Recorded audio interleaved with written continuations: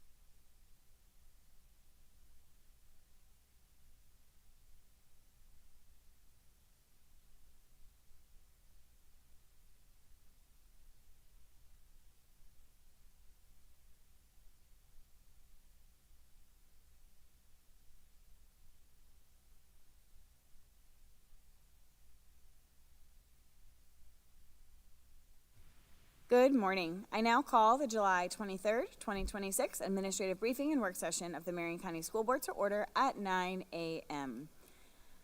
Please silence your electronic devices to avoid disturbing others. Mirroring and modeling how our students begin each day, I will ask you please pause with us for a moment of silence. Please join me.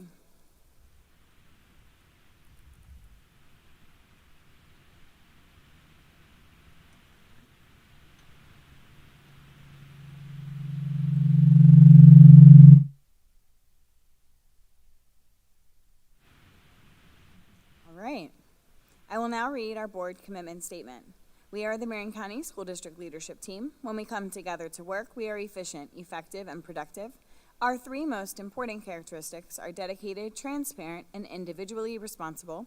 To work well together, we must demonstrate respect, confront reality, and be accountable.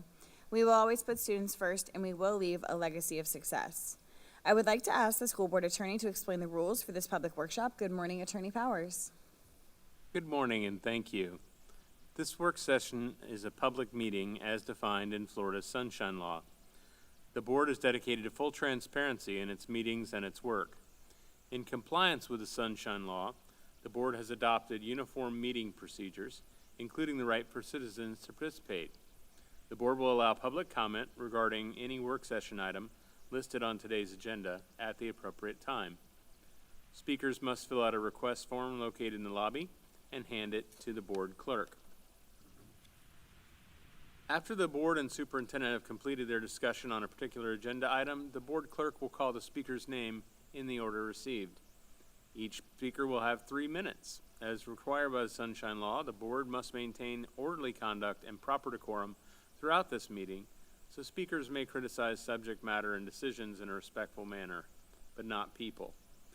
Finally, speakers must be very careful not to violate the privacy rights of others, especially students and their family members, by mentioning their names or other identifying information. Thank you for your attention to these important rules. All right, thank you, Attorney Powers. We appreciate it. Ms. Martinez-Jean, can you please provide the proof of publication for today's meeting? The notice for the July 23rd, 2026 Administrative Briefing and Work Session was published on the district website on July 16th, 2026. Proof of notification has been attached to board docs under proof of publication. All right, I will hand it over to Dr. Brewer, and for just community awareness, we are going to move up the 9.1 conversation to immediately follow item 4.1. Reverend Cummings will be joining us shortly, but we wanted to make sure that we were trying to prioritize the items as best as we could. So, Okay, thank you, Chair. Good morning. As you all know, our Wyomina students started class on Tuesday, so they are on their 4th day of school. Everyone else will resume classes on August the 10th. We have an exciting day taken today. We have our summer graduation with 80 graduates. Those graduates come from our own traditional 7 schools as well as Marion County Acceleration Academies. So about 80 students will be recognized this evening. And we have our Teacher of the Year from Marion County, Anita Henry, will be recognized this evening in Orlando at the Florida Department of Education's Teacher of the Year Gala. So I will share pictures with all of you because she will be highlighted, and it will be an exciting evening. I want to remind the community that we have our Back to School Community Give Back. This is the 8th year that this event has taken place. It's taking place at 7 different locations and between 10 and 1 p.m. So if you have, for the community, if you would like to register for an event or volunteer, the inaugural Apogee message that was shared last week included all of the details. So make sure you go back to your Apogee link and complete either the volunteer registration or to register to actually pick up a backpack and school supplies at one of the 7 locations. If you did not receive that very first Apogee message, please make sure you go to your school and update your contact information. We also have, tomorrow is the deadline to apply for the Leadership MCPS. And this is a great opportunity for those in the community that want to know more, learn more about the way Marion County Public Schools operates. This is a great opportunity to do so. So go to our district website and you can apply for the Leadership MCPS. Board, I sent a message, but I want to just provide just say it publicly so I can get your direction on when we can have this conversation. At a recent school board work session, board members discussed the possibility of removing the informal school support assignments that have traditionally connected individual board members with their own schools. This discussion would not change board members' residence districts, election boundaries, or the responsibility of every board member to serve and represent all Marion County Public School students, families, and schools. However, it could create confusion among school personnel and the community regarding who serves as a school's primary board contact. So following our forward focus that we had in March, I surveyed the principals on several topics. One of those topics was if they preferred to have one designated board member or would they rather work equally with all board members. 73% of the responding principals indicated that they preferred having one board member. So I'm bringing this up to have a discussion to see if we can do it today if you would like, or if you would like me to add this to the August 6th work session so we can re-examine or have another discussion about this topic.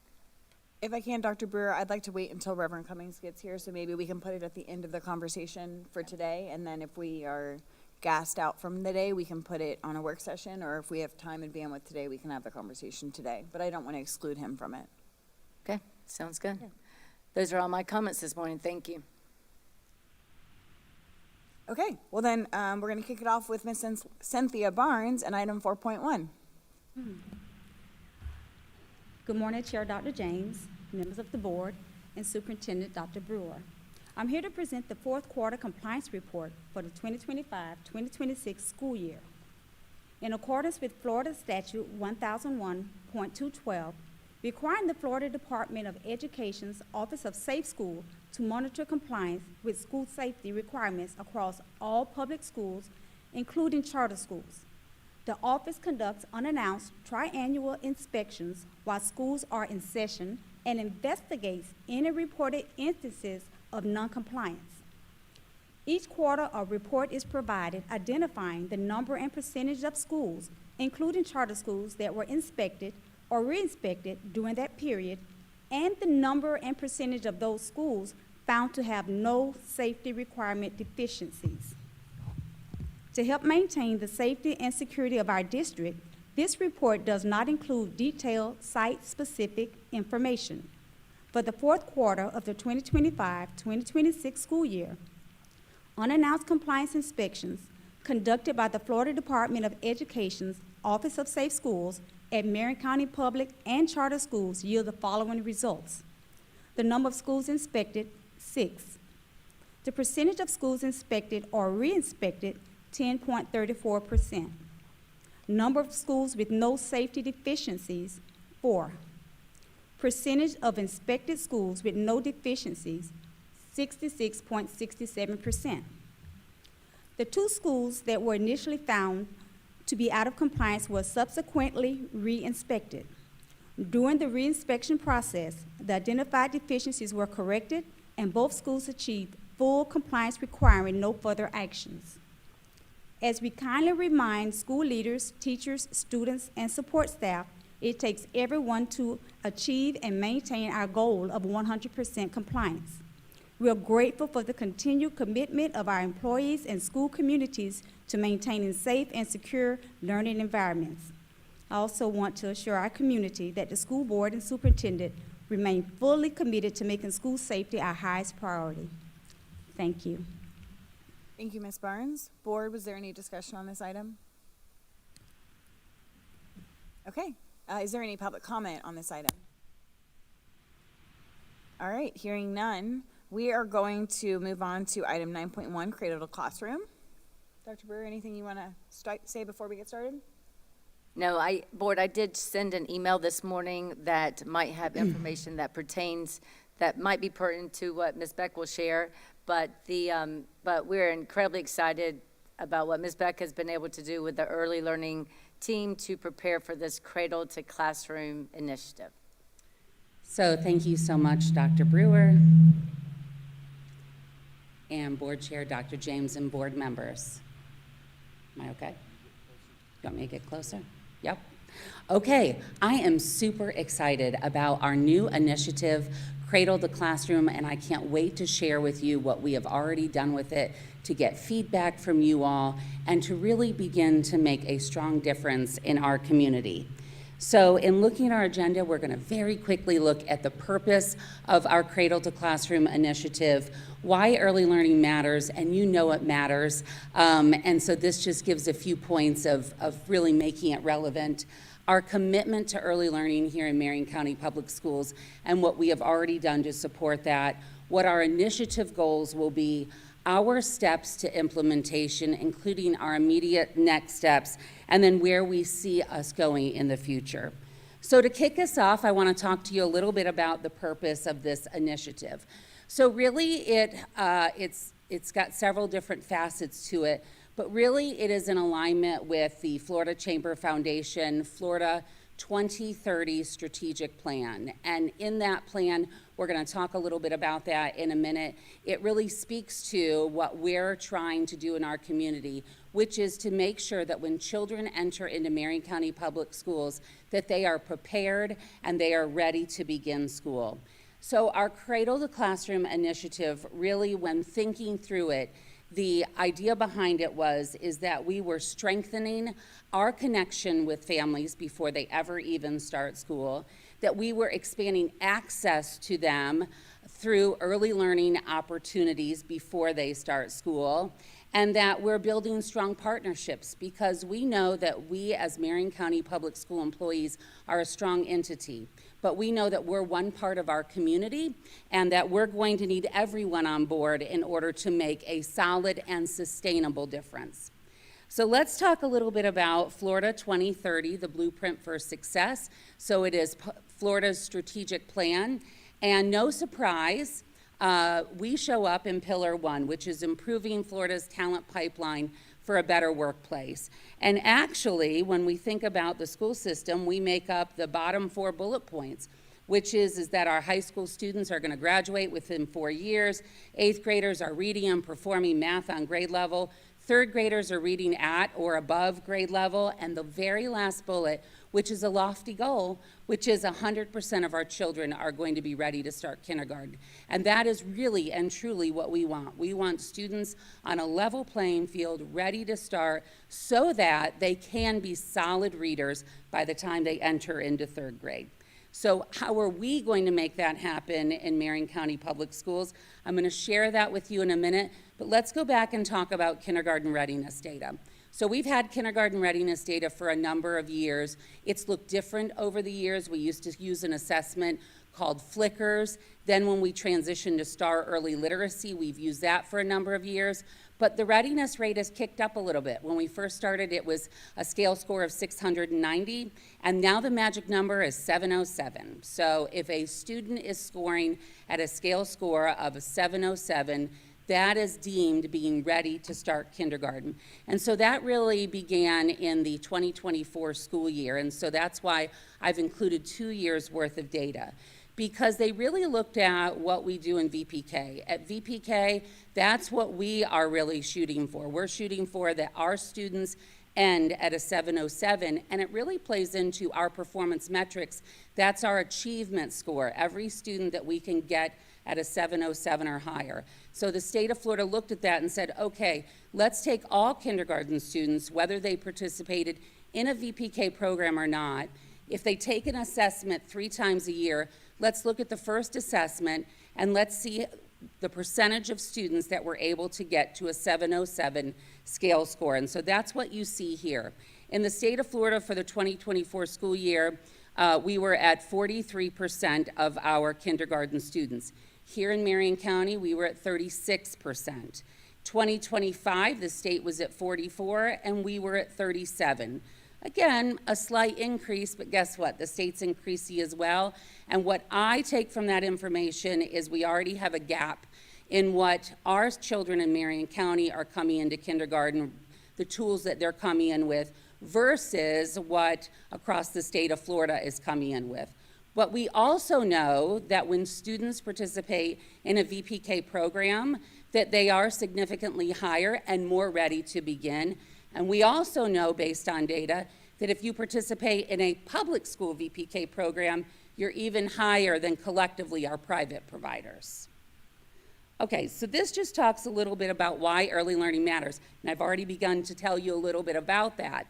But we know that brain development is occurring, but it's occurring well before they ever enter into VPK. So it's those years from birth all the way up to VPK that we really need to do something about. We know that early experiences shape future academic and social success. We know that for sure. We also know that strong family engagement improves student outcomes. So when we can get families interested and active in their child's education and learning and giving them very easy tools to do at home, we know that that's going to have a payoff for kindergarten, but then beyond as well. And we know that access to quality, the key word there being quality, early learning experiences will increase their school readiness. And I think my key from this is that kindergarten readiness begins long before they've ever stepped foot into a VPK classroom. Okay, so let's talk about what we've already done here in Marion County Public Schools that's really supporting the early learning initiatives. So this year we will have 45 VPK classrooms across all of our elementary schools, so that's across 33 sites, with our last 7 coming on board in 2021. So every school has at least 1, some schools have 2, and at Fordham they have 4. And then speaking of that, you know, back in 2022, the board made a decision to open up our vacant school, which was then Evergreen, to Fordham Early Learning Academy. It has grown over the past 4 years, serving pre-K 3 to 2nd grade, really the first of its kind here in Marion County Public Schools. And I have to say selfishly, I'll tell you, having been the principal there, that we've really established a tradition of excellence. And I don't mind sharing that consistently we've earned strong results on state assessments. Again, you can look at the data and see that that school has been top performing in kindergarten through 2nd grade. And again, why is that?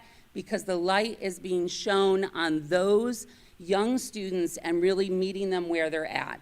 And so building the strong foundation for student success has really become our way of work in MCPS.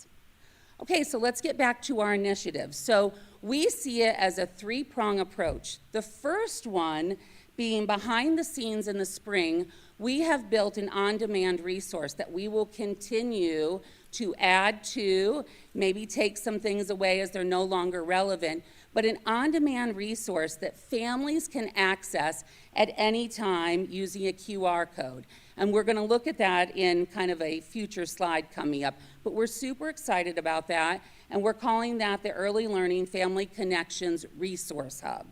The next phase of this is, what are we doing in Marion County Public Schools to really provide programming to families before they enter VPK? I told you we've got 45 VPK classes, but what more are we doing?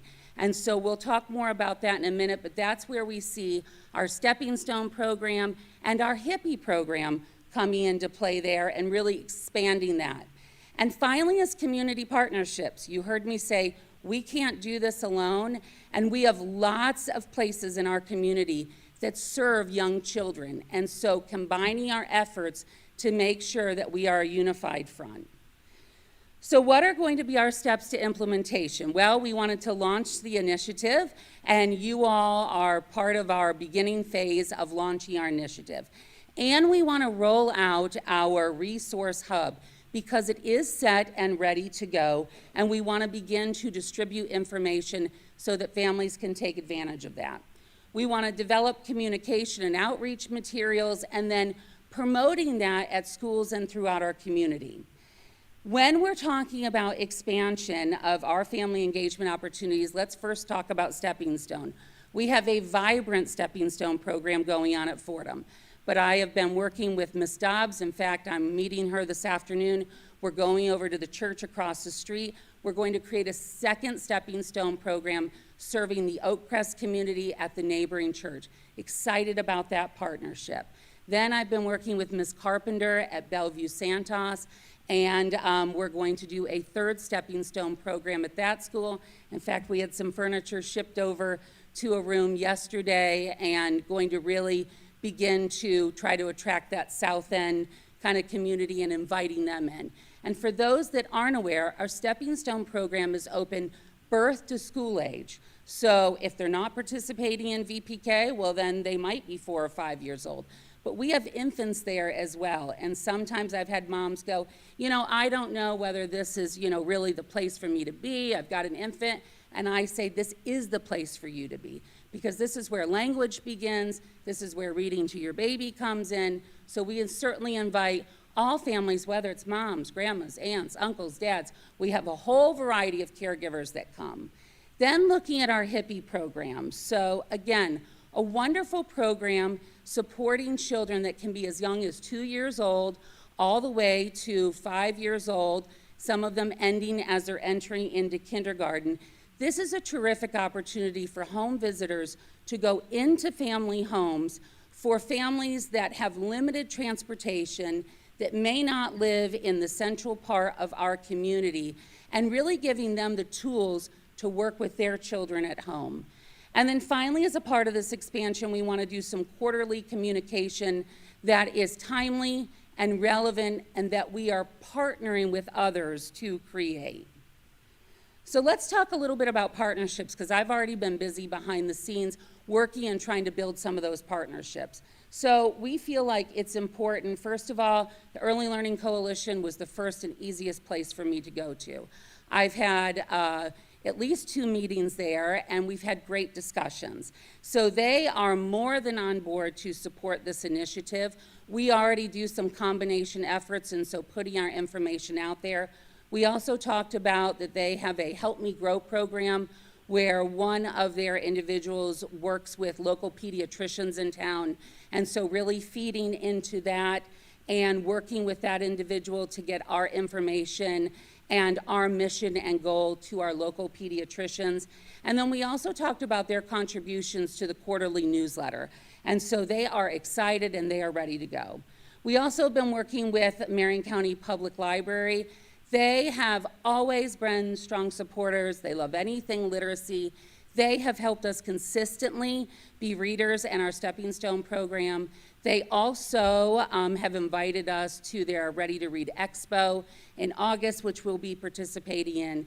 They also give out literature at the public library and have agreed that they will help us in getting some materials out to families that come through that children's section. Also have had a fabulous meeting with Advent Health this week, and really talked to, I'm going to say ladies because they were all ladies on our call, representing all the different facets, whether it was NICU, whether it was labor and delivery, all of those individuals, and we talked about what are some ways that we can partner, and they really wanted me to throw out some ideas, and I said, well, here's just the tip of the iceberg. One, if you have a contribution to the quarterly newsletter, we'd love to see something from Advent Health.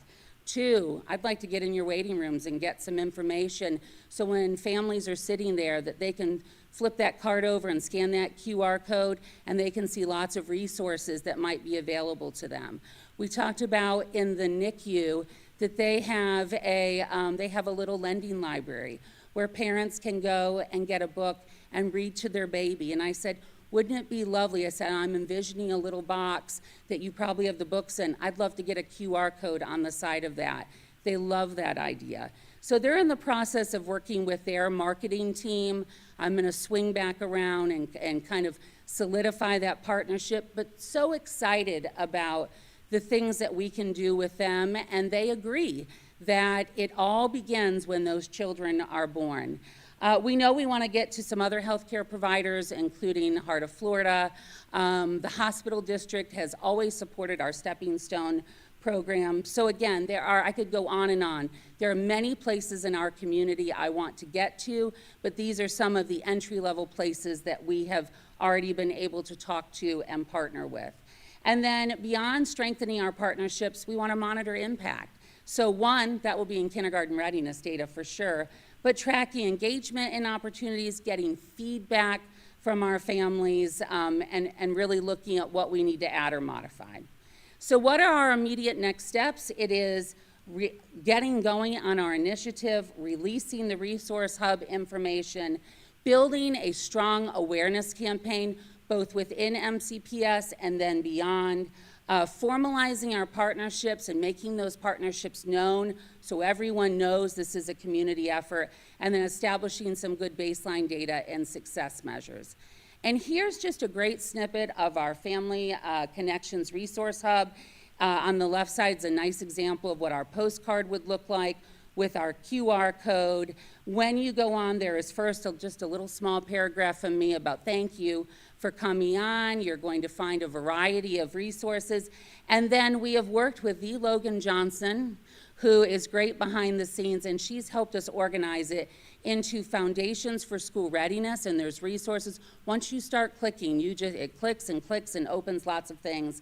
Early learning programs and services, including we have put a link to exceptional student education. Lots of families are always asking about what is developmental. Where do I turn when I believe my child might need some support? So we've partnered with our ESC program there. We definitely have put information about voluntary pre-kindergarten and how to register in Marion County Public Schools, and then ready for kindergarten, because that is part of, and I saw that that was in the documentation that the ELC had sent, it is a requirement that the public schools and the ELC have communication, connection, joint efforts, and how we get children ready for kindergarten.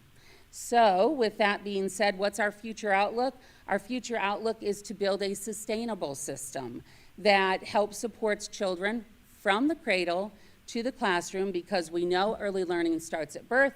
We know that a family is the child's most important and first teacher, that community partnerships really amplify what we're doing here in the school system, and that we know that this initiative will hopefully provide supports, resources, and connections. And in connection with what our commitment is at Marion County Public Schools, it's supporting every child's pathway from pre-kindergarten to beyond. And so I welcome any questions, and thank you. I hope you see that I'm excited about this initiative. I think it's got really great possibilities.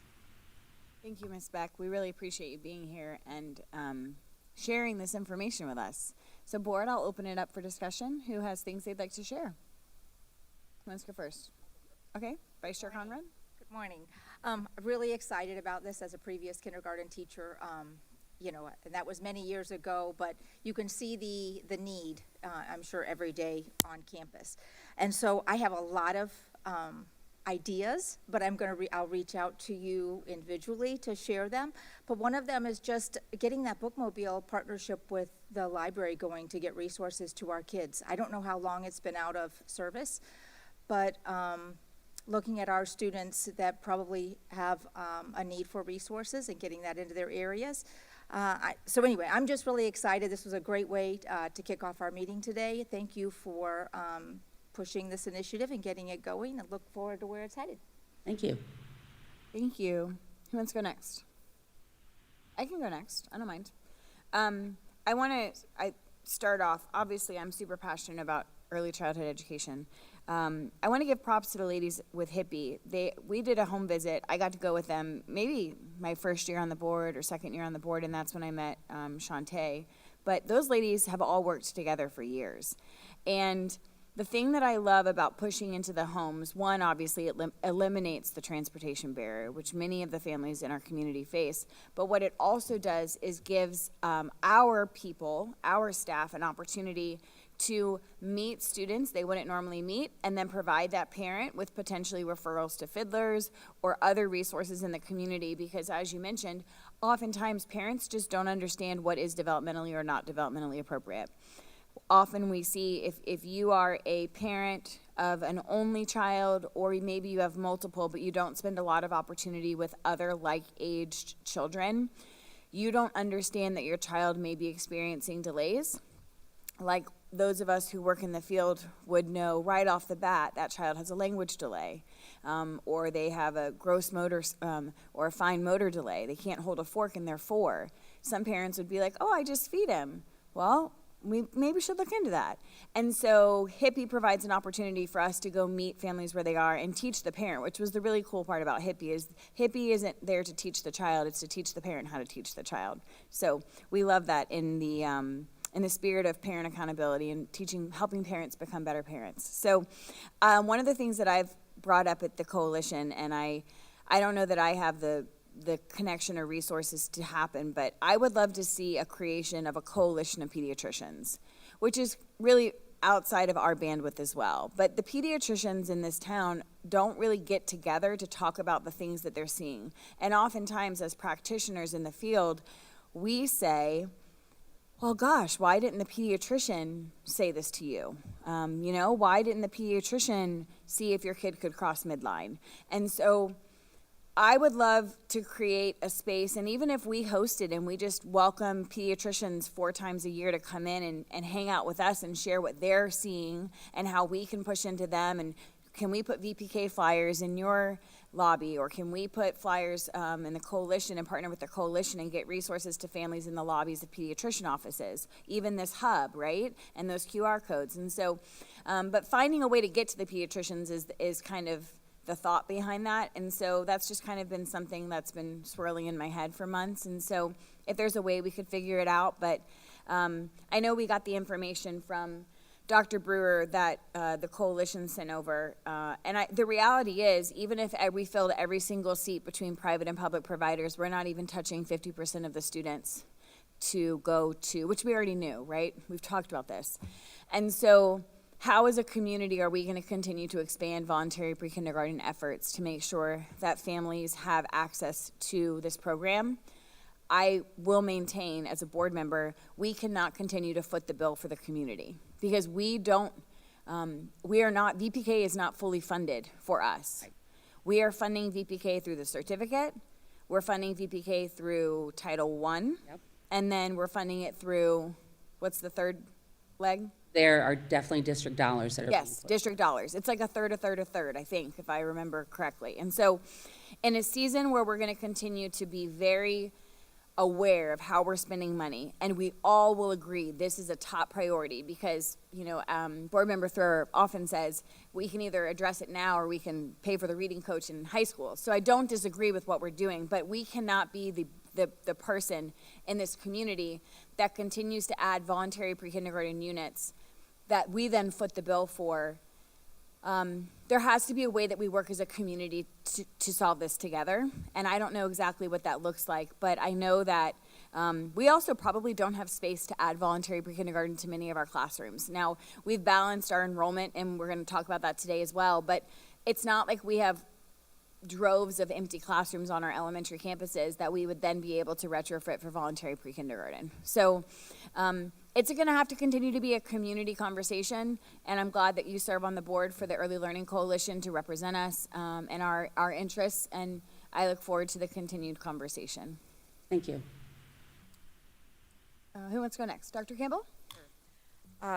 Thank you so much, Ms. Beck, for being here. And to piggyback on the funding conversation for community members who are paying attention, on the November ballot, the referendum will be up, and we are adding early learning to that. So the referendum itself can help fund additional supports that we need in early learning. So tax dollars can be used for this from Marion County Public Schools. I have a couple of thoughts and a couple of questions. First of all, I love that we're expanding stepping stones. I think that's wonderful. Moving into Bellevue Santos, I certainly know we have a need on the south side. I am a little curious how that looks 2 years from now whenever those students are no longer on that campus, but I'm certain that's a problem-solving initiative you're already working through as we move forward. I also appreciate the Advent Health Partnership and still continue to believe we need to have some kind of something in those goodie bags with the families as soon as they leave, future, Marion County Public Schools class of whatever that happens to be based on whenever the student is born. Maybe that's just something as simple as a bookmark, something that is less expensive than a onesie, though I love the idea of a onesie. But I think that just helps any parent automatically think this child is not always going to be this tiny little one forever. They're eventually going to be a high school graduate, and I want to prepare them for that as soon as they possibly can. I have a couple of questions, one of which being noting that up to 135 students with an IEP would be in our ESE pre-K. My question is about the need for ESE pre-K because that kind of ties a bit into a legislative priority that we may discuss at a later time. Is 135 students about the need or of ESE students with IEPs already at that age, or how is that identification working? Okay, so that's a great question. So typically at that age, our children are going through Child Find, which then puts them at Fiddlers, and then they would have a staff hand. They would either qualify or not qualify. Potentially could be qualifying for language or speech services or OT, PT. But some of those children are identified as DD, or we call that developmentally delayed. And so depending on the needs of that child, sometimes it is recommended that they are staffed into what we would call a pre-K ESE classroom, where it's a more self-contained model, a little bit of a lower class size, and then that teacher and paraprofessional. And then for students that is not the right fit for, then we definitely look at a VPK inclusion model. And so when I said up to 135, because what happens is we work pretty closely with ESE, in particular for last year and this year, it's Smokey West. She serves pre-K ESE, and those children that are staffed at the end of the year that would be age eligible to be in a 4-year-old VPK program, then we internally call it a purple spot, and so we know that those children are already assigned from the previous year coming into the school year. But we leave those 3 spots open because there's lots of things that occur during the school year, and as students are getting staffed, then they are being brought into the classroom. And so that number continues to grow throughout the year. When you're asking me, does that kind of meet the need? That's a little difficult for me to answer because I don't have the purview over all of that pre-K ESE and how many students they're actually assessing and qualifying. I know that traditionally this has been close to our number. What would happen prior to this year is we would have 20 spots. VPK says we can go up to 20, but we've had new guidance from DEL or the Division of Early Learning that said the second you serve a student with an IEP, their requirement is 18. And so, you know, their deal is whichever is the lower class size count is the one you're going with. So we've really had to adjust our numbers to 18. So we worked pretty closely with Ms. West, and really because instead of serving 5 students in an inclusive setting, we went to 3. We were worried that would really impact our numbers, but it really was in alignment with the number of students that came in for the 25-26 school year. So we felt okay about it, but also knowing we needed to maximize the students that were generating revenue from us through the certificate of eligibility, which is why we wanted to keep it at the 15. Thank you. Understanding how important the value of early intervention is for those students who are diagnosed developmentally delayed, but also understanding that some parents don't want to acknowledge the delay, especially in light of what's already been previously said. If you're not around children of the same age, then you don't know how delayed your child might be. And so understanding what all of that looks like, potentially just based on our kindergarten anecdotal data that we've collected, and hopefully we're going to collect even more scientific related data this year, but our anecdotal data, understanding the delays that we're seeing of kindergarten students, it's possible that we may ask the legislature, or at least have conversation about asking the legislature to have those fiddler's assessments even into the kindergarten year, as opposed to having kindergarten students then having to collect all of the robust data that every other grade level has to do. I believe those numbers are higher. The students that might be developmentally delayed, or at least needing a little something extra, and we're having to pick up that slack or gap in kindergarten rather than having it assessed and done much earlier. Those are just anecdotal thoughts there. Thank you for that. The other question that I have for you is a little bit unrelated to this, but because you're in front of us and it's a conversation we're going to have in just a little bit, what are your thoughts of moving Fordham to a pre-K 5? And that's an unfair question. That's an unfair question. But we are about to have that conversation just a little bit later today. You happen to be in front of us right now. So if you're willing to answer your thoughts, I would be open to hearing them. Yeah, it's a little bit of an unfair question, and probably I'm a little biased having been there for 4 years. I think I'd flip that around, and I just would, you know, ask you all to think about, 4 years ago, that school had sat empty for a year, and, you know, was part of conversations and came to the board a couple of different times. Although I wasn't the presenter, was certainly in the audience and listened to, well, what were we going to turn that school into? And I know at that time, what was discussed was potentially an alternative learning site, then swung back around to early learning, and eventually the decision was made early learning. And so I remember when I transitioned into the early learning director role, I said, who's going to open up that school? And they said, you are. I said, okay. And so again, as you well know, starting a school that is coming on the heels of a school that has struggled for a number of years and has had their own reputation, and then having to rebuild that, that's been tough and hard work to do that. I think what I would tell you is I'm proud of the work that our students have done there and what our teachers have done. And I always say this, I really give credit to the teachers, because at the end of the day, it's the work they're doing in the classroom. And again, I think the test scores show that when you can create a space that all attention is on that age level, and when they don't get it, coming back to the table and talking about what additional supports need to be put in place, what do we need to be working on, and problem solving through that, it really makes a difference. That's not saying that doesn't go on at every other school. It definitely does. But when that is your only focus, it helps to make those conversations happen more frequently.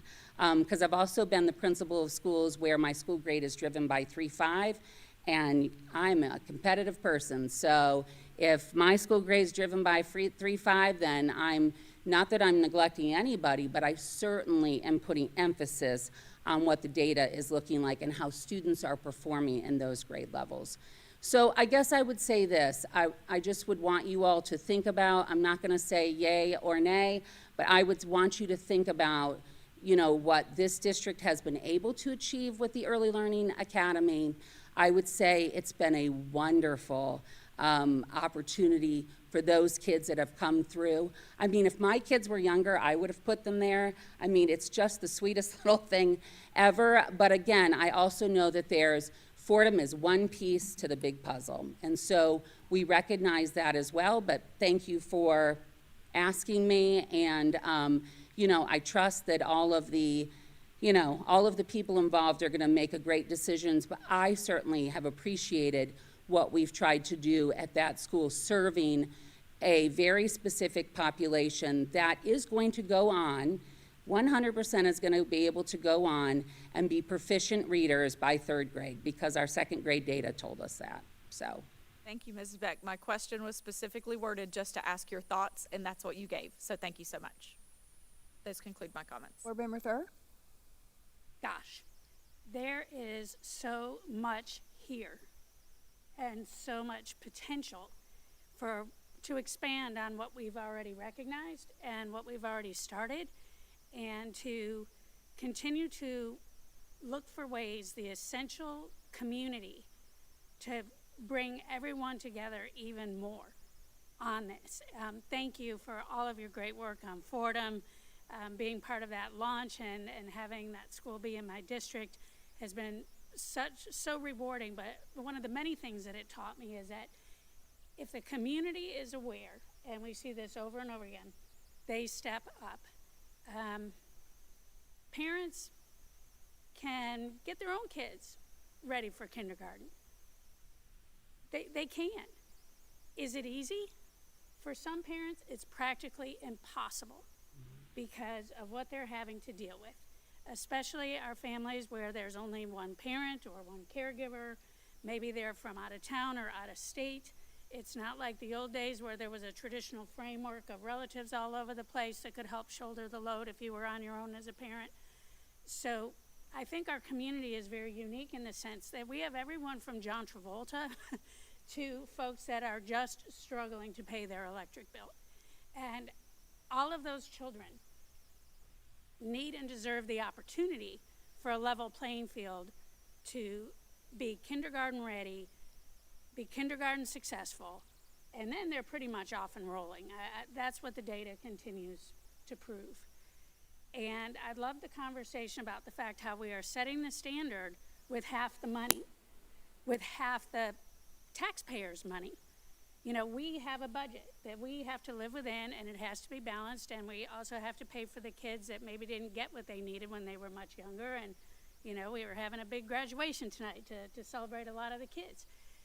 But all that costs money, and when we keep in mind that it's every single taxpayer that is shouldering the load, I think that that can help us really expand the conversation. Yeah. That in the long run, it is going to be so much cheaper and better for kids and better for our community to continue to support things like the funding referendum, because we know that we have a challenge here in Marion County, and when we come together, we fix it. And I think about our school supply drives and some of the other major initiatives, you know, that we do, and how everyone steps up. Bringing everybody together and helping them understand what the challenge really is a big part of continuing to make this better. And I am grateful for everything that we have started and where we are going.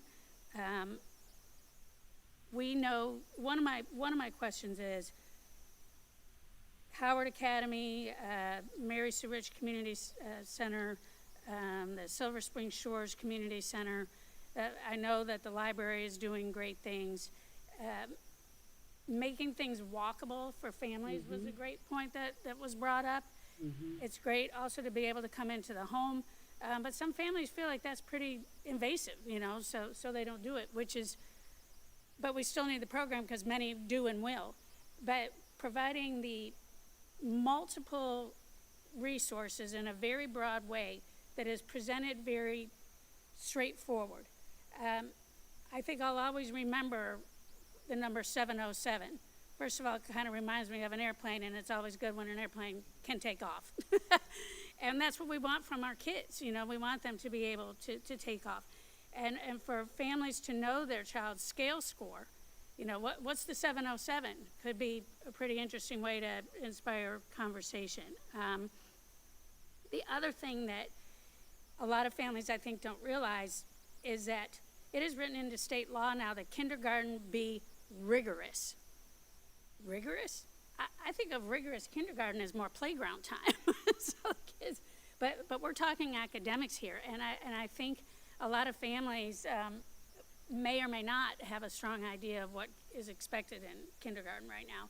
And if they're going to start at age 5, then if the families choose to have them start at age 5 because it's not compulsory till age 6, then they really need to have them there every day that school is in session, because the whole goal is to have them on point by the end of kindergarten so that they can have the opportunities and take advantage of them to excel like anybody else's kid.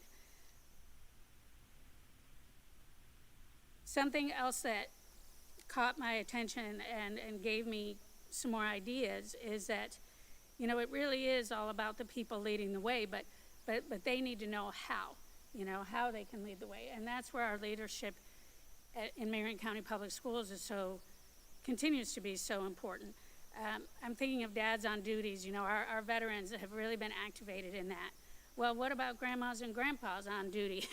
You know, we've talked about the importance of just kids having people to read to them and help provide resources. And we have so many communities, my own included, that, you know, helped with resources to get, you know, Fordham launched. Mm-hmm. And I think if we continue to share with the community that this is, it's already proven to be so much more costly to do it on the back end and painful and kind of sad, that we want to minimize that necessity. And you do that by grabbing it on the front end and giving it all you've got, you know, when the kids are little and cute and responsive, and then providing all that we can so that more and more kids are able to be successful, you know, all the way through school, right? And I think that communities that have less of a disparity typically are the ones that are high performing, getting the A's, you know, on and on and on. And the few that they do have that need the extra help, it's a lot easier, you know, to provide that. But the way our community is, the dynamics, you know, we just have a little bit of a greater challenge, and there's other counties that have the same challenges. But I continue to love how we recognized it, you know, multiple years ago now, and are leading the way and are continuing to expand the conversation, continue to expand the asks for those of us that, you know, the community needs to know. We're looking at doing, hopefully, an early learning center in the south end of town, you know, providing that accessibility. So it's an all-in situation, and the more we're all in, the faster this is going to happen and the more successful it's going to be. So thank you for always being the beacon of light on this. Well, thank you. And I think you do bring up a good point. You know, I looked at some data recently that came from the Division of Early Learning and thought it was interesting for the 24-25 school year when they looked at approximately how many 4-year-olds that we had in the state of Florida they approximated that at a little over 227,000. And then they looked at VPK enrollment numbers across the state of Florida, and it was at 150,000. So that equates to 66%, which I look, because they've got a nice little chart out, that has been fairly consistent since COVID. On COVID year 2020 dipped very low, but then it was higher. Back in 2013, it was like the highest it had ever been. And so, although I know based upon what the coalition sent the other day, it hovered more at around the 50% mark. But I think I would just say, I think it opens up the conversation, especially as you all are talking in Tallahassee. Again, it's not just a Marion County issue, because how come in the state of Florida only 66% of eligible 4-year-olds are participating in a voluntary free kindergarten program? So.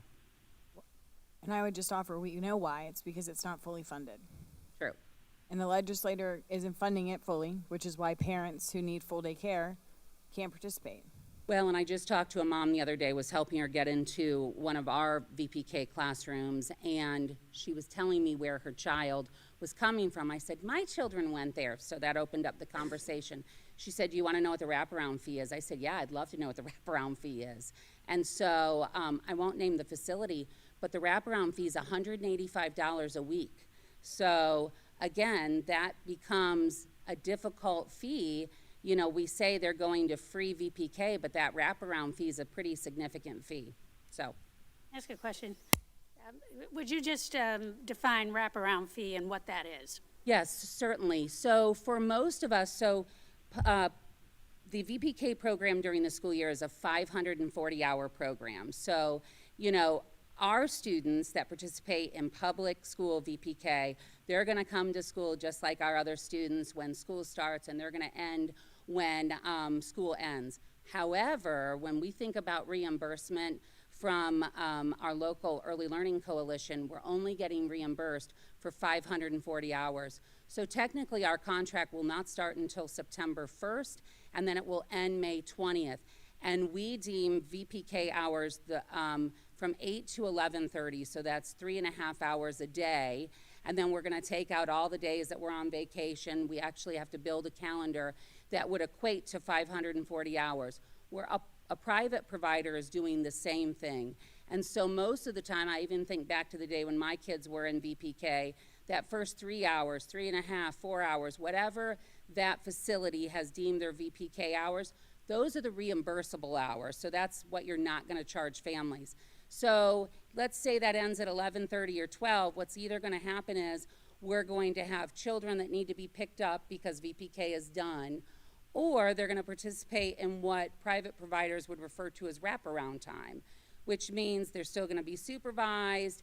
They're probably going to still get some instruction, but it's also going to be their lunch and their rest time and their afternoon play activities. And that is what private providers are charging on parents. And I get that. You have to, or you couldn't have a sustainable business. To Dr. James' point, we're able to do that because we're putting other funding sources behind that. So that's what we mean by wraparound care. And so that definitely does become a, that becomes a bit of a barrier for some of our families. Thank you for that explanation, because I think that is key for a couple reasons. Primarily that for us in the end, it's our property taxes, it's all taxpayer money that is paying for this. So if we are able to prove, which it appears that we are, that VPK is very important for academic success and that it needs to be the same amount of time available as other kids are coming to school, because we have too many families that are having to work, at least 8 hours a day. And they're living close to the bone.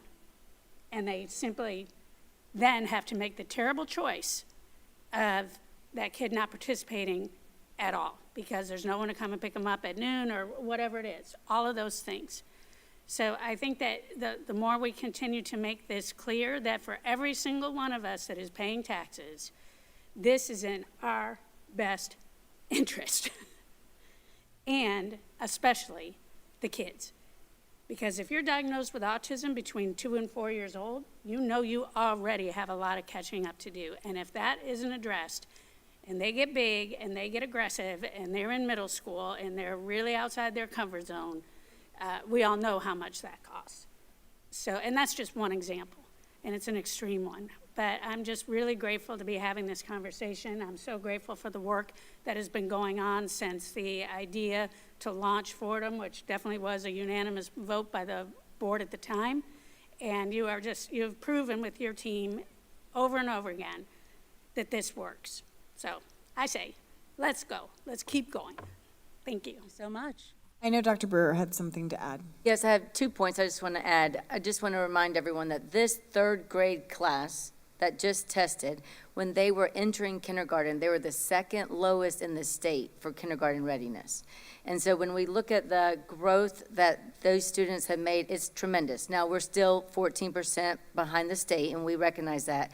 But imagine if they started at grade level or proficient. And so I think that's important to, and that's thanking the referendum. We were able to put kindergarten paraprofessionals. We've also had UFly as our phonics program, but we also expanded the VPK. So those are just some data points I want to remind everyone. Also, Dr. Campbell, we're not giving up on the bib or the onesie that says future grad. So we, Ms. Beck knows that, and we're not giving that idea up. Board Member Conrad. Just one comment as everyone was sharing their thoughts. In our strategic plan, we have the portrait of a graduate, the finish line of where we want our students to end, what that looks like. And so I wonder if we don't want a starting point. Do we want a portrait of a preschooler? When our youngsters come in and they finish up at preschool, what do we want them to have, to own, knowledge-wise? And so just interested if we have a starting point and a finishing point. It might be great, especially for community conversations when you don't have 3 hours to share, developmental appropriateness for a 4-year-old. So anyway, just closing thoughts. All right. Do you want something to share, Board Member Thur? I already have the adorable graphic in my mind of what that would look like. And maybe it's just because I'm thinking about graduation tonight, but like a really cute little kid in a onesie, and then there they are in their cap and gown. So anyway. Okay. Well, thank you, Ms. Beck, for coming and sharing. Is there any public comment on this item? All right. Well, hearing none, we're going to move into item 5.1, which is our 2026 updates and 2027 recommendations with Yes. On board docs, it's actually 6.1. We moved it on board docs. Oh, Just for reference. okay. Oh, because you moved the cradle to classrooms. Yes. I'm sorry. So yes, item 6.1. So Mr. Rios-Welsh for item 6.1 to discuss the recommendations for our insurance.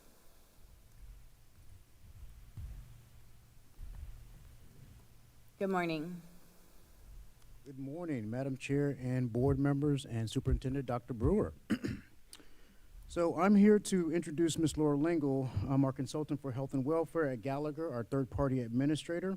But before asking her to come up to discuss the recommendations from the Employee Insurance Committee, which I serve as chair, and also includes a board member, Dr. Mr. Rios-Welsh, Yes. I need you to either get closer to the mic. Okay, sorry about that. Or talk with Is that better? a lot of Okay, all right. oomph. I actually don't think it is better. It's got, can you speak for a moment there? Hello? Check, mic, 1, 2. Yeah, it's just very muffled, to be honest, up here. Like, it's really, but it's not just you, but your tone of voice makes it harder than Miss Beck's, but Okay, I'll do my best to enunciate a little better here. thank you. All right.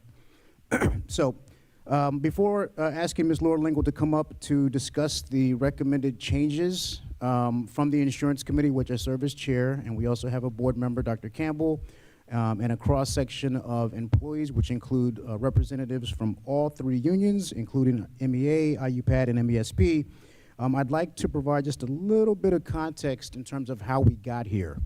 And so, with that being said, when we transitioned from the fully insured program to self-insured program about 5 to 7 years ago, which has resulted in additional cost savings over time, we have continued to monitor the amount of investment that the district has had to put into the self-insured program, and it does continue to escalate.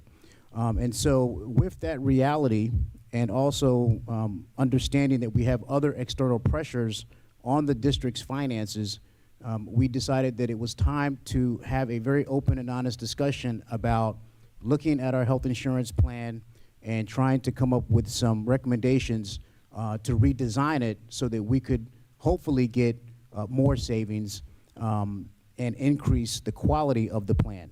And so with that being said, I want to talk about some of those external pressures because I think it's important for the public and the board to understand how we got here.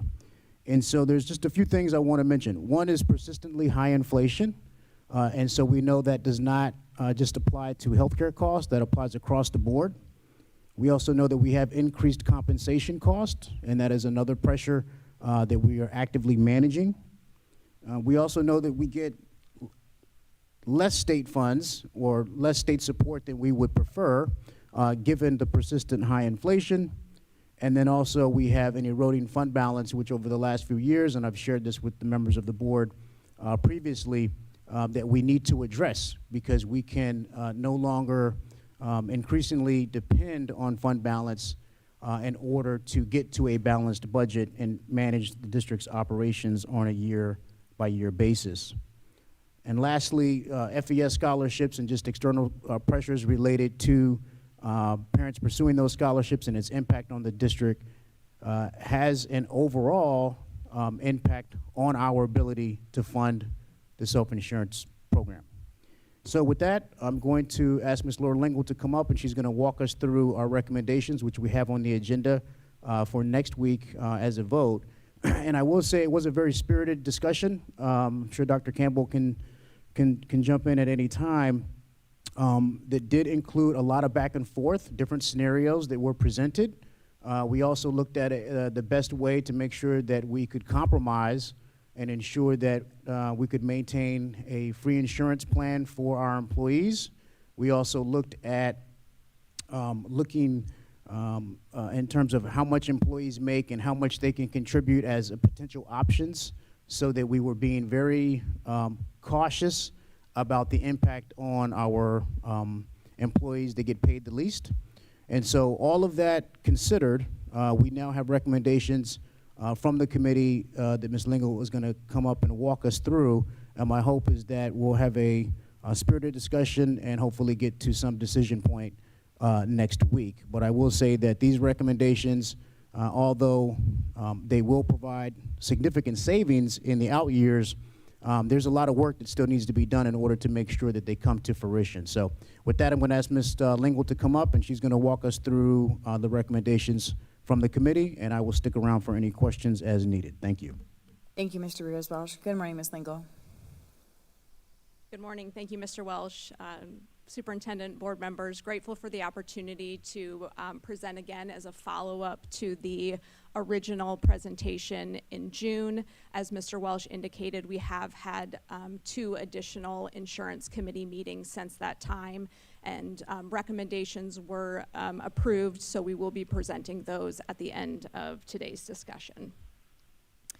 So just as a reminder, the Gallagher team that is working on the school board, myself, Virak was here back in June, and then we have the support team and the financial analyst that is working through the numbers on the self-funded health plan.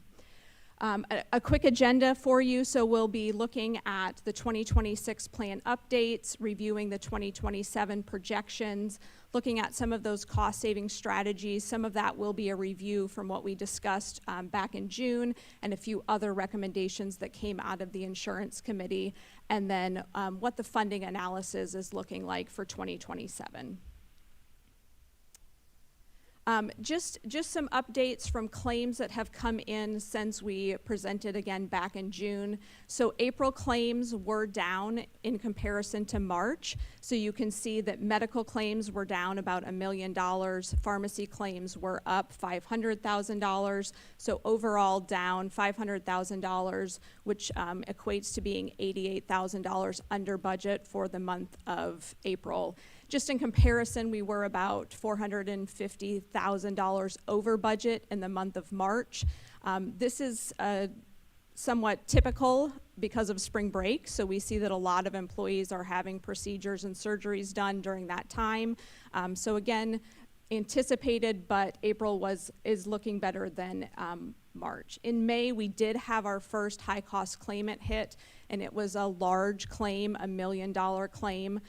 As you remember, we do have the stop-loss policy in place, so the district would be responsible for the first $400,000 of the claim, and then the stop-loss policy is taking over the remaining $600,000, and then any additional claims beyond that that this member might experience would be absorbed by stop loss.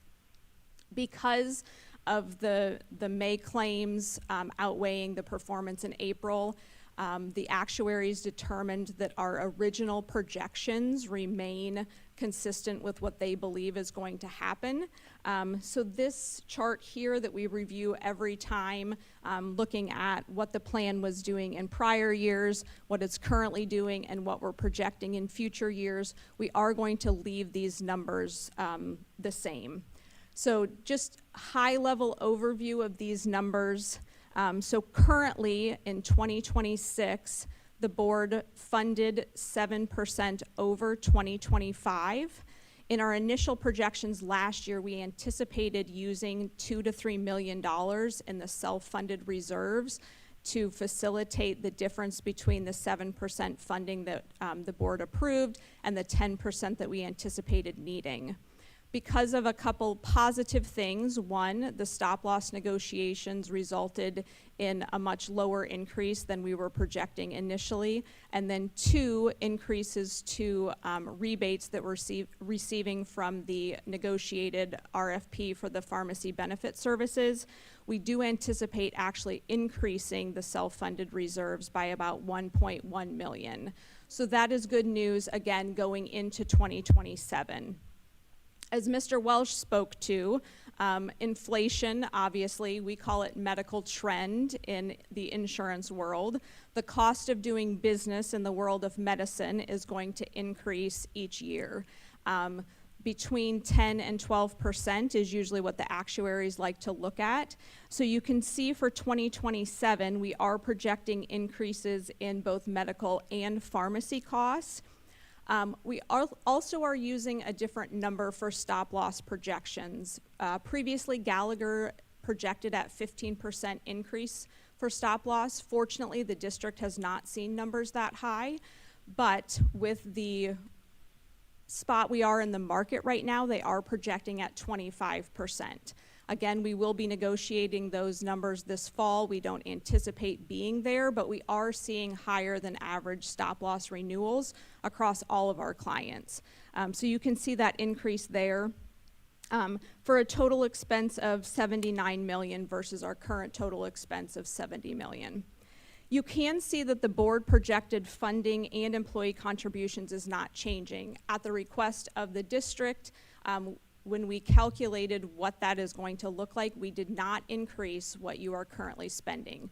Again, that is an aggregate of what you are currently contributing along with what the employees are currently contributing. We'll talk about some of that shifting in a later presentation, but you can see the $71.2 million is consistent across 2026 and moving into 2027. So if we were to fund that way, we would anticipate losing $8.4 million from the self-funded reserves. As we have talked in the past, the district has done a great job. The board has done a conservative job of maintaining adequate numbers in the self-funded health plan. We're required to have 60 days. The district is running more between 90 and 120 days. So while we could absorb that kind of decrease to the reserves, we feel like there were some plan enhancements and updates that we could make that would reduce the claims that we see next year, which would result in a loss of about $5.8 million from the reserves. And again, this is an overview of what we discussed earlier. VERAC came in to talk through the Assured Excellence program. So that savings would impact the reserves in the self-funded health plan. $2.5 million, as a reminder, we have some surgery centers of excellence, infusion support, and then also international sourcing for some of those high-cost medications. With the recommendation that the board made after that June presentation, we have been actively working with some of our local providers to get them involved in this program. I'm happy to share that we had some very great conversations with a couple of providers. While I can't guarantee that those contracts will be in place for January 1st. I do believe that they are willing to entertain what that would look like. So in addition to the providers that are already part of the Assured Excellence programs, we would have some more locally anticipated providers joining that initiative. So I think that that's a positive. While the program does support travel costs for the employees, if we can stay local, obviously that is a goal of ours. We also included in the projections those additional rebates that we're receiving as a result of the renegotiated PBM contract. We're seeing those now, but we will also see them into 2027 because the rebates are paid out in arrears. And then we talked about alternative health solutions for the retirees. These are retirees that are on the active plan, so essentially they remain on plans 1 through 4 beyond their work here. This is a requirement that we provide this as an option, but we do believe that sometimes with education, there might be alternative solutions in the marketplace for those retirees that might be better solutions for what their healthcare needs are. So most certainly not requiring anyone to leave the plan, but just providing them education about what other opportunities might be available to them. So in addition to the Assured Excellence, the additional rebates that we anticipate receiving, there was discussion by the insurance committee about what it might look like if we changed some of the plan features, increasing deductibles, increasing out-of-pockets. Again, this is an impact to the self-funded reserves, not necessarily the general fund. We will get to that in a moment. So option 1 would result in about $1 million in savings to the self-funded reserves.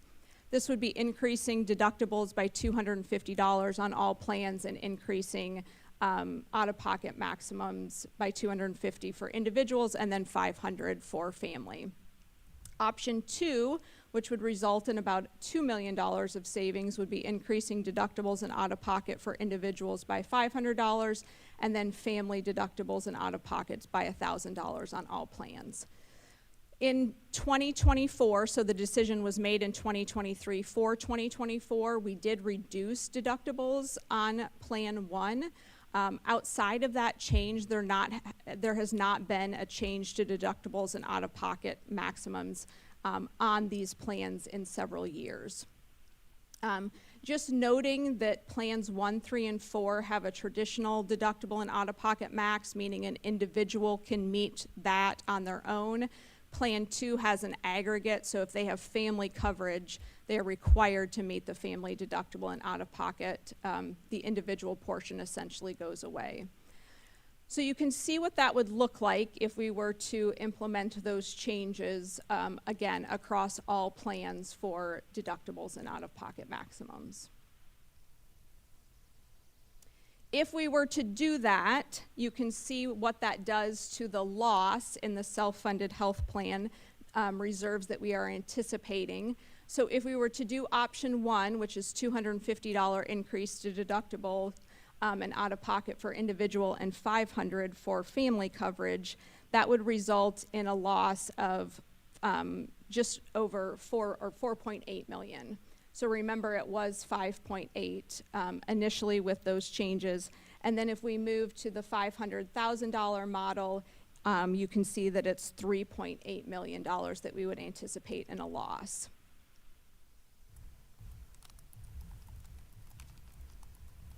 With all of those things, one of the questions that Dr. Campbell posed during the insurance committee meetings is obviously Marion County is not the only district that is facing some of these questions or required changes. So she said, what are other districts doing? These 3 districts are also Gallagher clients, so we have lots of data around them, which is why we're presenting on these 3 districts. So Florida Virtual School just recently renewed. They're a 7-1 renewal. They had an overall rate increase of 9%. They currently have an 80-20 cost share split. So Florida Virtual School covers 80% of the cost. The employees cover 20% of the cost. Anytime there is an increase, then that split automatically increases 80% to the the district and 20% to the employees.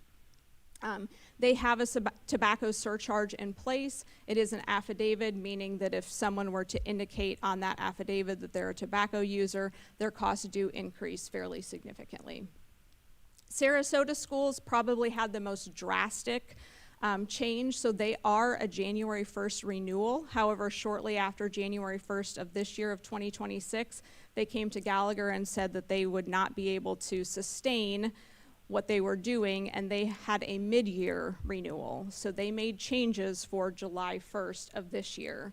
So you can see that they had increases to their deductibles and out-of-pocket, some pharmacy cost share, as well as hospital care. The employee premiums did change. They were able to maintain a free HMO plan, but other premiums changed. They have implemented a mandatory spine and joint carve-out through Lantern, so this would be similar to the centers of excellence that we are suggesting you put in place with the Assured Excellence program. However, ours is recommended as a voluntary initiative. Theirs is mandatory. So if any of their employees are needing a spine or joint surgery, they would be required to utilize the Lantern program for that procedure. They also implemented a tobacco surcharge. Again, that's an affidavit-based surcharge, and there is a spousal surcharge. So if a spouse is currently on the district's plan in Sarasota County, but they have access to health insurance through their employer, they would be charged more to remain on the Sarasota Schools health insurance plan. And then Lake County Schools, they renew for 9/1. They will continue to offer a free plan through their reference-based pricing program. We've discussed this. That is through Orlando Health, so essentially all care is routed through Orlando Health. They do have access to care outside of that, but it's through a reference-based pricing type program. Anyone that is enrolled in the Florida Blue options will see an increase in cost, and Lake County Schools does not contribute in any way to family or dependent coverage. We reviewed this again in that June presentation, so just as a reminder, kind of how we stack up to some of the other districts around the state. You can see the ones that I mentioned before are Gallagher clients, and then we access some of this information through public records for the other counties.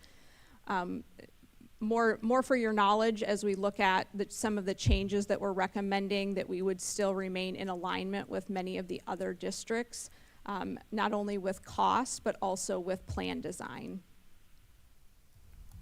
And these were just a few others. After we met, there were some requests for specific counties based on the county size or the geography as it relates to Marion County.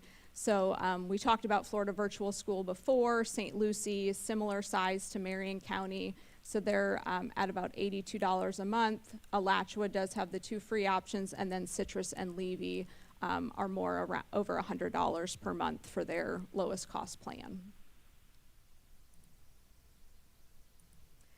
As Mr. Welsh indicated, there was a request to see what a funding option might look like if we stratified benefits based on how much an employee earns. So we put together this scenario. It was, in the committee meeting, not something that they wanted to recommend. I think the consensus across the employees is that the free plan was very, very important. Not only from an employee's perspective, but we had some administrators representing on that committee, and they felt like from a retention perspective and also from trying to get employees to come to Marion County, that free plan was very, very important. So you can see that it was, again, across salaries. The first option was keeping that free plan for employees that made $49,000 or less per year.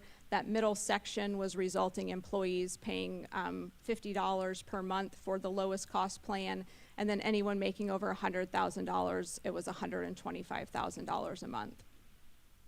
There were lots of considerations with that strategy. Obviously, the union contract supports the free plan, so there would be those discussions. What would that look like for employees that had overtime, extra routes for our transportation department? Maybe they had additional contracts for coaching, the annual increases with retro pay, and then Just to note, this was all based off of full family costs, not including our spouse also employed.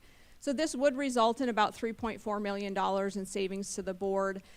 Again, it was not something that the committee felt like would be well received among the employees, and it would still have the union consideration that that contract would need to be readdressed.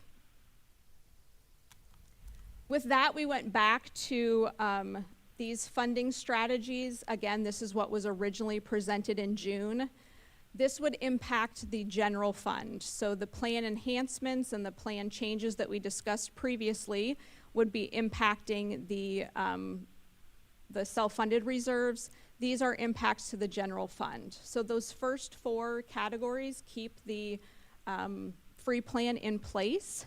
The middle section would result in a $50 per month cost for Plan 1 that is currently free, and the last four would result in an increase of $125 per month from that free plan.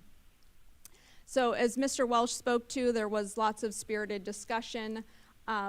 We went back and forth on several scenarios. It was ultimately decided that option number 3 was the recommendation for approval for the board to consider. Some of the other recommendations to coincide with that, approve the sunsetting of the Medicare Advantage plan. As a reminder, this is not the option for retirees to remain on the board's plans. This is the separate Medicare Advantage plan that the district has been offering for several years. We have very low enrollment in this plan. One person has enrolled in the last 2 years. So we are looking to find alternative solutions for those employees that are on the Medicare Advantage plan. Retirees will always have the option to remain on the district's plans as required in state statute. This was the separate plan that we had put in place. It just is no longer serving the purpose that it was originally intended to serve. The committee also decided that they would like to see the Assured Excellence Program approved for implementation for January 1st, and then approving of the option 2 plan design changes, which would be the $500 increase and $1,000 increase to deductibles and out-of-pockets on all plans. So that is the proposed benefit change, what that would look like as far as deductibles, so you can see where we are currently at and what that would mean with that change. And then this is the funding analysis for proposed option 3 that the committee put out there for your approval. So you can see that it maintains the free single plan for Plan 1, and then you can see what that looks like for increased costs for family coverage, and also single coverage if employees wanted to buy up to plans 2, 3, or 4. The math behind that is essentially the district is covering 100% of the employee-only costs for Plan 1. The district is then paying 60% of the family cost. If your spouse also employed, the district is paying 2 times the amount for Plan 1 single, and then 50% of the difference. And the savings to the board in this funding analysis results in just under $3 million. Again, that is savings to the general fund. The plan enhancements are savings to the self-insured reserves.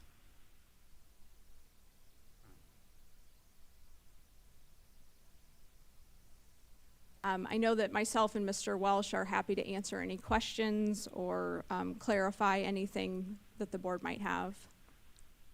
And just as a point of clarification, thank you for being here. There's still about 12 slides that are left. Are you going to take questions on 2026 and then we'll go into 2027? So the 12 slides that are left are just the breakdown of the 12 funding options that were presented in the comparison. Yes. I just didn't know if you wanted to review them or not, is all. I can review each of them if the district would like. Again, it's the board's the committee's recommendation that we move forward with option number 3. Okay. That's fine with me, as long as it's the pleasure of everyone else. I just wanted to, as a point of clarification for people watching along, the document is uploaded and you can see the rest of the slides online. So I'll open it up for the board for comments and questions. Ms. Thrower. Thank you, and thank you for the great and straightforward presentation of complicated material. That means a lot to our employees, and thank you, Board Member Campbell, for representing us on this really important committee. I have, I think, just three direct questions. The first one is regarding assured excellence participation from local providers. Is there a date certain when they need to respond with an answer? Because I think that's really important.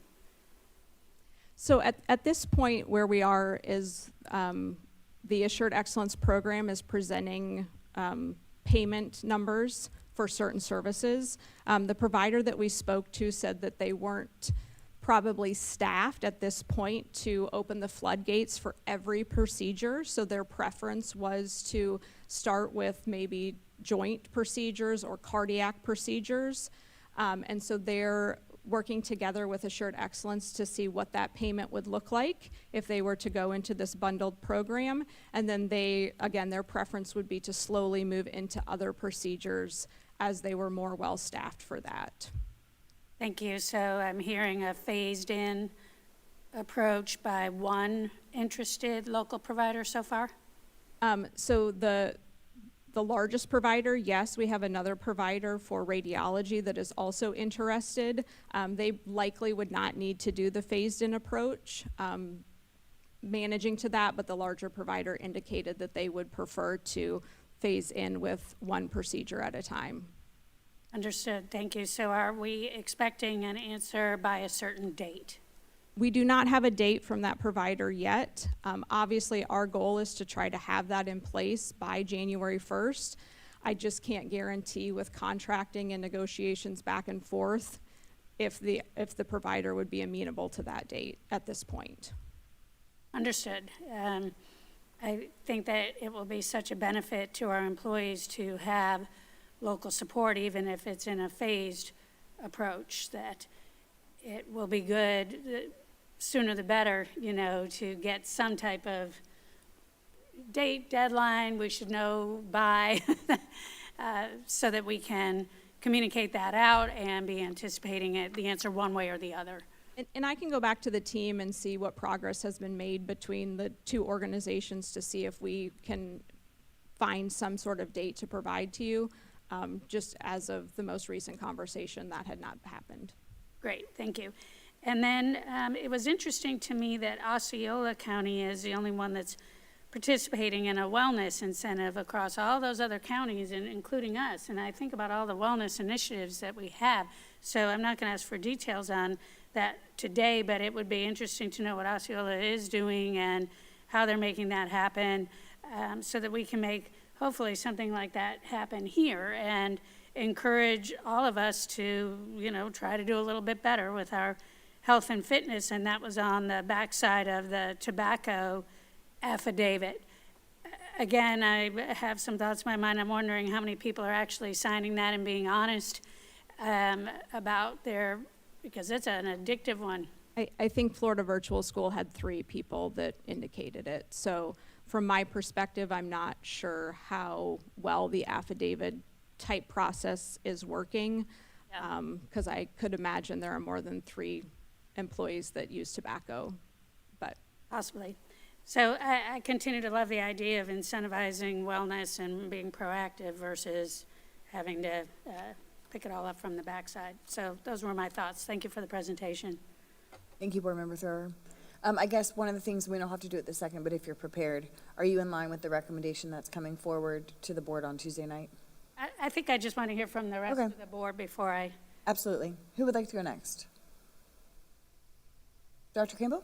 Thank you. I don't mind jumping in here. I also saw we probably have at least one public comment, but I'll go ahead and express part of that.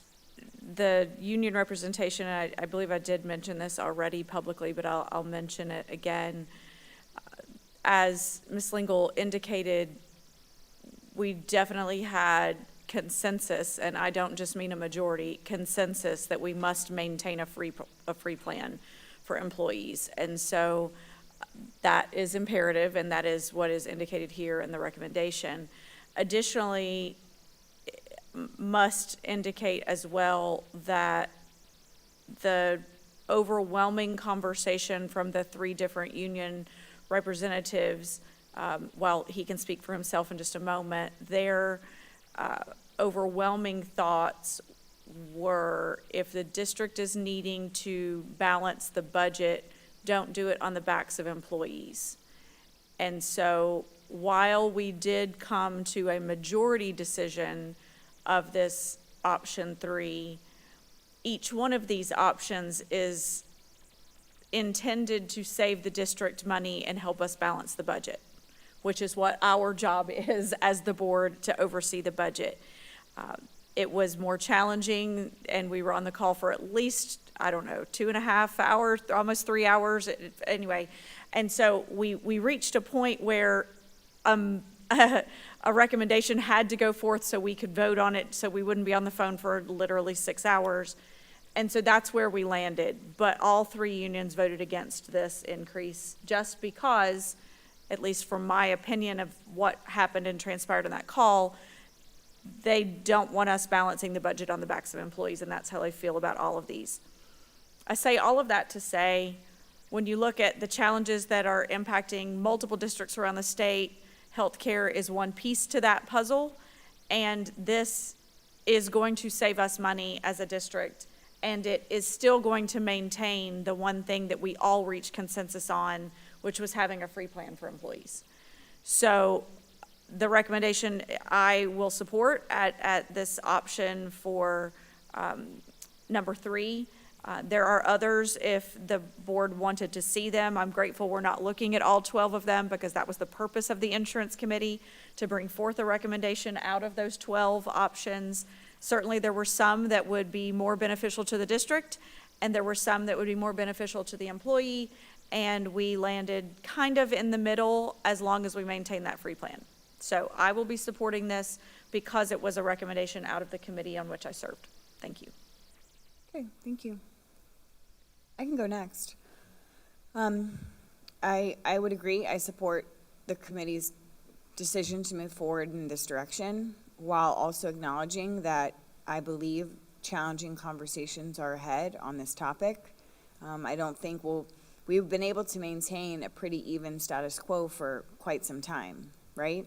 Yes, there has not been an increase or changes to the plan in many, many years. And so that comfortability, the honest approach or narrative would be that comfortability is probably not going to be a reality, at least from my vantage point, in the coming years. This is going to be something we'll have to address from a financial perspective. That's what I've heard overwhelmingly from our CFO, not just with insurance, but with everything. We're going to have to look at it all every year and have challenging conversations to make sure that the board 5 years from now is able to run the business that we're required to run. And so I still see opportunities for improvement going into the future, realizing this was a complicated conversation and we landed where we landed, and I support where we landed.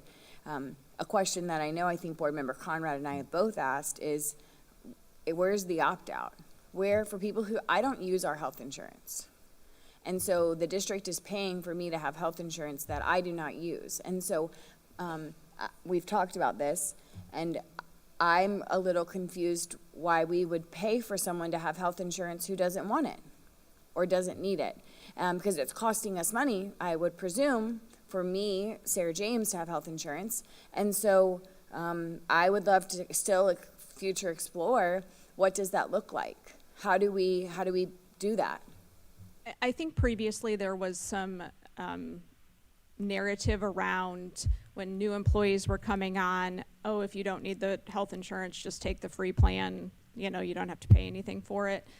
I think that narrative has tried to change over the last couple of years, but there could be more education that if you have alternative solutions outside of the district, you're covered under a parent, you're covered under a spouse, that if you were to lose that coverage, you would have 30 days to come onto our plan. So you don't need to take it right now, that you could take it down the road if it was something that you required. So I think maybe, initially this year, it's more about education. As you can see, Alachua does incentivize employees that are opting out of the health insurance.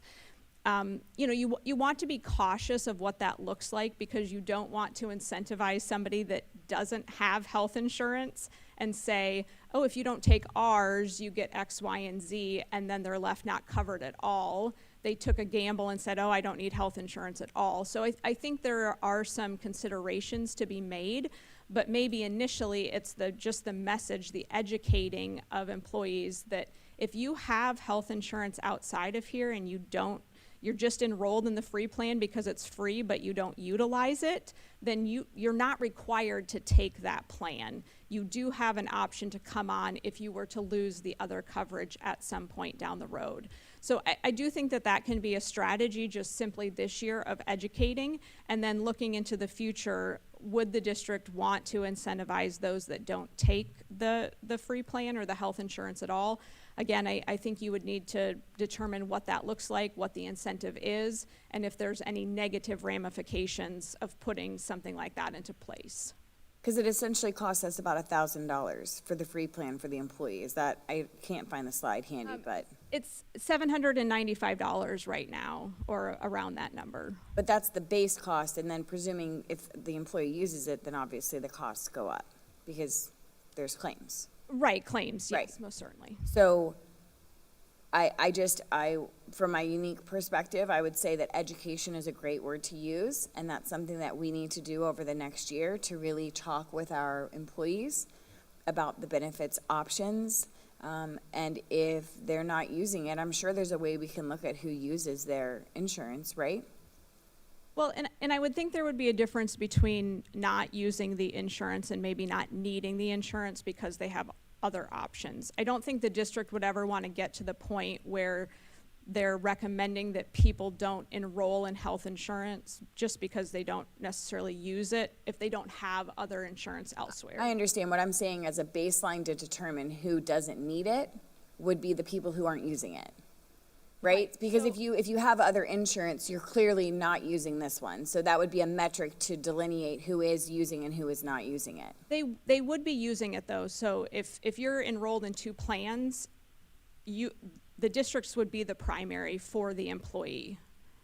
So if I were enrolled in the district's plan as an employee, but I'm also on my spouse's plan through his company, the district's plan is going to be my primary insurance. So every claim is going to hit the district's insurance first and then go to my husband's as the secondary.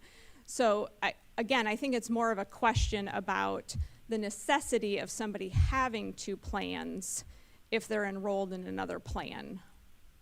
Right. I would love for us to explore that this coming year as a cost-saving metric. So that's, I guess, the takeaway I have. I'm obviously all on board of a wellness incentive. I love wellness. So finding ways to incentivize people to move their bodies is wonderful, and I would love to see that come to fruition. And when I look at slide 14 as an example, what I see, it's probably slide 13, technically, it's 14 in the PDF. I see the reality that there's a lot of people that are still charging more than we are, even when we up where we are. And so I hope that the community takes away from this conversation the reality that we are still trying very hard to balance our community's needs and our employees' needs while still realizing that we have an obligation to balance our budget.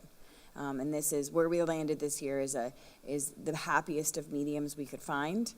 And then that will continue as a board member for me to be the thing I focus on most as we have the conversations in the future. Who else would like to share? Board Member Conrad? Yeah. Good morning. Thank you for being here this morning. I am leaning towards option 3, but I do want to wait and hear from public comment before I give a definite yes or no. I'm thankful for the work of the team. The committee, thank you for going through all of these options for us and narrowing them down. It just is a challenging time. I think this first conversation is probably the hardest as we move forward, looking at the challenges we face in the next couple of years. Hopefully, this conversation will break the ice a little bit for where we need to land in years to come. So thank you for your work on that. Reverend Cummings, did you want to give input before we have public comment? So let me say this. I'm probably going to be the outlier on this one. Anything that is going to, let me back up. I thank you guys for what you have done and presented to us this morning concerning this. I know this is a uncomfortable conversation, and that anytime you're going to deal with something concerning staff and how it's going to negatively affect staff is tough conversations. I can't line up with anything that's going to be a burden to our staff. And I feel this is going to create some type of burden for our staff, even though we have maintained the free plan, which we should have, period. That shouldn't have been that should have been an easy one. I just feel that down the road, this is going to hurt some families. I'm just having an issue with this because when we started the self-funded thing, it was to be a benefit to staff. It was to be a benefit to our district. And here we are, and it happened since Ms. Thorne and I were on the board. Here we are, we're kind of backing up a little bit. And I'm not sure this is going to play out well. If our bargaining units are saying that they're having issues with it, that tells us that our staff is going to have issues with it. So I think personally, I think we probably need to look at it a little bit deeper. I know we got to save some money. I know we got to figure out how to do it, but I think there may be some other ways on how we do it. And then my other concerns with this is how we're going to roll this out to staff, because obviously I kind of hear the fact that it's going to probably go through, but how we're going to roll this out to staff. I don't need to be at the doctor, and then find out that my plan has changed. We've done stuff like that where we didn't adequately communicate how we were going to do certain things. I shouldn't get a surprise when my kid needs their tonsils out. That's not how we need to do this. So, as I said, I'm probably going to be the outlier on this, but my concerns are going to be noted. And I can speak to the communication if, the board approves these recommended changes. We have a very robust communication campaign for open enrollment, which is when employees would get the opportunity to make plan changes, and they would be alerted. We send postcards to their homes, we do emails, we do text messages, we do phone calls, we have the enrollment centers a couple of times during open enrollment where employees can come in. So, I think the message, whatever is approved or whatever is decided, will be adequately communicated. Now, I can't guarantee that everyone receives the message, but we make an effort to make sure that we're using all sorts of channels for communicating these changes to the employees. So that would be done during the open enrollment time period, which will be for October. So communication starting in September, changes to be made in October for a January 1st effective date. So let me say this. I hope you guys do know that horse has already left the gate, because I've already started. I don't know if you guys have gotten calls, but I've already gotten calls from people saying, hey, y'all taking away our insurance and we got to pay. So that horse is on the track. So how you get that horse back in the gate, I don't know. How do you correct that communication piece that's already out there that's wrong, and make people's minds wrap around this and get it corrected? I don't know, because it's already gone.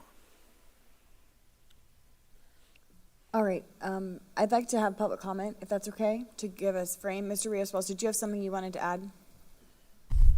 Thank you, Laurel. Yeah, I just wanted to add that I can certainly appreciate Board Member Cummings' concerns and all of the concerns raised by the board.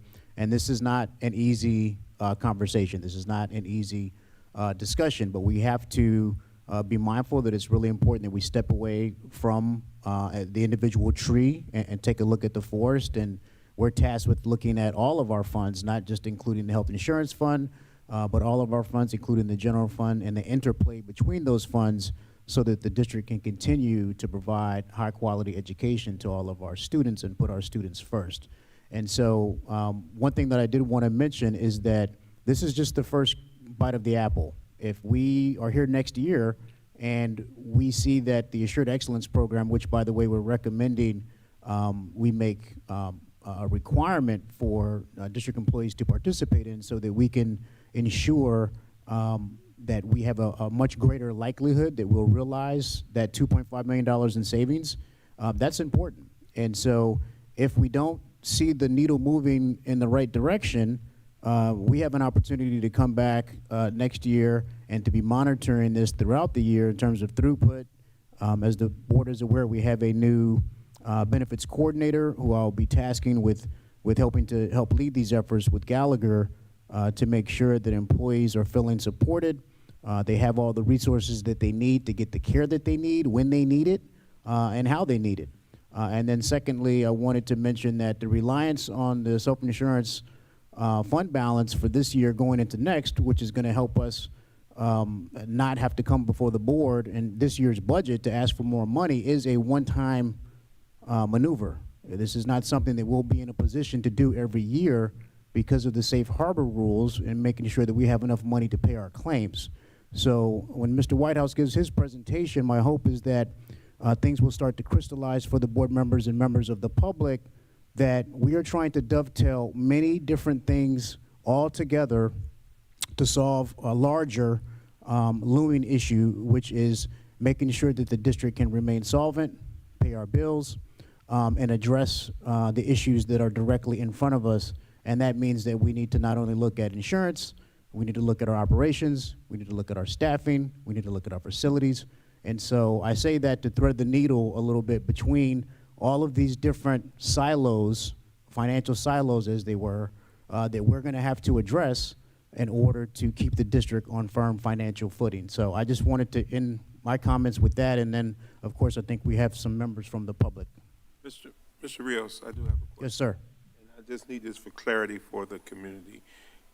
We only are, how many providers do we have for insurance? How many, what is the question? How many providers do we have for insurance? How many providers do we have for insurance? I'm not talking about doctors, insurance companies. Florida Blue. That's the only one? Correct, yes. Okay, so that's the question I wanted to know first. Okay, could it be that our cost is because we don't have any competition in this area? Well, because I understand. Yeah. Wait, slow down before you answer. Because I understand that competition brings about different pricing. I've asked for several years that we look at other options and have competition in this area, which could have helped decrease the cost of some of these things. So go ahead. What does Ms. Laura Lingle Laura will wanna- come up and maybe add to it, but for Florida Blue, this has gone through a competitive process, but I'll let Laurel jump in here. Yeah, so we go to RFP for the health insurance just like many of the others. We had 2 other competitors bid during the last RFP. I know, Reverend Cummings, you've brought this up before. The state of Florida has several different carriers. Obviously, the state of Florida has a significant more number of employees than we do. Most insurance carriers are not looking to split contracts between carriers. Have we had that conversation? Because I have yet to see. They essentially will not bid on it. So Lake County Schools does have the one split contract where part of their employee population is through the reference-based pricing program and the others is through Florida Blue. So I know that that's something that we could look at in the future, but in general, an insurance carrier is unlikely to bid on a contract if they are having to split the population with another carrier. Thank you. I want to open it up for public comment. I know Mr. Avery's here. I'm assuming you're here to give public comment, Mr. Avery from the MEA.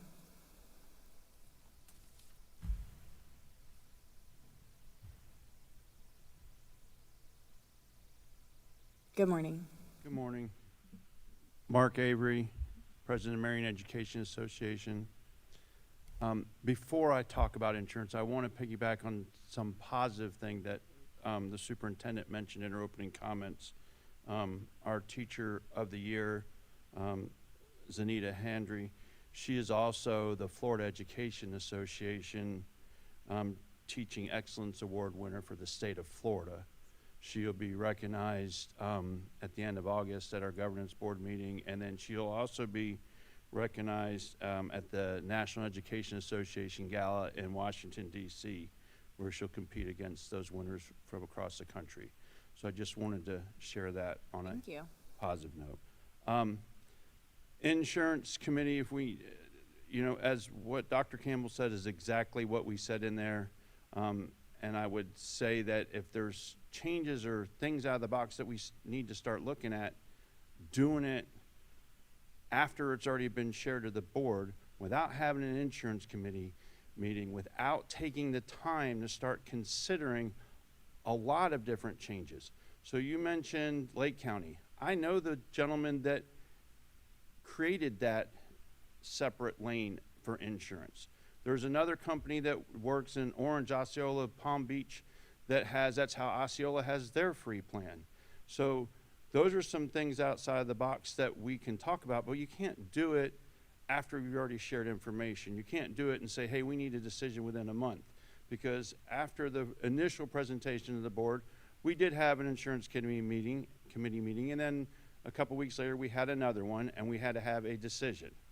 So I would also say historically that these two, we've never changed it to balance the district's budget. And I don't mean it, it sounds bad, and that's exactly what's happening. So there's two different things here. When they say, oh, there's gonna be a loss in the insurance fund, let's point out that right now, the insurance reserve fund is over 120 days. I mean, it's double what it has to be right now. The $30 million is double that. So if the board doesn't add any more money, the employees don't add any money, we just run how we're running, that yes, it could lose some of the reserve, but we're nowhere close to having any issue. We're still well over the required limit, and we would have, with the set of changes for the three parts that help the reserve, it would not be nearly as bad, and it would still be in the $24 million part, which is well over the 14-ish million that we need to have by law. So we're not anywhere close to that. Would there need to be discussions in the future if it goes like that? Yes. And the final thing I would say about insurance is it's one of those things that they want you to have, but they don't want you to use. Because the idea is when you use insurance, then they look at this ratio of how much is paid versus how much you use.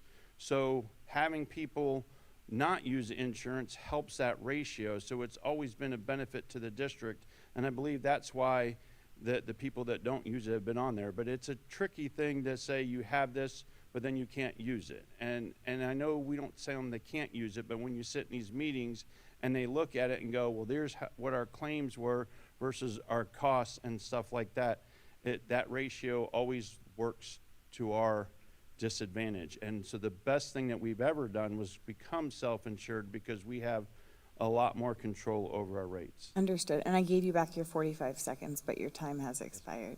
Thank you. Thank you, Mr. Avery. Is there any other public comment on this item?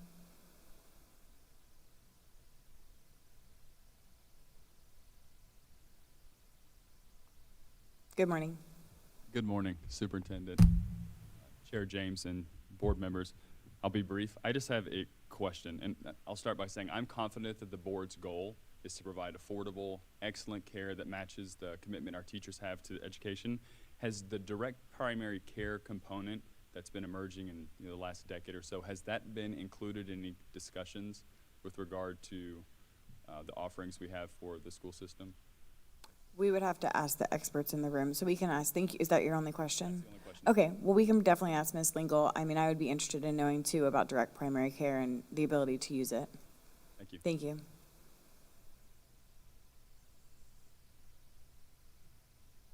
So we have had discussions with the direct primary care providers in this area.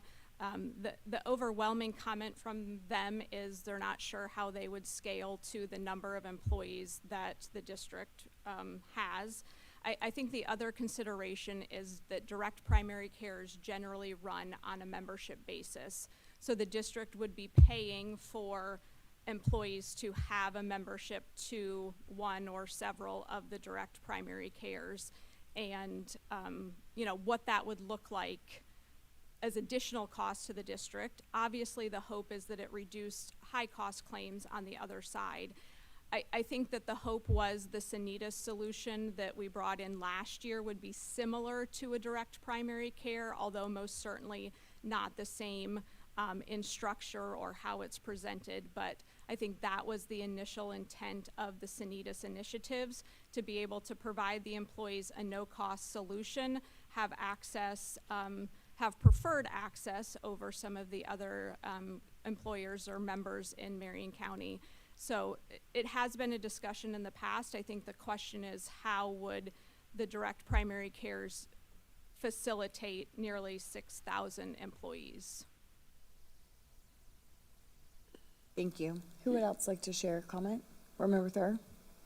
Thank you, and this is great discussion. It certainly warrants it because it's such a big piece for all of us, and I would continue to hope that future boards moving forward are just as visionary as the board was a few years ago to get on the self-funded plan and recognize that that was the best way to go. It's a little nerve-wracking to make changes, but it really did benefit us. I can't remember how long ago this was now, but I do remember that we were able to reduce the deductible, which when you look at a $2,000 deductible going to a $2,500 deductible, that's going to give anybody pause. Not everybody has an extra $2,000 kicking around, and I know that it's a lot of things are typical stuff is covered.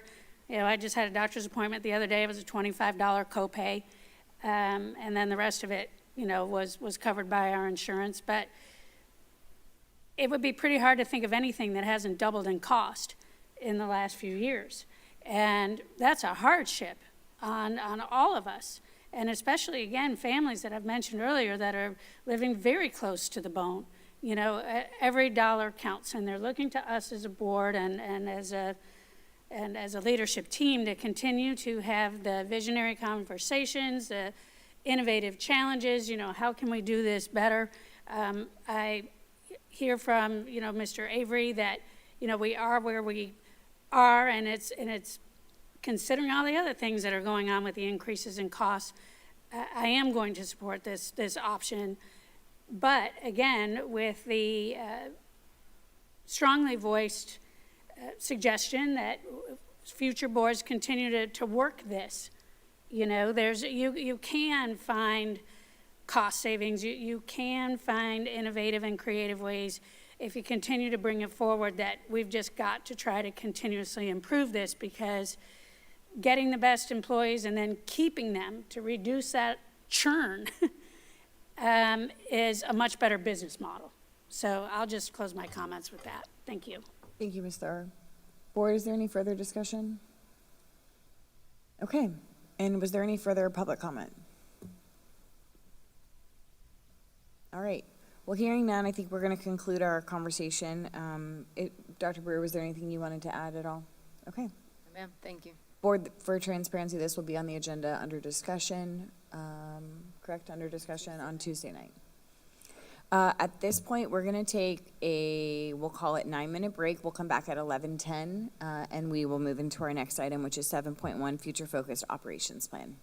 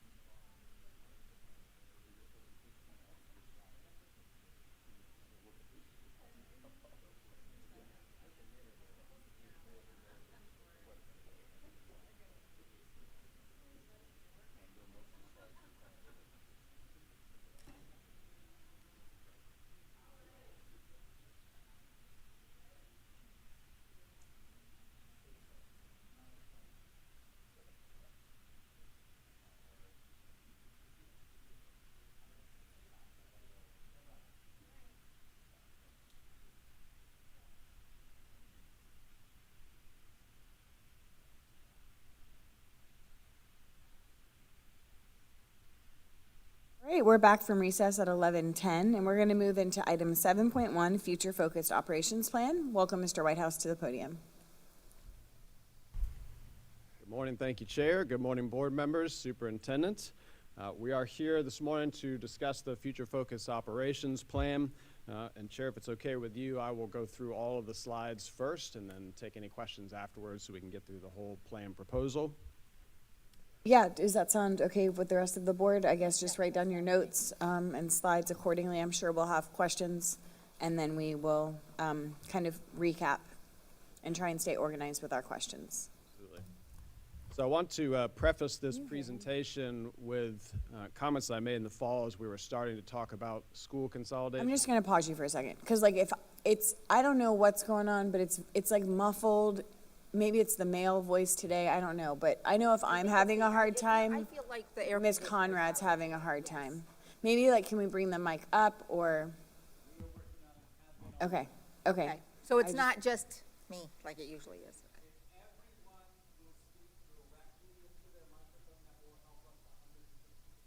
Okay, so I just didn't want you to get started and then, Have to stop. yes, I apologize. So we'll start again. Is this okay? It's gonna be as good as it's gonna get. All right. So I wanted to preface this presentation just by sharing some remarks that I shared in the fall briefly when we first started talking about school consolidation, and that is that change is hard, and we recognize that. And I have two solid rules of change when I think about how we lead through change. And rule number one is that no one likes change. It doesn't matter how rational or reasonable the change is, no one likes change. And that's because our brains crave routine and consistency, and anything you change disrupts that. Rule number two is that the only way to guarantee failure is through inaction. And so we're going to present our Future Focus Operations Plan that will cover changes for the next 5 years that will undoubtedly put us in a better position as a school district to be able to continue thriving in the direction that we have. So there are some key goals that we want to accomplish with this presentation and with our plan for the next 5 years. The first goal is we want to improve facilities for student success. And I think that's the ultimate goal in anything that we do, is we want to provide the best possible learning environments, the best possible educational outcomes for our students, as they are our key priority. The second goal is to decrease our operational costs district-wide. As you heard from Mr. Welsh on Tuesday when he shared the draft budget for next year, inflation is outpacing the growth in state funding and has been for years. And what that means, when we're spending more each year because of inflation than we're getting, it slowly erodes the fund balance. And so we have to start making some tough strategic decisions that are going to put us in a better position operationally as we move forward. The third goal is to optimize school facility use. As the board is aware, we've talked about a number of cases over the last year. We have a lot of underutilized campuses, and we have opportunities to make some changes to better utilize, to make sure we're using our campuses to their fullest capacity and putting our students in the best possible learning environments. Number 4 is to decrease our deferred maintenance costs. As I shared at the last work session with the 5-year capital plan, we're approaching $2 billion in deferred maintenance costs. So anything that we can do to try to whittle that down is going to be a benefit to us. We went years without impact fees. We went years without sales tax funding. Thankfully, we have both of them now, but there's only so many things we can address with the amount of deferred maintenance, and so we've got to be very strategic in those moves. And then finally, we want to decrease the use of portable classrooms. I also shared during that presentation, we have well over 300 portable classrooms in use at our schools, and so if we can take a chunk out of that, it's ideal for our students. Portables are certainly good for solving short-term growth problems, but the best learning environment we know for our students is in brick and mortar. It's also the safest and most secure. So we'll start with a quick summary of the plan. And I'll also remind the board that we did provide a one-pager that might also assist with just kind of keeping track as we go through this presentation that outlines the timeline over the next 5 years. But with this plan, we are going to provide students with new facilities. We are going to reduce 86 classroom portables over the next 5 years. We're going to save $150 million in deferred maintenance, which will take a chunk out of what we're looking at. We're going to save roughly $2 million in operational costs each year, which will compound annually. And then we're also going to reduce transportation costs through improved routing. And I know the board is aware that with the size of our district, which you all have advocated for in Tallahassee, that we spend more money than we get for FTE funding for transportation because we're so large. But we do have opportunities by improving some of the routing that we're doing to curb some of those expenses, and we're going to look at that today as well. So with this plan, we will be replacing 11 aging facilities over the next 5 years. We're going to also modernize some of our existing facilities. We're going to reduce the total number of school facilities by 4 over the next 5 years. We're going to relocate our existing alternative learning program that's housed here at Bridgeway to provide greater space for that program. We're going to expand early learning opportunities in the South, and we're going to provide a true central office location. And so I will spend the rest of the time going through the details of that plan summary and how we'll accomplish each of those.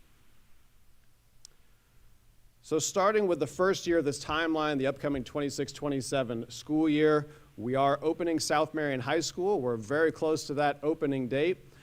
In our meeting yesterday with the construction company, that we should be receiving the keys to the main building, Building 1, this Friday, which is really exciting. I know Mr. McAteer is very anxious to start moving his stuff in there, and so we're pleased that we're getting some really good progress moving into the start of the school year. We are working to complete the new walls and doors at Osceola Middle and East Marion Elementary. We actually just received substantial completion this week for Osceola Middle, so they can start moving their folks back into those classrooms and the media center. And East Marion, as you all saw, is making really good progress and is still on track to finish on time. We are opening a new technology and information center at Christmas time, also making good progress on that property development. And when we arrive at that point, again, that will vacate the backside of what was the old Ocala Elementary, the old school board office. And so as you all discussed at the last work session on an RFP for a realtor, this would be the first piece of property that we would be vacating within this plan.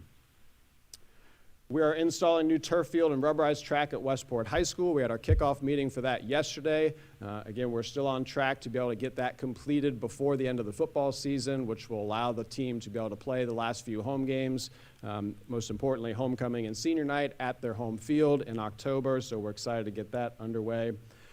We are going to plan this year for rezoning Waimea Park Elementary for the 27-28 school year. As you know, rezoning is a year-long process. It's not something done quickly. And so we will share a proposal later on in this presentation of what that would look like that would start the movement forward of the rezoning process. We're going to balance enrollment as well for our middle schools for the 27-28 school year because we are opening a replacement Lake Road Middle School. It gives us an opportunity to re-examine our middle school boundaries. And we're going to complete the condition assessment of our existing facilities. Again, just making sure we know what is still needed and what the updated costs of those facility replacement or improvements would be. So for the 27-28 school year, year 2 of this plan, we are going to be opening the replacement Lake Weir Middle School. That school is making great progress. We're excited to get that continually moving forward.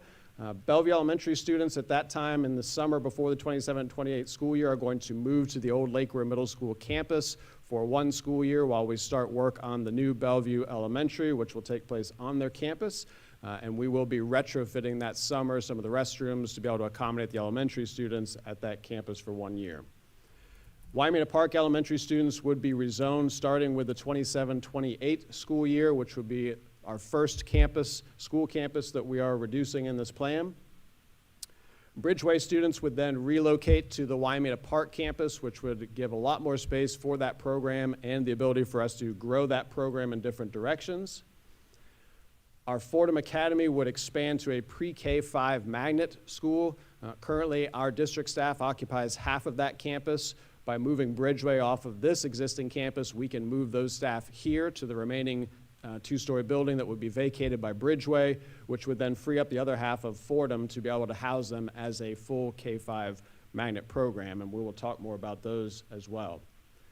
We're going to begin constructing the new Booster Stadium, which the board gave consensus to move forward on that at a prior work session. We are in phase 1 of our architectural designs and excited to keep that moving forward. And we are going to install a turf field and rubberized track at North Marion High School. That will be the second school that we're addressing through our athletics capital funding.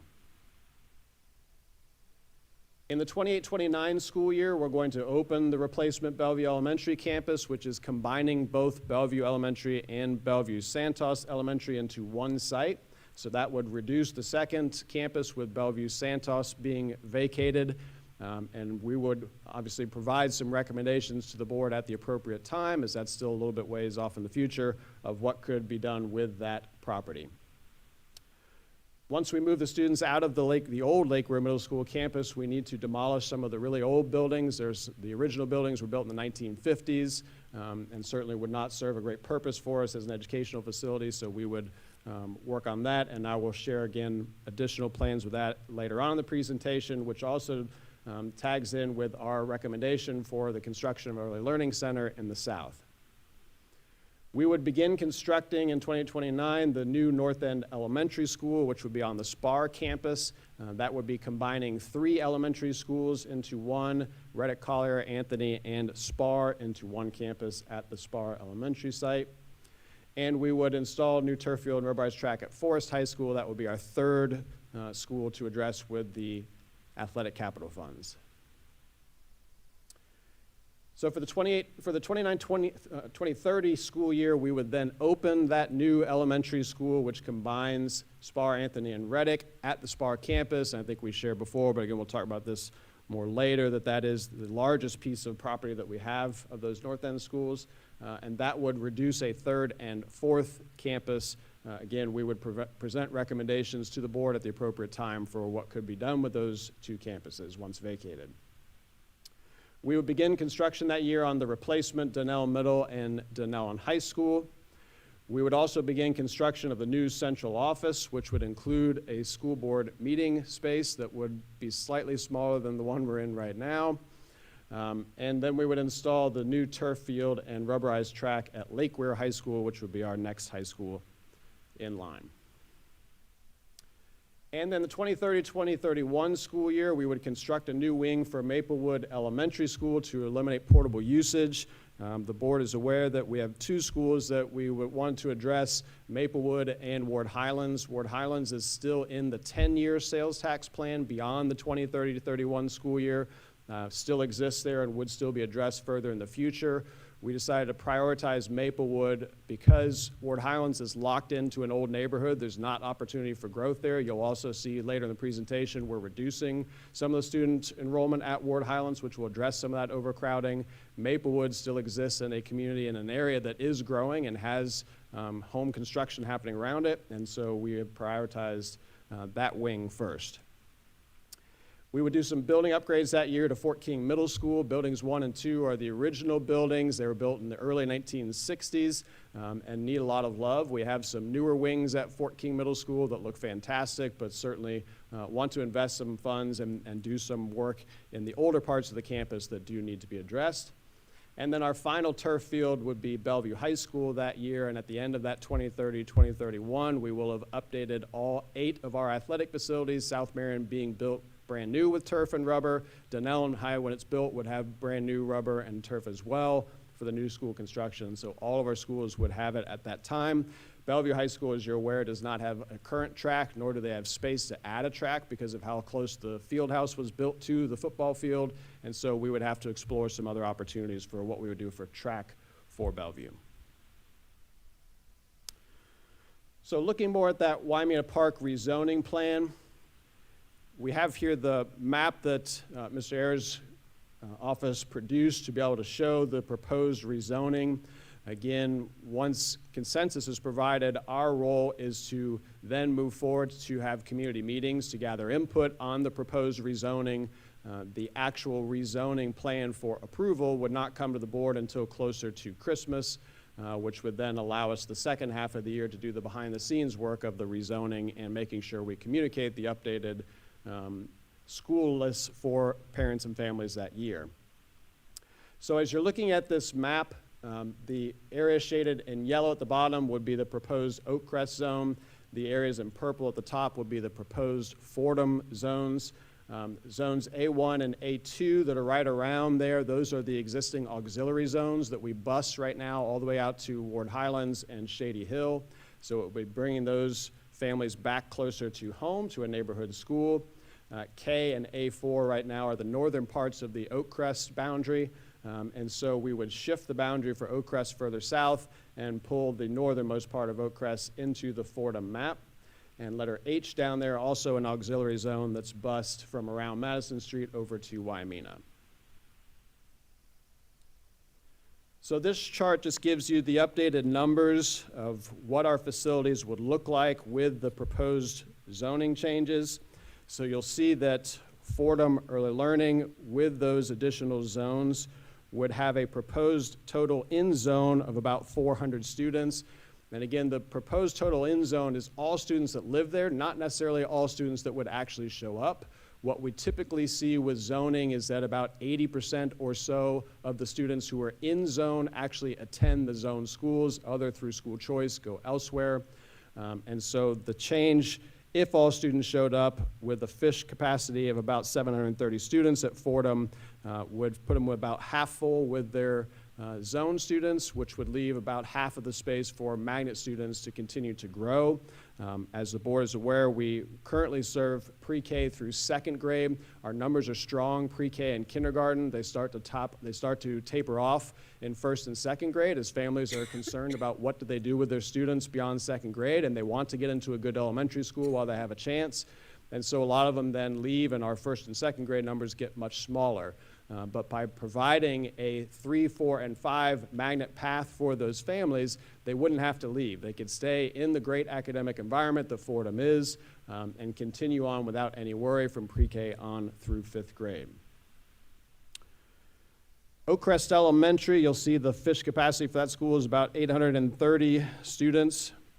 With the proposed changes in zone, their proposed in zone would be 989, but again, that's total in zone. You can expect probably 80 to 85% of that would be the students who actually attend that school. So we anticipate that school would be right at about capacity, perhaps a little above capacity, but there are already portables that are empty that exist at Oakcrest that they've used in the past that could be used as needed if we exceed that capacity need.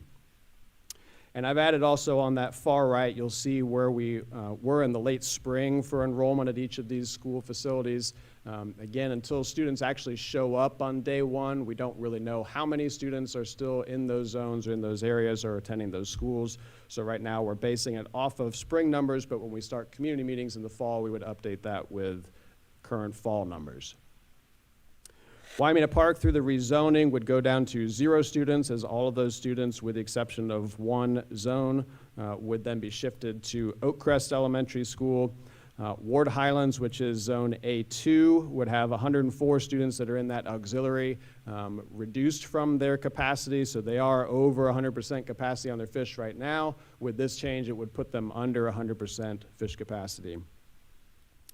Shady Hill Elementary would also lose about 100 or so students that are in that zone that actually live near Fordham, that would change to the Fordham zone, which would put them under capacity. However, when we complete Bellevue Elementary, Bellevue Santos in 2 years, we would do a rezoning of the southeast anyways, and so Shady Hill would be addressed through that rezoning because we'll need to shift students around, understanding the southeast is still growing in a number of areas. And then finally, College Park Elementary would pick up that auxiliary zone that's farther away, that's closer to Madison Street. Currently at the springtime, there were 34 students, which works out to a handful of kids in each of those grade levels. And when you figure most of the grade levels at College Park has 6 to 7 teaching positions per grade level, you're looking at 1 to less than 1 student added per classroom from this change. So even though they would be slightly over capacity, it's not going to be a huge shift for them. College Park also has portables on campus that could be used if necessary, but with this small of a number of adjustment, should not be necessary. Moving into the North End Elementary School plan. So as the board is aware, as you all attended most of these, we had 3 community meetings that were held in the spring at Spar Elementary, at Reddick Collier, and at Anthony Elementary. In those meetings, we shared some of the current concerns and challenges that we have as a school district with infrastructure needs at those schools because they are very old schools, utilization because several of them are underutilized, and operational efficiency in the north. We listened, we talked, we gathered feedback. What we heard from most of them towards the end of those conversations that they understood that there was change that needed to happen. Obviously, everybody would prefer the change not happen to their school, that we combine the other schools and keep their campus, but we had to make a decision, and based on the community input, our decision is that we should place the school at Spar Elementary. It is the preferred location due to the geographic size of that plot of land that we own, that we could build a school while still operating a school at Spar that year. So the North End scope and funding, the size of the school would be comparable to what we're building at Bellevue Elementary next year, the Bellevue Elementary, Bellevue Santos combination school. It's about 1,100 students. We are incorporating existing buildings at Bellevue Elementary that are newer into the design, so it reduced the footprint for the new construction that needed to happen. We could also do the same at Spar. As I mentioned before, there are a couple of newer buildings at Spar Elementary that could similarly be incorporated into that overall plan design for that new school. With this change, we would eliminate roughly $25 million in maintenance costs over the next 5 to 10 years. We could look at an appropriations request. So there are state appropriations for building new schools that are available through state statute. Those are awarded. Usually several schools per year are awarded by the state of Florida through the budgeting process. What they usually look at through that is the needs of the community, so levels of poverty, the age of the buildings, the amount of repairs that are needed, and the ability of the school district to handle those repairs across their district. So we feel that we would have absolutely a good shot at getting that appropriation. So with consensus, this would be something we would work on this year, as they do fund the appropriations over multiple years, which would allow us to start moving in that direction. This also would give us the ability to relocate the Fiddlers, the Florida Diagnostic and Learning Resource System team, which we've talked about before, is on the campus north of Reddick. A very old building, also needs a lot of work. And so we could relocate them either to one of the vacant properties or could combine them in with the Spar plan, which would then free up another piece of property that the board could discuss as well. So this is a quick design of what the new Bellevue Elementary concept is going to look like. And so you can anticipate that the new North End could be something similar to this, obviously looking at the surrounding motif and trying to blend it in with the community. But you'll notice it's a little bit different design from Ross Prairie and Winding Oaks because we are incorporating other buildings. Instead of it being one standalone self-contained, it does connect to other existing buildings. So on to our new Early Learning Center in the south. So the initial building proposal for this early learning would only support through kindergarten, so our earliest learners all the way up through kindergarten. But the ability on that campus, due to the size of that plot of land that we have with the current Lake River Middle School, does present the possibility of future expansion if growth continues in the southeast to a K-8 school, or possibly even absorbing later on down the road Stanton-Weirsdale, Harborview, if we want to look at that in the future. So the property is certainly very important to us for a number of reasons heading into the future. And so for that, we would want to retain the auditorium, the cafeteria, and the track for possible use in the future. We also need to retain some brick and mortar space. We have our transportation hub that's very important to the Southeast Transportation Zone. They are currently in some very old portables. We'd love to get them into brick and mortar and get rid of those portables. And so we would retain some space on that site for the transportation team. And again, this is a possible appropriations request. We've made a funding request at the federal level and can certainly make a comparable funding request at the state level. So this gives you a quick aerial view of the current Lake River Middle School campus that would be the site of the proposed Southeast Early Learning Center. And so you'll see highlighted there the auditorium, which is a beautiful auditorium, and there's not a lot of middle schools that have standalone auditoriums. Most of them are cafetoriums. So retaining that auditorium would be very important if we do decide to go into a K-8 model down the road. If nothing else, it's a great community meeting space. If we've used it for town hall meetings and just a beautiful site. The cafeteria we would retain as well. The cafeteria is actually a lot newer than the original campus. The original Lake River campus is the early 1950s. The cafeteria was actually built in '77, so it's in a lot better shape than the rest of the campus and could retain that building not only for their learning use, but also for future use down the road. It's only 50 years old. So then moving on to our new central office building. I found this point interesting. I was actually doing some research through some old school board archives for a separate project and found some discussions in school board meetings in the 1960s about the need for a true central office. And so here we are 60 plus years later, and we're still having those conversations about the need for a true central office, although obviously our district has grown considerably since the 1960s. We currently have our staff spread across 5 campuses in this district, and so having a centralized location would allow us to bring them all together for our ability to collaborate and communicate effectively. This could be something that's added to our certificate of participation funding request with Booster to make it a more appealing project. We estimate at the high end of this to be $45 million. We could certainly do it for less than that with some creativity, but just for argument's sake and for discussion with the COPS funding, we want to make sure that we go a little bit higher than not having enough at the end of the day. We would need space for about 330 staff and, of course, an updated board meeting room. We would need roughly 63,000 square feet for all of the staff spaces, offices, meeting locations, receptions, conference rooms, et cetera. And then about 1,500 or so square feet for a modernized boardroom, which brings that grand total of the space needed to about 65,000 or so. So we have looked at several possible locations, and obviously we'll continue to look at locations as this comes several years out in the plan, and so there's no need to rush into a decision. But what we have currently looked at is this existing campus that we're on right now, the Vanguard North Extension, which we have 17 acres of property just north of Vanguard High School, and also some available large storefronts that we are still exploring. This current campus obviously is ideal use because we already have all the utility hookups. It's already our property, doesn't require a lot of that infrastructure work that would be needed.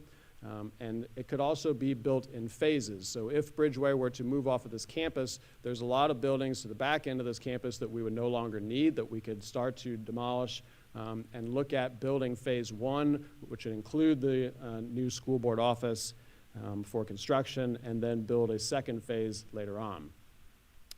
With that, we would want to retain this existing auditorium. This is a great space that we do utilize for community use. We have lots of groups that rent this facility out, and so we would certainly want to retain that. We also use it for a number of our elementary schools that come here for award ceremonies and performances.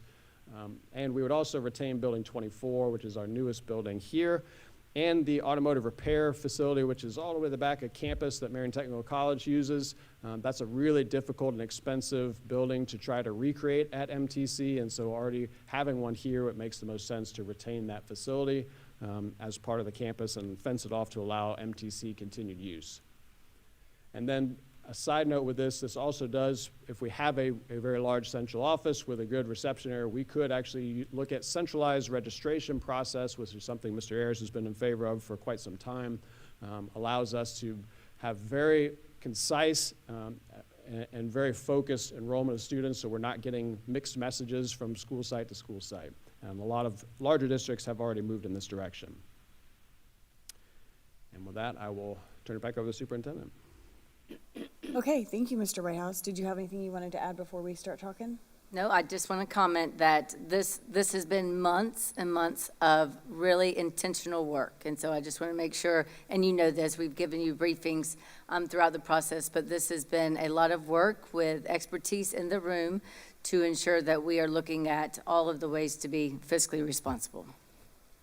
Well, I think that probably the best way for us to navigate a discussion is to just go year by year and just start with 26, 27 and focus on the items there and then kind of go forward.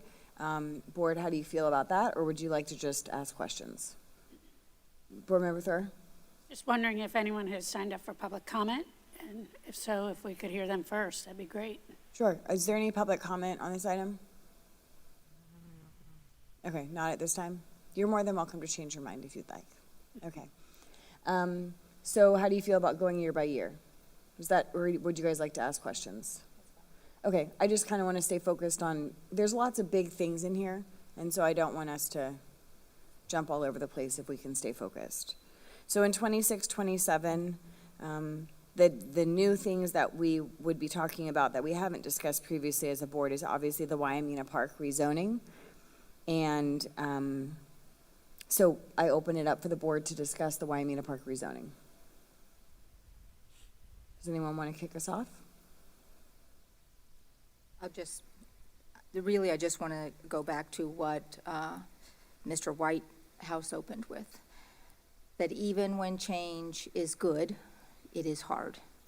And so acknowledging that these are really hard conversations to have, as most of us just visited Wyomina Park and their opening for back to school, and acknowledging the really great things that are happening at that school. And so I just, again, these are hard conversations. There's people attached to these positions. And so just letting the community know. In fact, before I left this morning, my husband says, "What? The school that I went to? You're talking about?" And so it's just very personal. It's very personal. And so just acknowledging that these are challenging conversations and people attached to positions, and we want to honor that through this process. So thank you. Thank you. And one thing, you put that very eloquently. And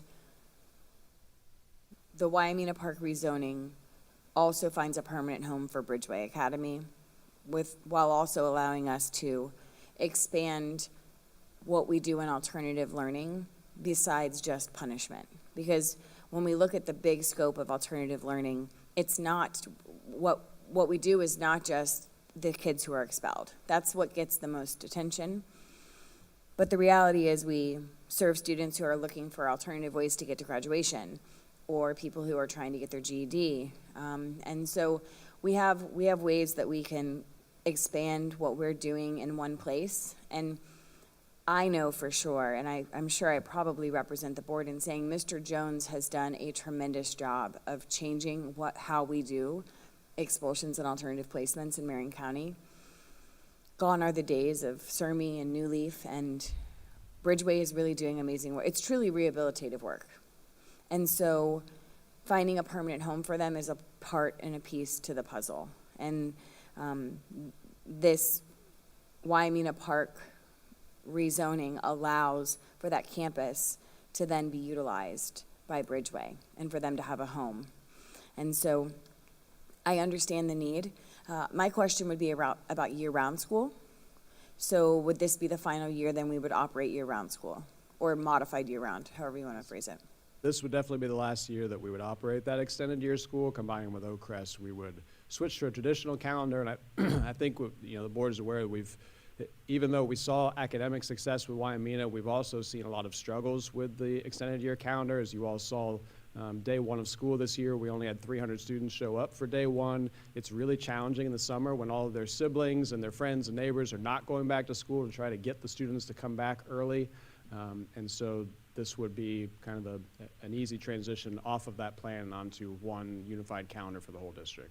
Okay, thank you for providing that point of clarification, because I do think that is a topic that we have to make sure we address. I'll open it up for other board comment on the Waimea Park rezoning. Board Member Thur? Thank you. Yes, I'll comment on this.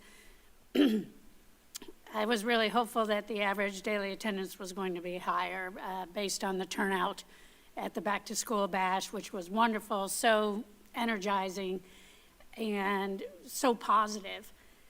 I think one of the major issues is that if there's going to be quote-unquote year-round school, in order to really make that work in Marion County, it would need to be every school. I agree. It's one thing, you know, if you have one or two kids, but to manage all of those different schedules with larger families, I think that we've given it a really good chance, which I'm grateful for, because so many times, you know, you roll something out and then 2 years later say it doesn't work without really giving it time. So I think we have given it its time. So that's what I'll say about that. I think at the very least, you know, we've given it our best shot, and that's all you can really ask in a pilot project. Reverend Cummings. Thank you, Madam Chair. We knew that Waimea was a pilot program. And so pilot programs means basically you're going to try it out and see if it works. If it works, we're going to roll with it. If it's not, and we see that there's been some challenges with that. So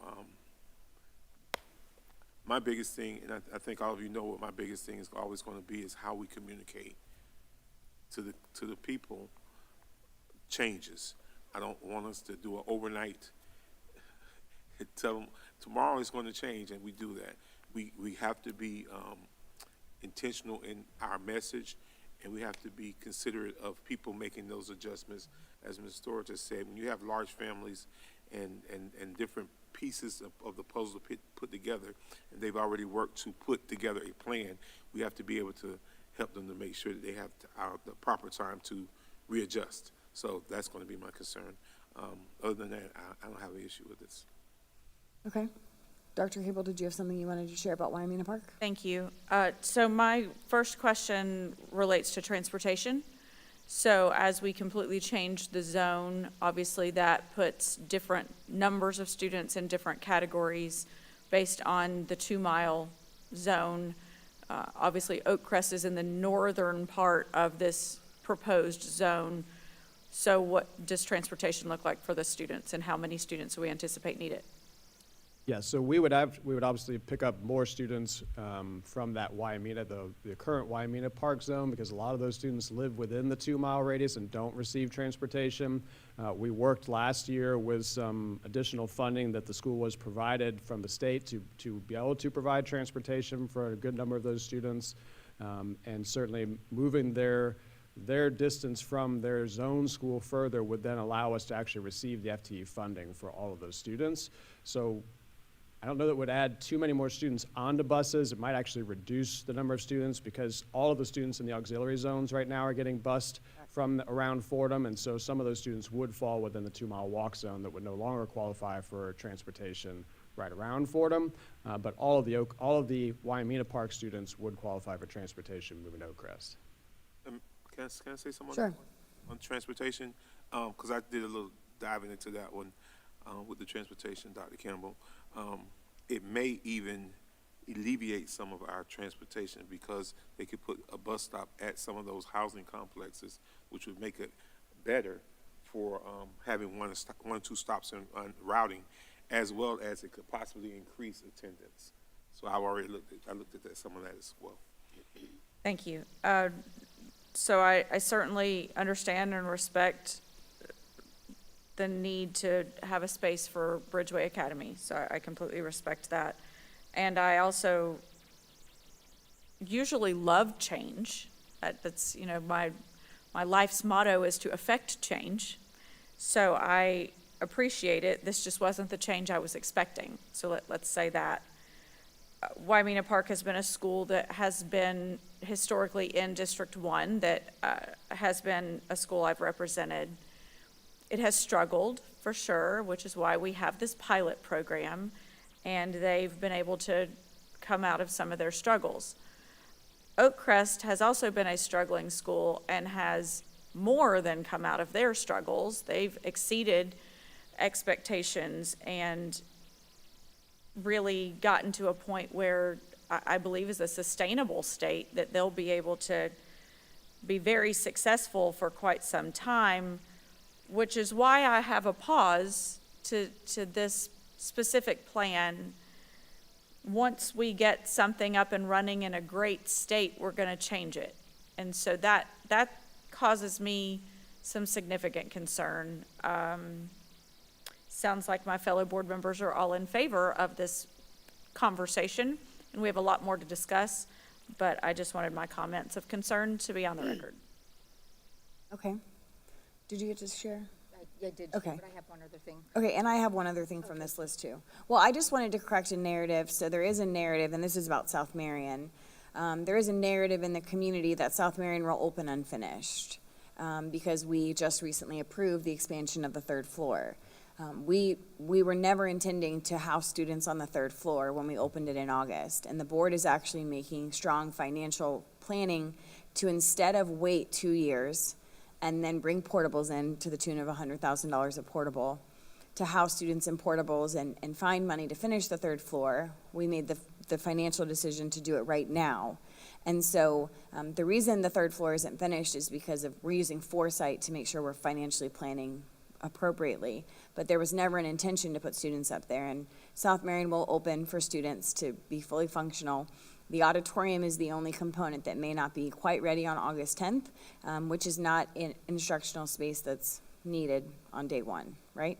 So it's the auditorium, it's building 3, which is the auditorium, and it's the surrounding CTE classrooms. So there's about, I think it's 14 classrooms in total that are in that building.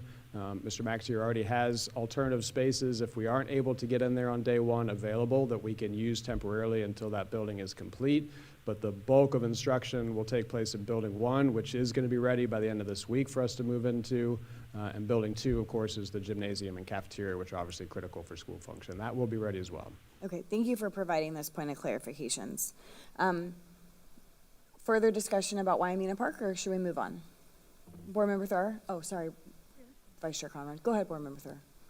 Thank you. Since we gear shifted over to South Marion, I remember it actually, the scenario quite a bit differently. We got pretty massively delayed, which created a cascade of, sadly, more expense and less time. I'm very grateful that the school is opening. I know we need it, and I know that we'll do whatever needs to be done to maintain student safety and order, structure, smooth operations. We couldn't have a better principal at the helm, so we're going to make the best of that situation. So I'll leave that right there. Getting back to Waimea, it's always heartbreaking to see a neighborhood school change. I'm not going to say close because it's going to be repurposed, if that's the way the board decides, into more incredible opportunities for kids. And that's what we're here for. At the same time, when you know teachers and other staff that have been there basically their whole careers, it's hard. You know, it is hard, and I guess we're going to have to make a pretty large investment in larger style restrooms if we're going to have Ridgeway students there. So there'll be some repurposing, I know, that will need to be done, which will also come with some expense. But at the same time, I also like the idea of Waimea Park students. You don't hear me say this very often. I'm normally more about let's get as many kids as close to their zone schools as possible so they can walk and provide safe walking conditions so that they will walk and so that their parents will feel comfortable having them walk. That really hasn't been the situation at Waimea, and in order to protect kids and increase attendance, we have been using district funds or, what creative ways to come up with yet more money, because transportation is not fully funded in those situations, to get the kids to school safely. And attendance increased, when we did do that.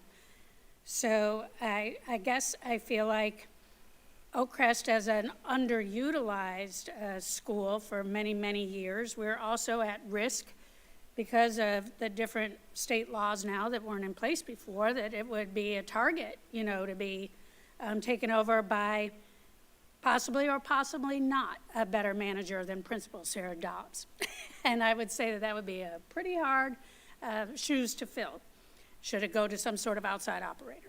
So, and the Wyoming Park students transitioning to Oakcrest, look at the progress, look at the commitment. I know that as a principal that wants to stay, that's something that killed Evergreen.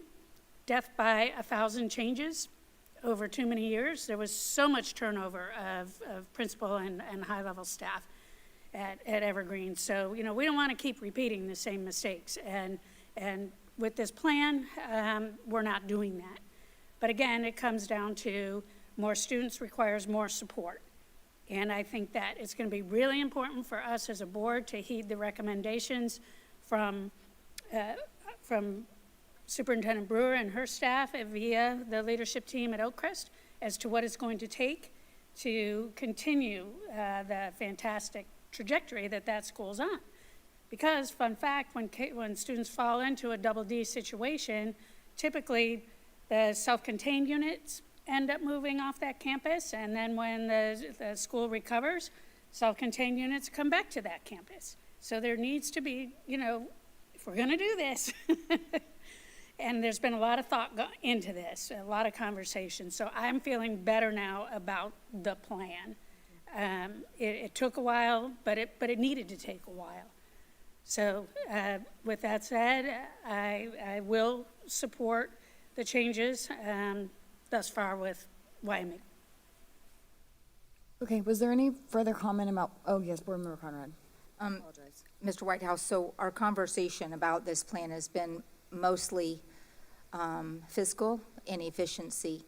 But something I thought of as my fellow board members were talking, as your team was having these conversations, did you consider the academic challenges it will face other schools? And not just, I was trying to decide when to mention this, because it just doesn't impact the schools we're talking about now. It impacts all of the schools that we're talking about today. And so with that, with rezoning and combining all of those things, you do change the makeup of a school. And is your team prepared to provide those extra services? And we know what we're going to need to have in place as the makeup of each school changes a little.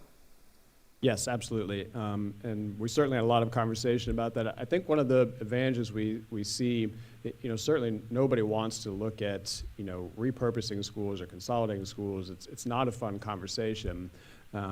But one of the advantages from the academic side at the district level is we're spread really thin with few people across a lot of campuses. And so the more we're able to consolidate that, the greater focus we can place on specific sites, from academics, ESE, social workers, school psychologists, all of the support personnel, we can start to really focus in and concentrate our efforts. But I'll also add to that what really makes a difference in schools is great people and great systems. And Oakcrest right now has great people and great systems in place and can accomplish that regardless of the student body that is there. I believe that wholeheartedly, and so I'm confident in the leadership there and the work that they can do to continue raising that bar forward. Okay, thank you for that. That's all, Chair. Okay. So then moving into the 27-28 school year, we're obviously talking about the replacement Lake Road Middle School being open, relocating Bellevue Elementary to the former Lake Road Middle campus, obviously the completion of the rezoning for Wyoming Park, and then the relocation of Bridgeway, the Fordham expansion and that rezoning that would occur there, and then Booster Stadium and North Marion High School. So, board, what questions do you have? I just have one or two I can lead off with if you don't mind. Another narrative I'd just like to correct. The students who currently walk to Bellevue Elementary and Bellevue Sandhouse Elementary will be provided transportation to their swing site for the year that they're at the existing Lake Weir Middle School, correct? That is correct. So we wouldn't make children who walk to Bellevue Elementary walk to Lake Weir Middle School? You are correct. Okay. I just wanted to make sure we corrected that for the record, because that has been a question that's been posed, and so making sure people understand, as we change the site where we deliver the instruction, we are then obligated to provide the transportation, which will be an elevated transportation cost for that year, to make sure that those students at Bellevue Elementary are getting transported safely to their swing site so that we can rebuild. Yes, correct. Okay, wonderful.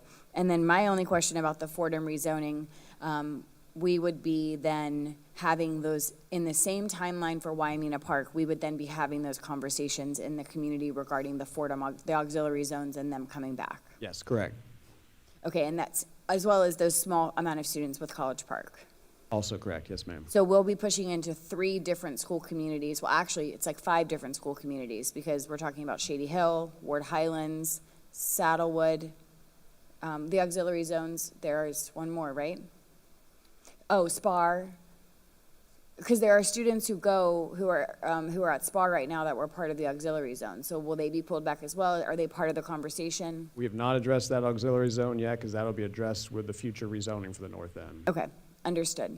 And so I just would like to, I guess, just let's make it very crystal clear by the time we end the conversation today and go into this, the school communities that we're going to be having conversations in, because we push into those communities to have rezoning. And I would imagine we'll push into, some of these students are going to be rising 4th graders this year, going into 5th grade next year. And so that will be a conversation. They've been at Shady Hill their entire educational career, essentially. Are they going to come to Fordham for 5th grade? And so making sure we go into that community and have those conversations. Absolutely. Board, I open it up. Reverend Cummings. I'm always going to go back to this. With any change, we have to communicate it properly. I want to suggest now, and we may take into consideration or we may not, that as we're doing this, that we possibly do some community meetings, different parts of the county, because this is going to, and I know Mr. Ayers and have been, Dr. Brewer, when we went out ahead of us saying stuff and started the communication, started the conversation, it goes a whole lot better than us spewing something from this dais, and then we got 300 people here with misinformation. So, correct. Again, I'm going to make that recommendation to us.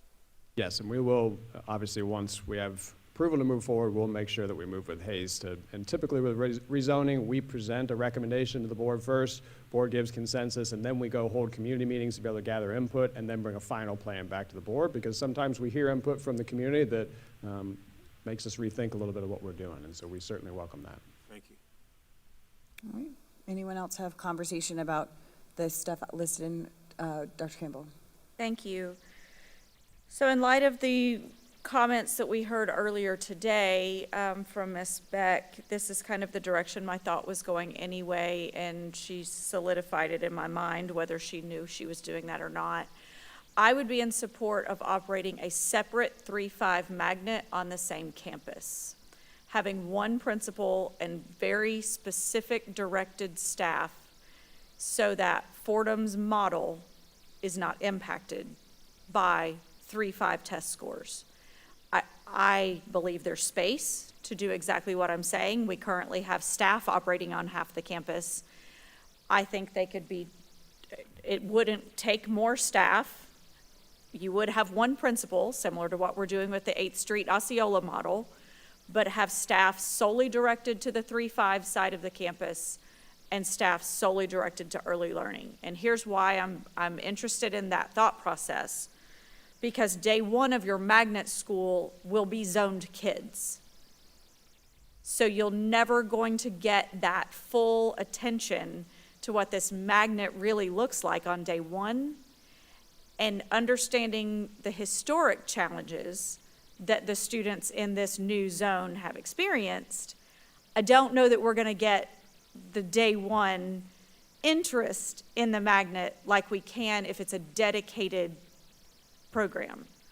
So that's my primary concern with completely going away from an early learning model and operating more where you actually have just a 3-5 school and a pre-K 2 school on the same campus. I believe it can be done. But again, we're creating a zone for a magnet school, which is totally fine. We have a zone for Dr. N.H. Jones, and I would advocate for a zone for Madison Street.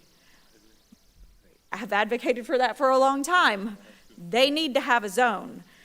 But I understand that would reduce the number of seats available. But while we're putting zones in places, why not go ahead and open Madison Street at the same time, even if it's 50 kids in zone to Madison Street, because we're opening a brand new magnet school not far away. So nevertheless, that's where I sit on this. I appreciate the recommendation to expand Fordham to expand that campus to a full magnet program, because those kids don't have anywhere to go. We've been asking that for 3 years, I think. Where do these Fordham second graders go? That's been a huge question we've had.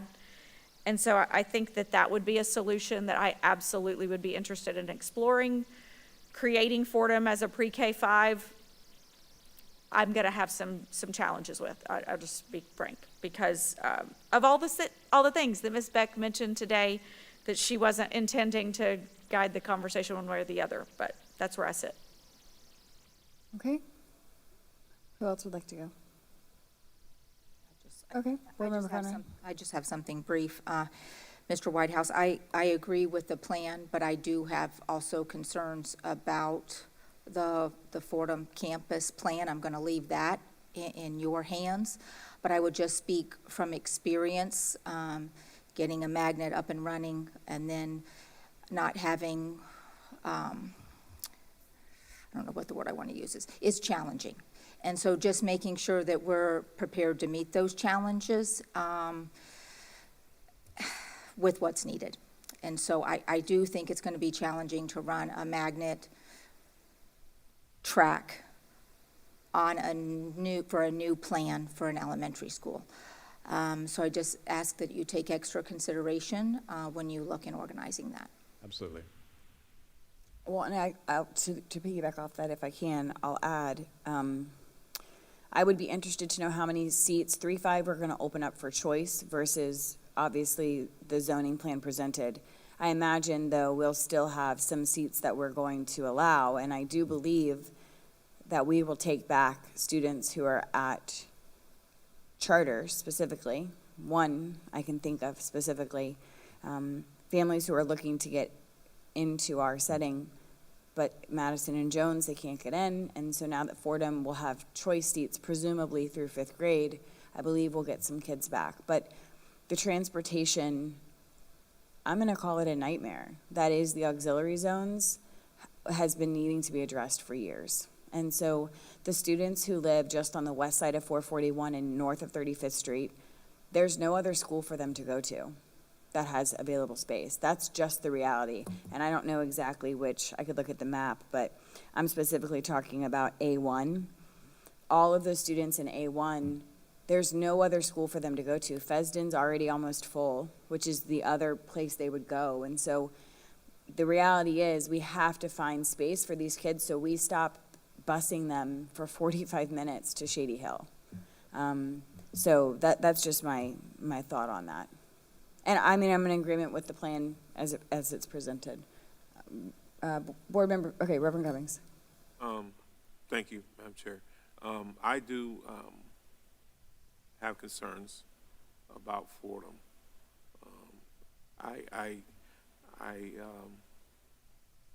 Quite interesting what Dr. Campbell said as far as how we set Fordham up initially as early learning, that model, and now we're talking about duplicating that model on the south end. I don't want us to completely take away from that model to push something else. I think that the early learning model is working, has worked, and there's value in keeping it as a early learning academy. We have had the conversations about where these kids go from 2nd grade, what schools are they moving to. So I kind of understood the process or understood the thinking when you kind of say, let's make it a K-5, because then they will automatically matriculate, hopefully, stay in the same school. I guess that's the thought process. However, it does subject Fordham to being scrutinized more on the state level, correct? Well, they'll have a school grade. Of a Correct, school grade correct. based on the 3 to 5s. Correct. So we need to, I think we need to continue to look at this a little bit more concerning this. And then Dr. Campbell also brought up something else. I've always advocated for the opportunity for kids to be able to go attend these schools that are higher performing schools that are right in their neighborhood. I think you guys know that. I had an issue coming on the board when a kid stayed right across the street from a school that they couldn't go to, and it was an A school, and they didn't have the same opportunity to attend that school. I think this helps us to be able to correct some of those things by talking about zoning, by talking about rezoning, by talking about walk-in zones or whatever the zone is that's around those schools. I think it can do it can right some historic wrongs that's have already been there. So that's my input on this part. Okay. Board Member Thurr? Thank you. I'll start with the old Evergreen. They made their B, and it closed, which was just so wrenching and unfortunate, being in my district, Oakcrest and Evergreen, and seeing them recover, and then seeing Evergreen still closed was just really brutal. And so I'm loving the conversation that we're having now. And one of the things that we have to keep in mind for all of us taxpayers is that Fordham is one of our newer schools. And it is a beautiful campus and has been underutilized the last few years. But, this is a way for us to move forward from some difficult things in the past and have the opportunity to really continue to talk it through like we're doing with the North End conversation and land on something that we all feel pretty good, it's a good plan, and we're going to do our level best to do it right after a lot of careful consideration and a lot more time than we wish that it would have taken. But sometimes that's just necessary when you're trying to unravel all this stuff and consider all the factors. Talking about the close of Evergreen created these auxiliary zones. And, to have students being bused from the areas where they live to Shady Hill and Ward Highlands, and yet, Shady Hill's done quite well in their school grade, and Ward Highlands has been pretty much a perennial A with taking kids from a long way across the district and getting it done. So I would share with parents, depending on where we land, give Fordham 3-5 a chance, because there's a pretty good track record of those kinds of things. Speaking of Jones, I know you came on, Board Member Cummings, thinking and believing fully, and I agree with you, that the neighborhood kids, it didn't make any sense for them to be looking longingly at the school across the street from them and not be able to go.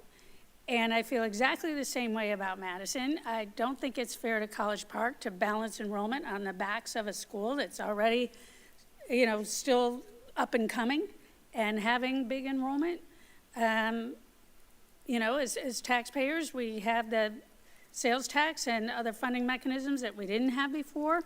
I think that if we're careful and with a lot of due consideration, that we can make great things happen at any school, and keeping the kids closest is going to reduce our transportation costs, hopefully increase attendance. Families will be happy because they're closer to the school, they can have more opportunity to participate, and continue to preserve all the great things that are making these schools so successful right now as we roll these kids in. So I guess what I'm saying is that maybe it would need to be a little bit of a slower process, and I know time is money, but I think many times we've learned that sometimes the slower way ends up being the more cost-effective, moving forward.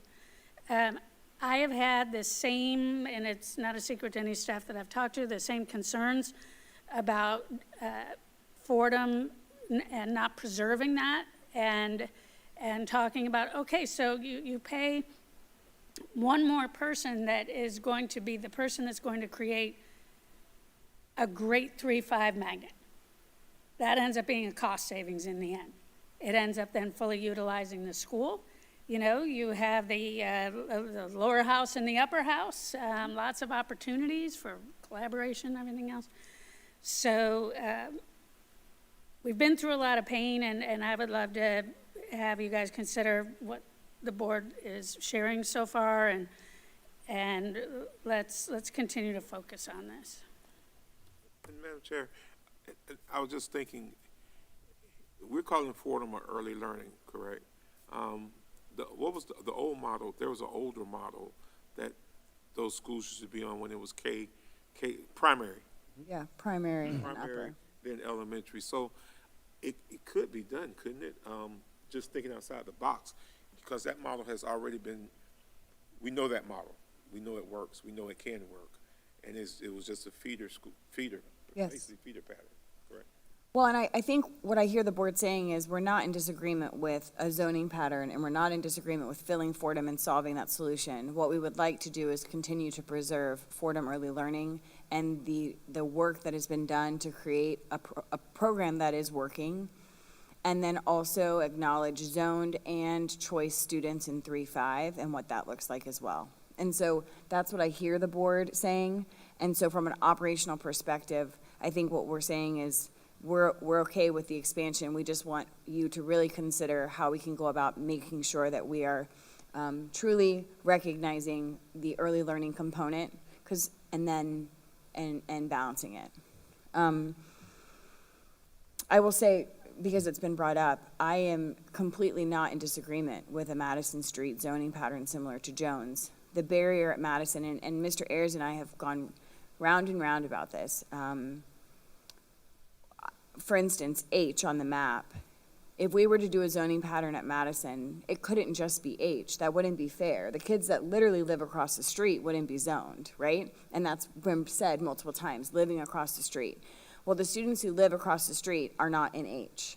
And so and I did a little historical searching on this probably a year or more ago, when Jones went to a neighborhood pattern expansion, it started with only kindergartners zoned. And then it grew because the reality is the seats don't exist. You have to basically reduce this choice to be able to accept the zoned. And so we're talking, 6 years it would take to be able to change the makeup of Madison Street.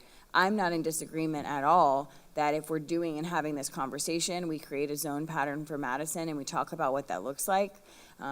But Madison is a smaller school, and so that's why it's always been a very challenging thing to do, because it's essentially half the size of Jones. But I hear the board saying if we're talking about it, let's, potentially add that to the conversation. Certainly.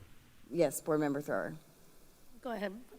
Well, I hear what you're saying, and I think when we did do Jones, it did get phased in. I think the initial year we opened it, I think Mr. Harrison opened it, but there was some hesitation for a lot of parents that they did not want to move their kids from, I think at the time, Shady Hill straight to N.H. Jones. So it did actually get phased in. Mm-hmm.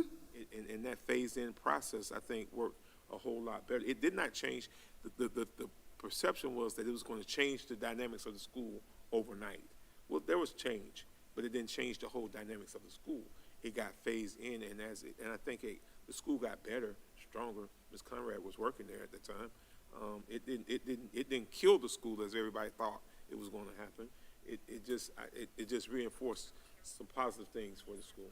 So I think that phase-in approach would work for Madison Street as well as any other school that we're going to look at doing. Yes. While we have the opportunity to do it. Board Member Thrower. Thank you. And as I just said previously, I'm a huge fan of phasing things in and being strategic. And as downtown Ocala continues to grow, there is a lot of interest in that area. I mean, who doesn't want to be, well, there's people that want to be in the country too, but there's a lot of people that want to be downtown and how walkable, and, maybe one day there'll be a walking bridge or a golf cart bridge that goes over, Pine Street to get to downtown, and the live, work, play model. We need to be keeping that in mind. And yes, Madison Street is small right now, but, we know how to add a wing. We do. And we know how to go up and what have you. And again, with this type of thinking now, end up being a cost savings in the future and better for kids and better for families. Absolutely. Is there any, Board Member Conrad? We're in the weeds a little bit, sorry, Mr. Whitehouse, we need a stool for you today like we used to have for Ms. Boston Ellis. But just as a reminder, historically, N.H. Jones as a magnet started out very small also. We only had 4 of each grade level. And so as we grew, we added wings, we added a cafeteria, all of those things. So we're up to almost double, well, probably more than double that capacity now at 850. I'm looking at Ms. Keinert out there. She can remember. So anyway, growing, changing, accommodating, all good parts of the conversation. So I just wanted to give that little historical piece. That's all. Okay. Dr. Campbell. My only other comment, and this is unrelated to what we've just been talking about, but it is in the 27-28 bucket that we've been talking about. Just going back to a conversation we had a week or so ago, while I understand the turf field and track improvements are going to be phased in, and we have different schools at different times, keeping Bellevue High School as the very last one that we do, I think is a disservice to the comments that Dr. James and I both had a couple weeks ago about making Bellevue whole and all of the dollars that they've already put forth to do all the things we're now paying for as a district. So if there'd be any way, especially in light of the fact they won't have a track, but if their turf field could get moved up in this plan, I think that would be at least a nod at helping make Bellevue whole. Okay. All right. Moving on to 28-29. Obviously, we're opening the new combination Bellevue School, demolishing the Lake Weir facilities, planning for the early learning, construction of the North End Elementary School, and then talking about turf tracks and fields. So we've really discussed a lot of this, and some of it is too far out in the future for us to really have comprehensive conversation. We obviously know we've talked lots about appropriations and that kind of thing. So the obviously primary conversation for me is about the North End Elementary School. And so I just want to nod to the district. Again, this will be the first time we go to the state and ask for funding, similar to our early learning appropriation, which Dr. Campbell led the work on, going to say, hey, we meet all the criteria, why can't we be eligible for this? Understanding there's funding sources with sales tax to make it happen otherwise, but we've been having these conversations about the North End for almost since I got on the board. And the reality is it's a conversation we've needed to have. I am very much in favor of not doing anything with those facilities when we empty them right away. I think we need to continue to watch how the commission navigates farmland preservation boundaries and growth boundaries, and really sit steady and just hold onto it. And we've talked through some creative ways we can make sure that charter schools cannot just come in and cohabitate on our empty spaces, but I wouldn't want to knee-jerk and get rid of any of those facilities, because Reddick, if farmland preservation changes, and the commission is going to have 4 new commissioners in the next 2 years, potentially, and so I want to hope that our community is going to continue to focus on preserving what we love about Marion County, but that's not our job, and we have to be reactionary to that. And so I would want to sit steady and wait before we touch the facilities. But I know that putting those students together on the same road that sits North Marion Middle and North Marion High, similar colors, similar mascots, and we have a community of learning, I think that it is a beautiful thing and could be really magical for the North End. Madam Chair. Yes. So I do want to jump in on this one this year. Can you lean forward a little bit? I do want to comment on this one, that school year, 28-29. I completely agree that the North End needs some love and some attention that they haven't received for many, many years. So we went out and did those community meetings and had conversations. I think that I know that helped with the conversation, because if it had not, you wouldn't be making this recommendation. So I think everyone needs to know that this recommendation has come with community input being involved. I also don't want us to just go in and just wipe the slate clean on tearing down buildings in any part of the county without knowing the historical significance of or the attachments to some of this stuff. People get attached to different things for different reasons, but there are some historical components, not only in the North End, but definitely with Bellevue Santos. That was a historically black school before segregation, so before the integration. So we want to make sure that whatever we're doing, we're understanding the historical component of it, and that we're addressing those things. And again, the messaging that goes out and having those conversations, those tough conversations. All the stuff that you're presenting is great, wonderful in some aspect or not another. However, we do know that there are people that are attached to these things. And so we want to make sure that how we push it forward, how we move forward, whether we all agree or whether we don't agree, that is just done in such a way that the community, we're going to get buy-in from the community. We're never going to get 100% buy-in. I know that, but we want to make sure that we've done everything as a school district that takes some of the frustration off of us when we're trying to move things forward, and we're catching it on all ends when we could have stopped some of that ourselves. So thank you. Dr. Campbell. Thank you. So I have a couple of questions about the presentation as it relates to our combo school of Bellevue Elementary, Bellevue Santos. The rendering you showed us has 2 floors. For some reason, I was anticipating it would need to be 3 to be able to accommodate 1,100 students. So where, is it just longer buildings, or how does that work? Yes, and we have 2 existing buildings at Bellevue Elementary that are not going to be demolished, that will be they'll be incorporated because they were built in the 1990s. They're too new to get rid of, and they're in really good shape compared to the rest of the campus. And so we're going to incorporate that into the architectural concept. And so instead of having one completely encapsulated building like we see at Winding Oaks and Ross Prairie, it'll be a new building that will then connect through walkway to the other existing buildings that will also be renovated and improved, but would still exist as structures. So looking at current in-zoned students, and I know this is all conversation we'll be having as we're working on that zoning plan, but if we're just looking at current day enrollment numbers, they exceed the 1,100. So I understand we're going to be rezoning some of that, moving some of those kids to Shady Hill and all of that. But I'm anticipating we're also looking at all of the growth and development that's occurring in Bellevue and the homes that are being continued to be built there. So do we have any potential that we might be opening that campus with portables? No, I don't.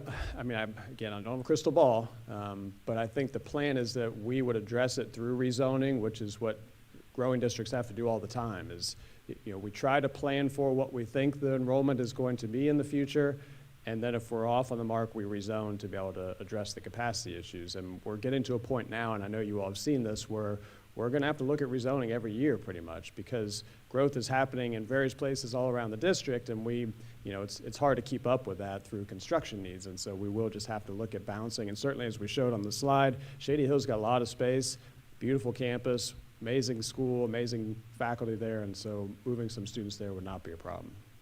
Okay, and my final question on this one relates to the North End Elementary combo as well. So with the anticipation of beginning construction in 2028, that's with or without an appropriation, either way, we're going to figure it out.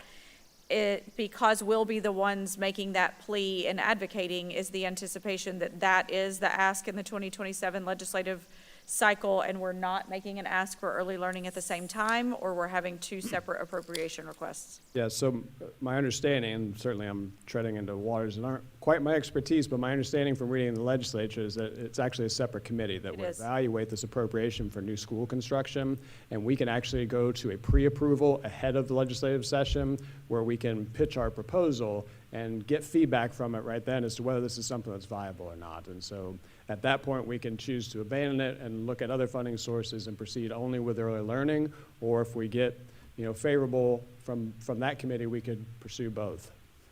Okay, that's helpful, and yes, it is two separate committees, but just, I haven't timelined that out to determine how they coincide with what we'll need to be doing from an advocacy perspective. But, so there is an anticipation that we would be doing two simultaneous appropriation requests, both for this 28-29 school year. Yes, would be ideal, because again, the way the new school funding works is they break it up over 2 to 3 years, so you get a chunk of the funding each year in the appropriation, and so getting ahead of that so that we could get the first chunk to start on the design process, and then hopefully have the last payment when we're ready to really start building, so all the money's in hand for the GMP to get going. Okay, I think that concludes my questions on that one. Okay. Board Member Thur? Thank you. Might as well go for it, right, Dr. Campbell? Sure, sure. I like the way this is going and the way it's unfolding. I really want to extend appreciation to all of the community members that have weighed in and shared, and my compliments to staff for getting out there with the people and hearing what they have to say. One of the things that was always so difficult for me, the times that I've been board chair, is we talk about something, and sometimes I would literally forget to ask for public comment. I'd have to write it down because there's no public in the room, and I don't really see that changing that much. The public gets really mad about something, they'll come. But as far as, just coming to participate in dialogue and planning, and it's understandable. We really need to go to them if we want to be seen as authentic and genuine about wanting to know what they have to say. And I am so grateful for the community being heard. Please don't, offline and get rid of Reddick. Please don't offline and get rid of Anthony. Let's look at options for the community to enhance the living experiences out there, for people. And a lot of us maybe didn't realize that most of the folks in Reddick, they're not getting younger, they're getting older. And it's a long way to go for services. And that becomes more and more unsafe the older you get, to have to travel to things. So I really appreciate that. I know that comes as no surprise to people that know me. I am a fierce advocate for holding on to land. I've said that before, the bad grammar, they ain't making any more of it, but it's true. You can build another building a lot easier than you can create more land. So thank you for that, and I'm really glad too that the South End is getting some love and attention, because when you crunch all the numbers, that area actually had less dedicated to it than the North Side did. But, North Side being North Side, they're proud, they're fierce, they're going to say something. And, but regardless, we're looking to balance, making sure that everybody is included in the benefits of the taxpayer money that so many voted, so that we could have the referendum, so that we could have the sales tax, finally getting the impact fees across the finish line. It's been a time, shall we say. But we're starting to get some momentum now, and I just love it. So thanks. Okay. Was there any other comment about 28-29? Okay. Moving on to 29-30, obviously the North End School opens, the construction of Denon Middle High School replacement, the beginning of a central office construction, and the completion of Lake Weir High School's turf and track improvements. So, board, Dr. Campbell?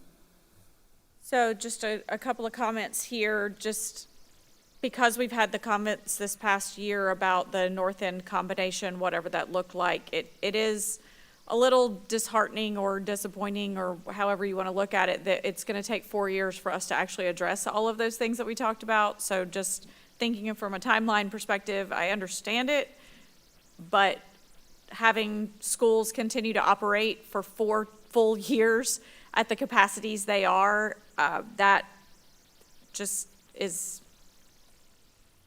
difficult. We'll use that word, since I use so many Ds along the way on that. I continue to question about the combination of Dunellen Middle High. That will continue to be a question that I have as long as I sit in this seat. I'm not certain that the Dunellen community wants that, and while we're having community meetings, please, let's ensure that we're talking to the Dunellen community about that. And board, the final thing I want to mention is something that I have talked about previously to Mr. Whitehouse and Dr. Brewer. When we're talking about this specific campus that we sit on right now, and we certainly want to preserve and protect this auditorium because we know it's revenue generating and how many schools also use it and community groups as well.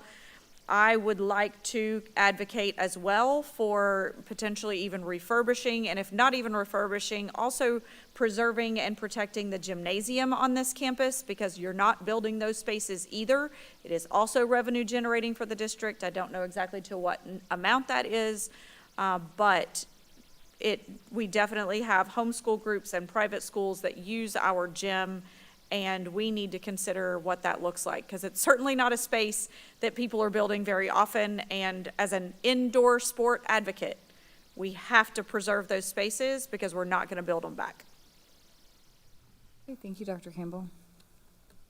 And I do think that's the intention that has been discussed with this space specifically, is the automotive and the gym and the auditorium. Gym was not talked Yeah, about. we hadn't said gym. Yeah, that's why I mentioned it, because the gym is not a part of the plan currently. Okay. Who else has comments on 2930? Board Member Thur. Thanks.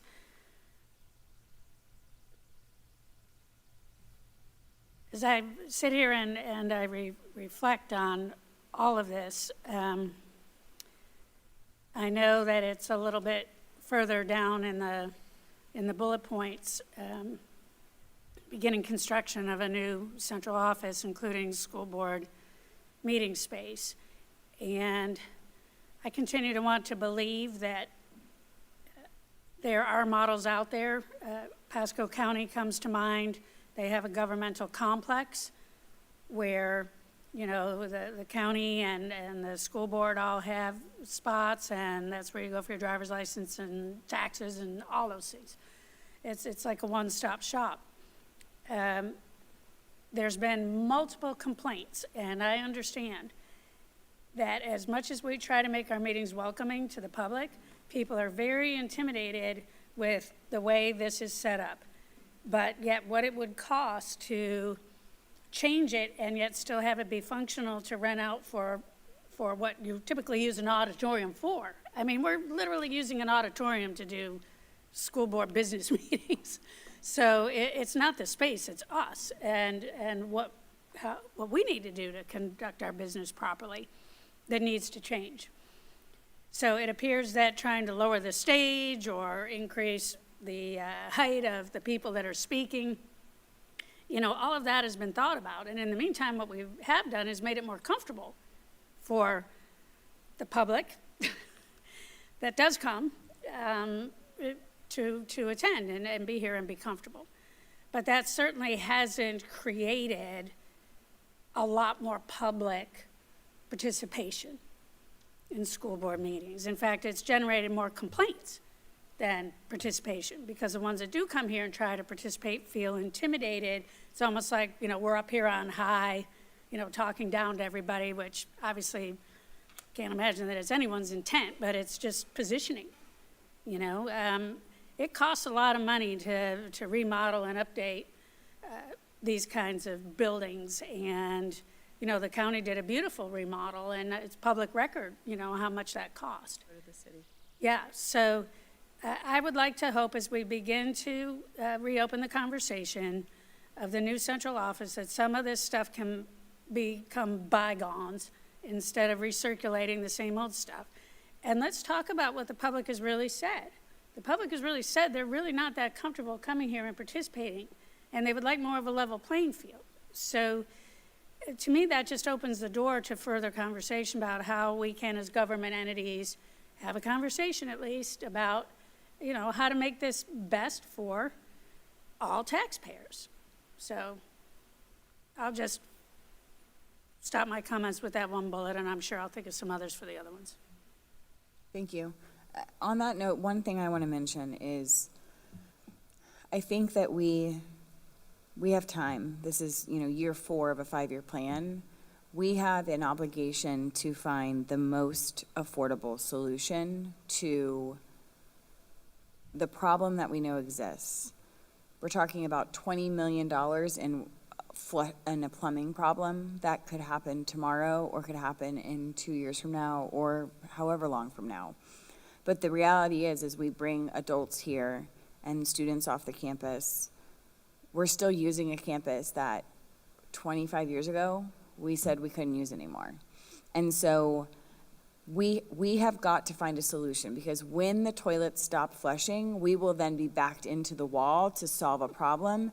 And I would rather stop patching the roof and just replace the roof, because ultimately we're going to spend the same amount of money when we get to the end.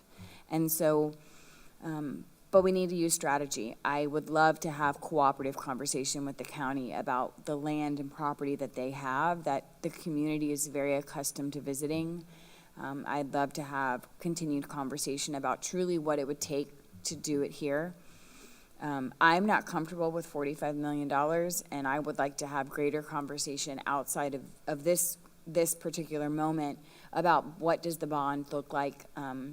I'm not in a place of comfortability to bond $45 million that we then, the way I understand it, have to spend for an office I don't think that's the most responsible way to go about the project. And so until we've really washed it all out, I want us to think really carefully about how we navigate that. So that's my comments on that. I don't disagree, it's a necessity. I think we all can agree that we have to do something, not just for the public's uncomfortability in public meetings, but from our functionality and for the community's functionality and for their access to us. How overwhelming for someone who's new to our county to have to maybe go to 4 different places to get the answer to their question. And so we can deliver better customer service all in one place, and we're going to kind of address that in 2027 when we're all pretty much back here except for the people that are by Osceola.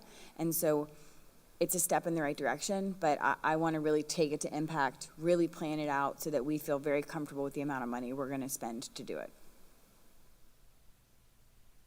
Any other comment on 2930 plan? Board Member Thrower? Thanks, and I'll just make this quick. With the anticipated new building of the new Spire Elementary School, it was my first glimpse at the design, and it was kind of a relief because when you look at the land up there, it would really be nice to have something that looks like it blends in and leave some trees, because anything else would just look like a shock, and if we're going to do this, let's honor what the North End is and the beauty of the land up there and blend it in so it just looks like that's just, I don't know, Spire is just a welcoming, comfortable school, and I wouldn't want to lose that through the design. So when I at first glimpsed it, it looked pretty good. Yeah. All right, are we good to move on to 2030-31? It's the wing at Maplewood, upgrading Fort King Middle, and then the Bellevue High School turf. So are there any additional comments here, Board? Dr. Campbell? Yes, absolutely, to removing portables and building those classroom wings. I'm all for Maplewood and Ward Highlands getting them sooner rather than later, so it looks like it at least is a part of the 5-year plan that we work that in. And obviously, I've previously commented about moving the Bellevue High turf field up earlier in the plan, and I'm going to stand by that comment. Okay. Yeah. Since both Maplewood and Fort King are in my district currently, yes, it'll really be great for the kids and for everyone to eventually have that portable city retired. We've done the best we can with it, that's for sure, but that'll be welcomed. And then Fort King Middle, I believe, was built in 1960, wasn't it?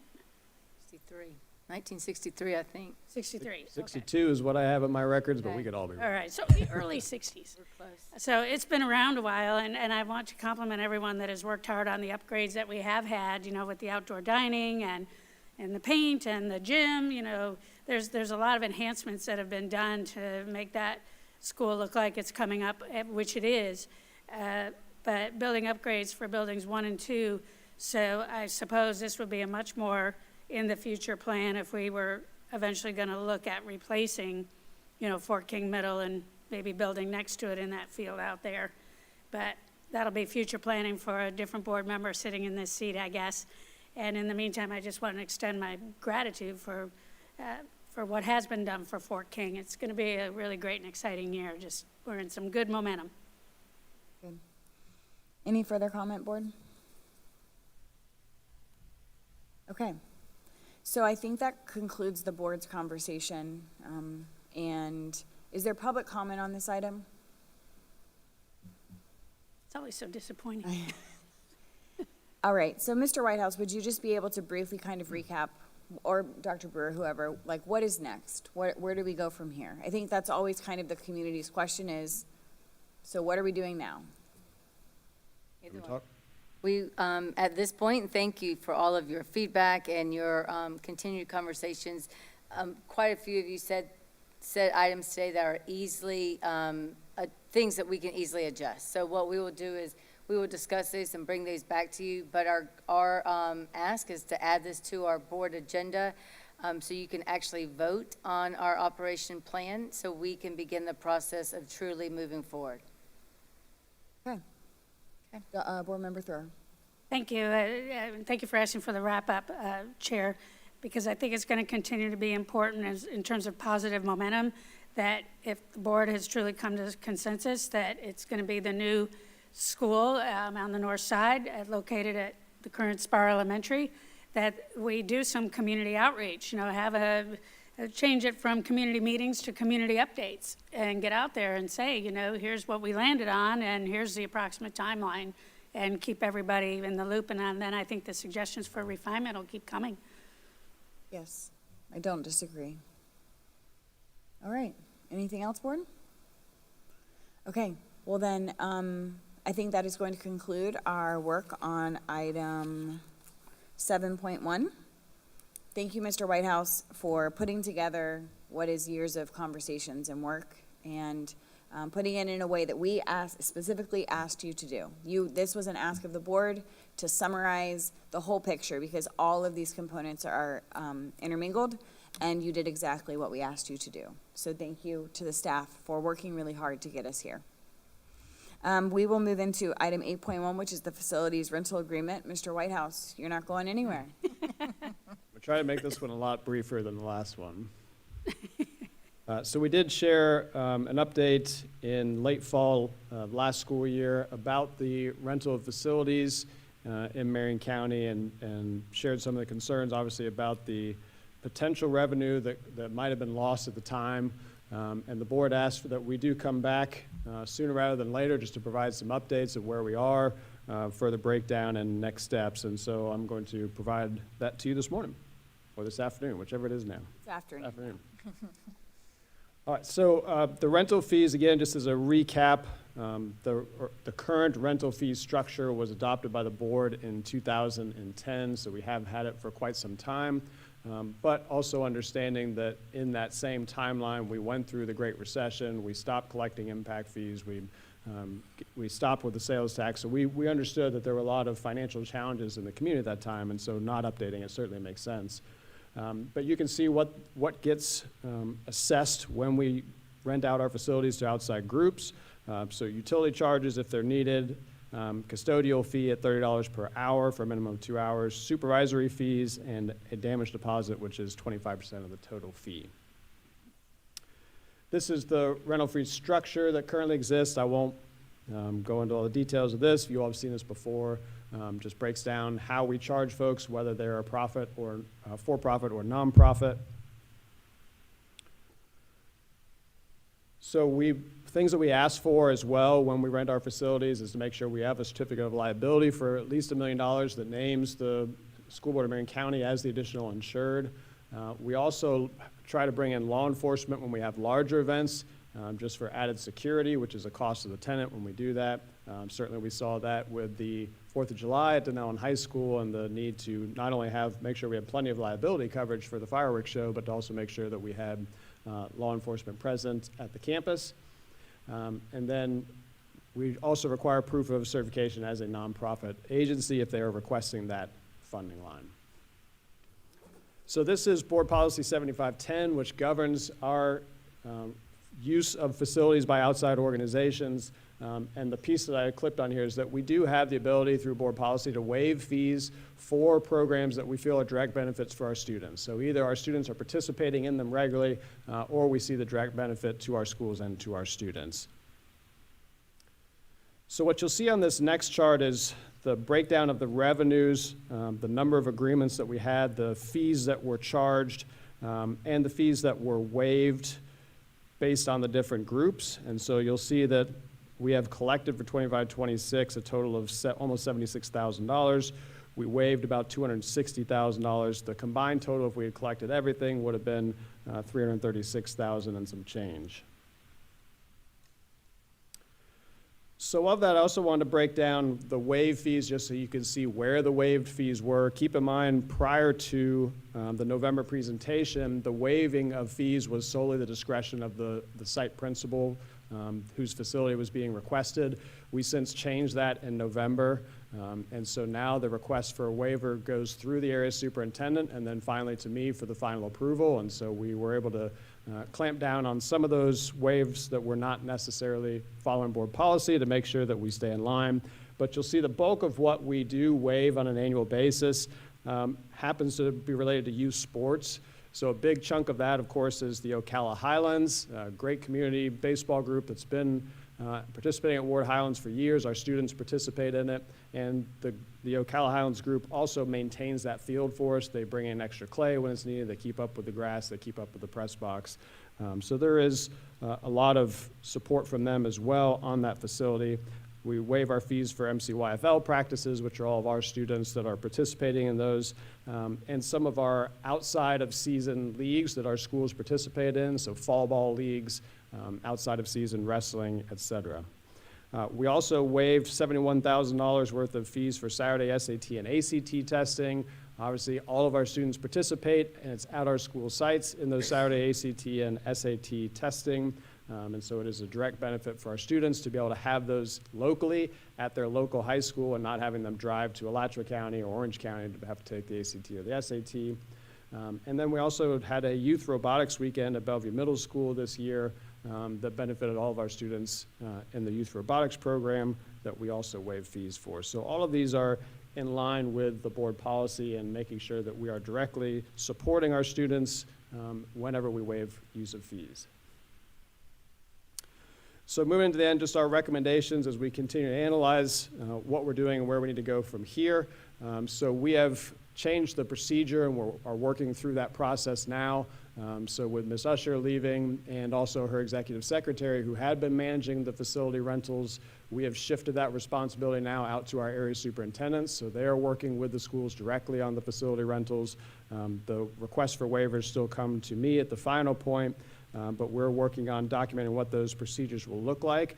We also have a historical look at what we've waived fees over time, the groups that we know, like Ocala Highlands, that come back every year and request to use our facilities, that we can go ahead and create those lists of organizations that we know are exempt following board policy to make it a little bit cleaner and easier for our schools to follow and for our area superintendents as they work through the process. I've also talked with Chief McFadden about possibly lowering that number from 300. I know he would feel more comfortable if we had law enforcement with even 200 participants. So we're going to continue to talk with our local law enforcement agencies about what that would look like and add that into our procedures. And then certainly any recommendations that we make that impact this current school year, we would have a grace period before we have full implementation of any of those changes for the fee schedule. That's it, short one. Thank you, Mr. Whitehouse. Board, I open it up for comment. I know this came up more than a year ago with reference to one particular group, which was Kingdom of the Sun Concert Band. Yes. And so would they fall in the recommendations you've provided? Yes, so they are a nonprofit organization, but we do not waive fees. So we do charge fees for them for the use of this facility. About the storage. What about the storage, where they store all their stuff here? Do they get charged for that? I'd have to go back and look at their application. I'm not 100% sure, but I can get back to you on that, Ms. Conrad. Okay. Board, any comments, questions, concerns regarding the fee schedule? I guess I just got some, the question was asked, what about storage? Their storage that they're currently, and I guess that would be sorry, we're kind of having open dialogue on this one, but how much of our space are they still using for storage? I know behind this curtain, we can pull it back and that's stuff back there. I believe this room and a room over here, and then also the concession area. If I'm not mistaken, that's where we put all their stuff whenever we cleared out the room back here. So anyway, I would be curious to know how much they still have storage here on this campus. And that leads me to a greater question. If they're storing stuff here, are they paying storage fees for us? How does that line up on our insurance? Is that liability? All those questions follow behind that. Is that in the rental fee? Those would be my questions. Yes, I'll get answers to all those and email it out to the board. Thank you. To that point, there have been other nonprofits. I know I've been approached by The Rock about finding a space to put prom dresses, because they do an amazing event where they go to all of our high schools and offer free outfits for prom. But they need a place to store all of those things, and they've approached me, and I kind of have said, well, it's one of these things, if we do for one, we have to do for another. And so I would love to know, for me, I look at it like there's room at Reddick. Like, as it exists right now, there's plenty of room at Reddick. Why couldn't the Rock store all of their prom stuff, which they only use once a year, at Reddick? But I haven't really broached it because do for one, do for another, right? And so then we've opened it up. But the reality is we are doing for some. And so getting some real consensus and language on what we are allowing and what we aren't allowing, and maybe it's a very nominal storage fee, but then we open that up to a place like The Rock, who would say, yeah, for X amount of dollars a month, we would love to be able to use 3 rooms at Reddick to store our prom dresses, because we know that only helps our students. Like, those prom dresses and formal attire are only supporting our students. That is what the direct impact is. So I would love to see some clear language on that. So in that particular example, they have found a community partner where they are storing all of the prom material, but point well taken to know what our policy would be on storage of materials for any nonprofit. But for that particular case, The Rock does have a community partner who's storing everything. That's great. Board Member Thor. Thanks, and I know this has been needed. We did it like the good old days, and then the recession hit, and then everything was just in need of updating for these rental facilities. I also want to make sure that we can be as generous as we can, because our nonprofit organizations locally are just such wonderful supporters of us. And so I would truly want to, we have to be careful of every penny, and I know I'm looking straight at our CFO. We got a great infusion of $154 million or whatever it was from COVID relief funds. But I don't see an infusion like that coming our way anytime soon. And, we've had to really work hard to right-size things. We did what we had to do during an extraordinary time, and now we're where we are. So I am grateful to have something on paper that guides everybody so they know what to say to who. But at the same time, this is taxpayer property, so there's a balance there. Yep. Board Member Conrad? Yeah, I'll just add, it is a kind of where we've landed all day, difficult conversations. It is taxpayer property, but we also have to maintain it all, and so there's that fine line of charging and using and upkeep and all of the things. And so I'm glad that we're reevaluating it and taking a closer look. Okay. Anything else, Board? Okay, any public comment on the facilities rental agreement? Okay, hearing none, we'll move into 9.1, which is the recommendation for student fees plan with Ms. Connor And Mr. Ayers. and Mr. Ayers. He's been waiting all day for this moment. Oh, they have been waiting. This moment. He has. And we are super excited to bring this to you. Attorney Blackman, Mr. Ayers, the whole group has worked together to make this happen. We're excited to see it finally come to fruition. And Mr. Ayers will start us off with the presentation. Welcome, good afternoon. Good afternoon. All right. State Statute 1002.394 established the Family Empowerment Scholarship Program. The program establishes student scholarship accounts. Student scholarship accounts functions like a bank account from which a parent or guardian can direct funds to pay for tuition and fees for eligible private schools, home education options, therapies, tutoring, and other education-related expenses permitted by law. The student scholarship accounts are administered by approved scholarship funding organizations, or SFOs, which are responsible for determining and distributing funding. The primary SFO is Step Up for Students. Step Up for Students approves purchases and reimbursement requests in accordance with Florida statute related to the scholarship program, rules set by the Florida Department of Education, and internal policies and procedures. An allowable expense is contracted services provided by a public school district. This includes academic courses, standardized testings, and athletic participation. Marion County Public Schools is now an approved vendor in the Educational Marketplace portal. On the portal, Marion County Public Schools will list the classes and services offered. Enrollment in specific courses and service is subject to seat availability.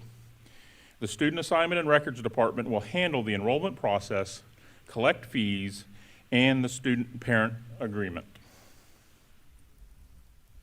I'll turn over to Ms. Connor for slide 4.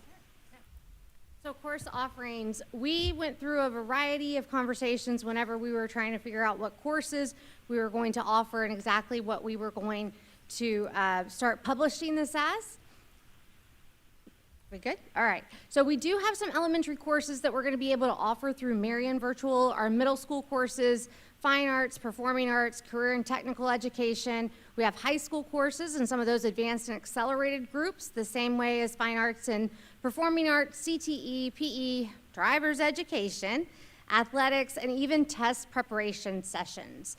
We're thrilled that we'll be able to offer gifted for elementary and secondary, and of course, like Mr. Ayers said, that required state testing as well.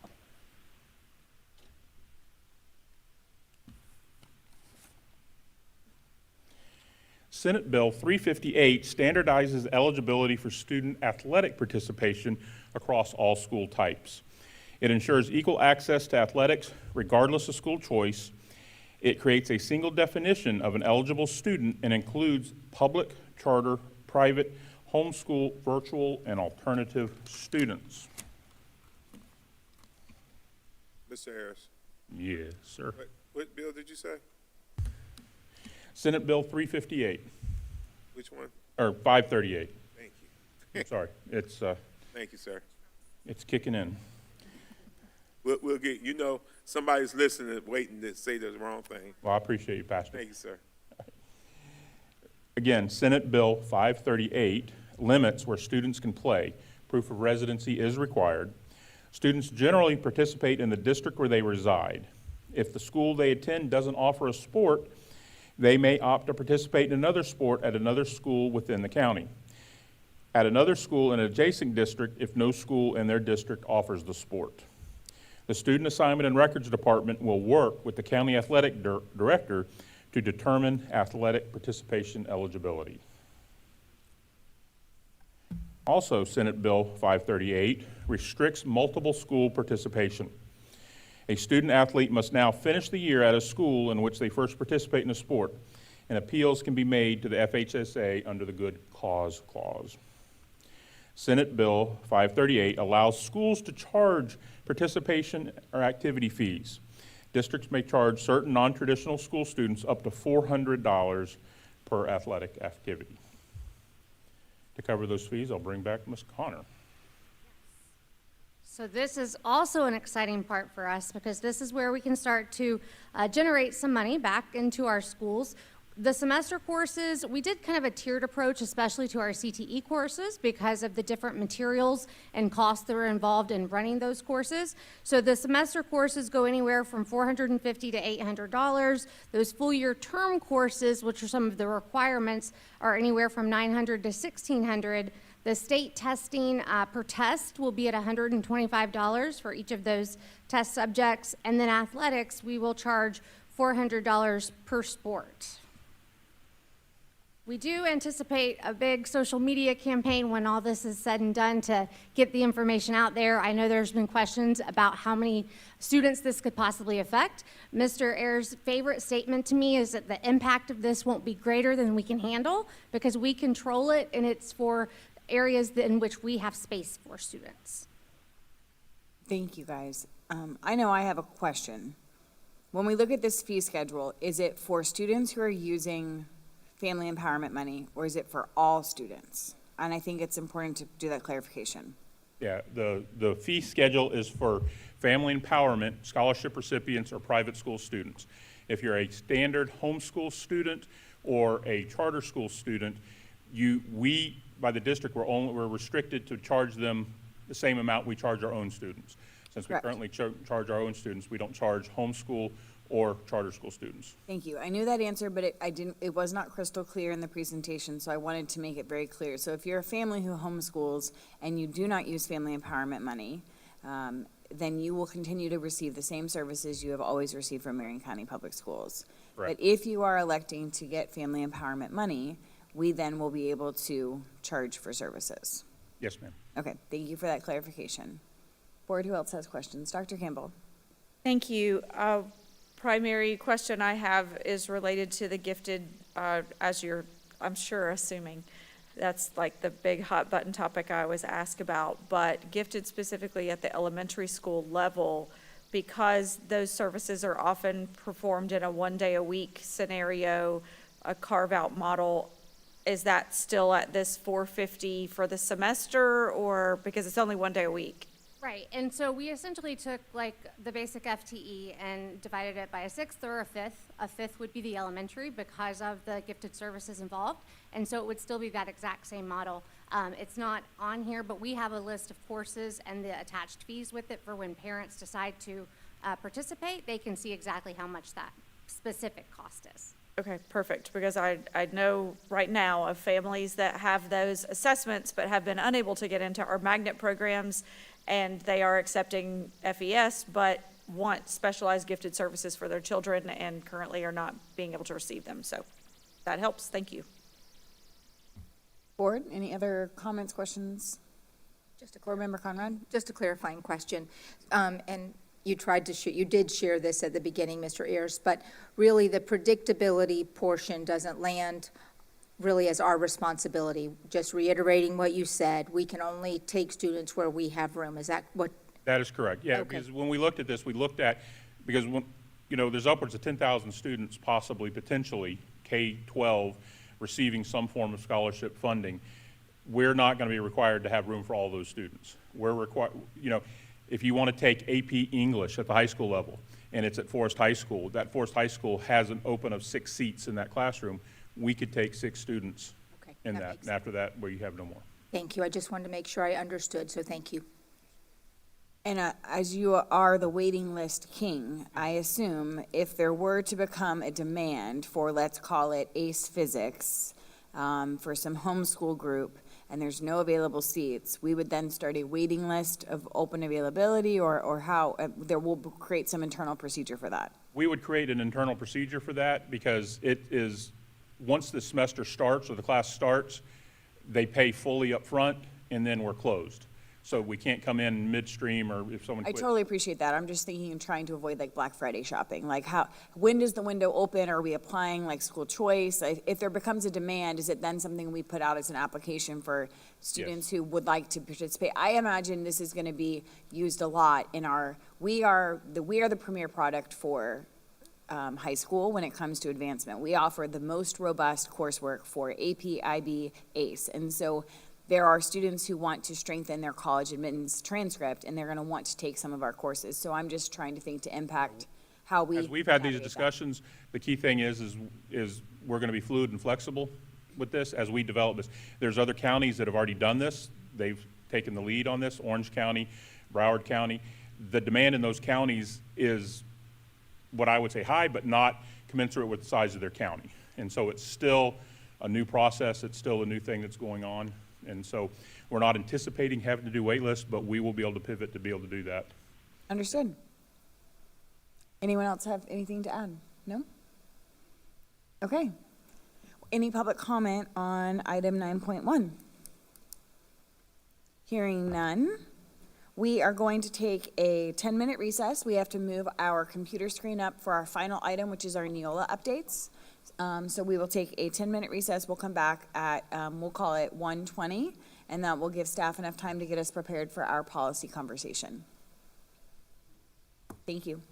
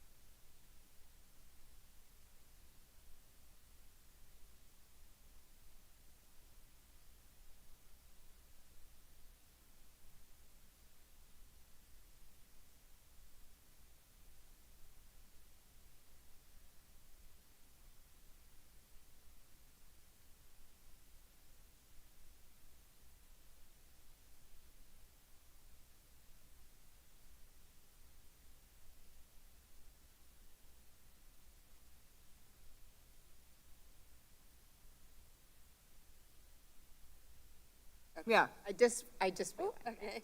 Hello, we're back. We're back from recess at 1:19, and we're moving into our final item of the day, which is our Neola updates, item 10.1. We welcome Ms. Terry Brown to the stage, as well as Attorney Blackman, to provide assistance in our conversation on our policy for today. So I'll hand the floor over to the legal team. All right, we have for consideration today proposed policy 7250 on the commemoration of school facilities. Mr. Blackman has done the work on bringing this to the board, so I will let him take it over from here. I will let you know that we have on the fly already made one alteration in this particular case, and that was at the very end of the section on naming rights. The very last sentence says the duration of all naming rights shall be determined on a case-by-case basis by, and we're deleting the word by. That way it's made a determination on a case-by-case basis. Got it. Okay? That makes All right. it consistent with the sentence before it. Right. So I will turn it over to Mr. Blackman to give us some rendition of how it is that we come to need this policy and what it's for. Sure. Absolutely. So this was brought up in response to a question about the ability to raise funds, and the current policy doesn't have as robust ability to raise funds, or at least not explicitly written in there. So with that in mind, we went back and looked at some other policies, some other government entities, and determined what might be a good way to implement a policy like this. And so one of the first things we realized is trying to figure out, and I can go through the whole policy if that's helpful, or I can just have questions as we normally do, and I'll actually defer to the chair what you'd prefer. Well, board, what would be your preference? Do you guys have questions? Did you come into this meeting with questions about the policy that's presented? Okay. We can just start with some questions to kick it off, and then that'll probably lead us to other things. So Dr. Campbell, go ahead. Thank you. So I appreciate the district bringing forth a recommendation for this policy change. Our previous policy, or current policy, I should say, does not give the robustness that we really need for the potential of additional outside dollars that we can raise. And so it certainly looks to me like they have been comprehensive in this policy, and that potentially receiving some from Neola or at least from other districts. I appreciate the opportunity to revoke a name if that need be, because that's certainly always a consideration. I think the board might want to have conversation if we believe it is a supermajority that would be required, or if we tend to not like supermajorities whenever the board puts something in policy. But I wanted to pose that as a question to the board. Secondarily, the other thing that I noted and appreciated about it is the second paragraph. It does state the superintendent may work closely with the direct support organization, but doesn't require it. And so I think that's imperative, because certainly there will be entities that may or may not want that tax write-off, and that may be something that we need to use, but we may not always. And so I appreciate the word may there as opposed to shall. And I think this is pretty comprehensive in what we need moving forward. Okay. Let's talk about, since you brought it up, let's talk about supermajority and how we feel about that. I personally would agree. I am an advocate for a regular majority to do anything. I think it undermines the authority of an individual board member when we have to go to supermajority. That's just my personal perspective on it. So I would be in favor to just say a majority is required, but that's my unique position on it. Thank you. Board Thank you, member Chair. Bennett. Sorry I interrupted you earlier. You're okay. I was just interested in the reasoning behind the supermajority, so Attorney Blackman, could you explain that, please? Absolutely. So the idea behind this, and we've had a lot of discussion about, you want to have a policy that provides donors with some level of certainty of this occurring in perpetuity. And so the idea being is, if you have a regular majority, potentially some might be leery and thinking, well, how permanent is this really? So the idea was, we definitely want the ability to revoke. We should always take that. Unanimous feels a bit much. So the idea was to be able to point to something in policy and say, hey, this is definite and certain. One would take a supermajority to be able to have this revoked. So that was the idea. It's just something to protect, so people might be more inclined to want to donate. It's not required by any means. It's just something we can point to. Okay. And Reverend Cummings. normally, I would be one of the ones that would say, I like the 3-2. In this situation, I'm more in favor of the supermajority, based on, I've seen the dynamics of this board change several times. And if the dynamics of the board change several times, you could just get, you could easily push a 3-2 with the wrong people in place. So I think, and it's something like this, that's where the family or whoever is getting the school named or whatever it is that's named, that they want to see that be there for a long time and for a reason. And I wouldn't want someone just coming and upending it just based on a simple 3-2. Okay, I can appreciate that perspective. Dr. Campbell? I can too. Thank you for, I'm glad that we're having a conversation, because that's what, I didn't say one way or the other. I just said that's not typically the direction this board takes. But I too can appreciate the idea that supermajority in this case would certainly give a level of confidence to any donor that it wouldn't take just one election cycle to change something that they've made a significant investment in.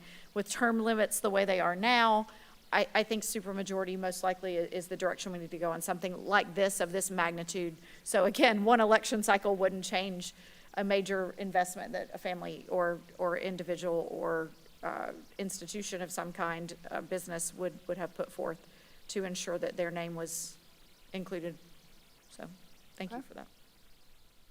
Any other thoughts, Board Member Thur? Thank you, and I'll just say I'm in agreement for the supermajority for a couple of reasons.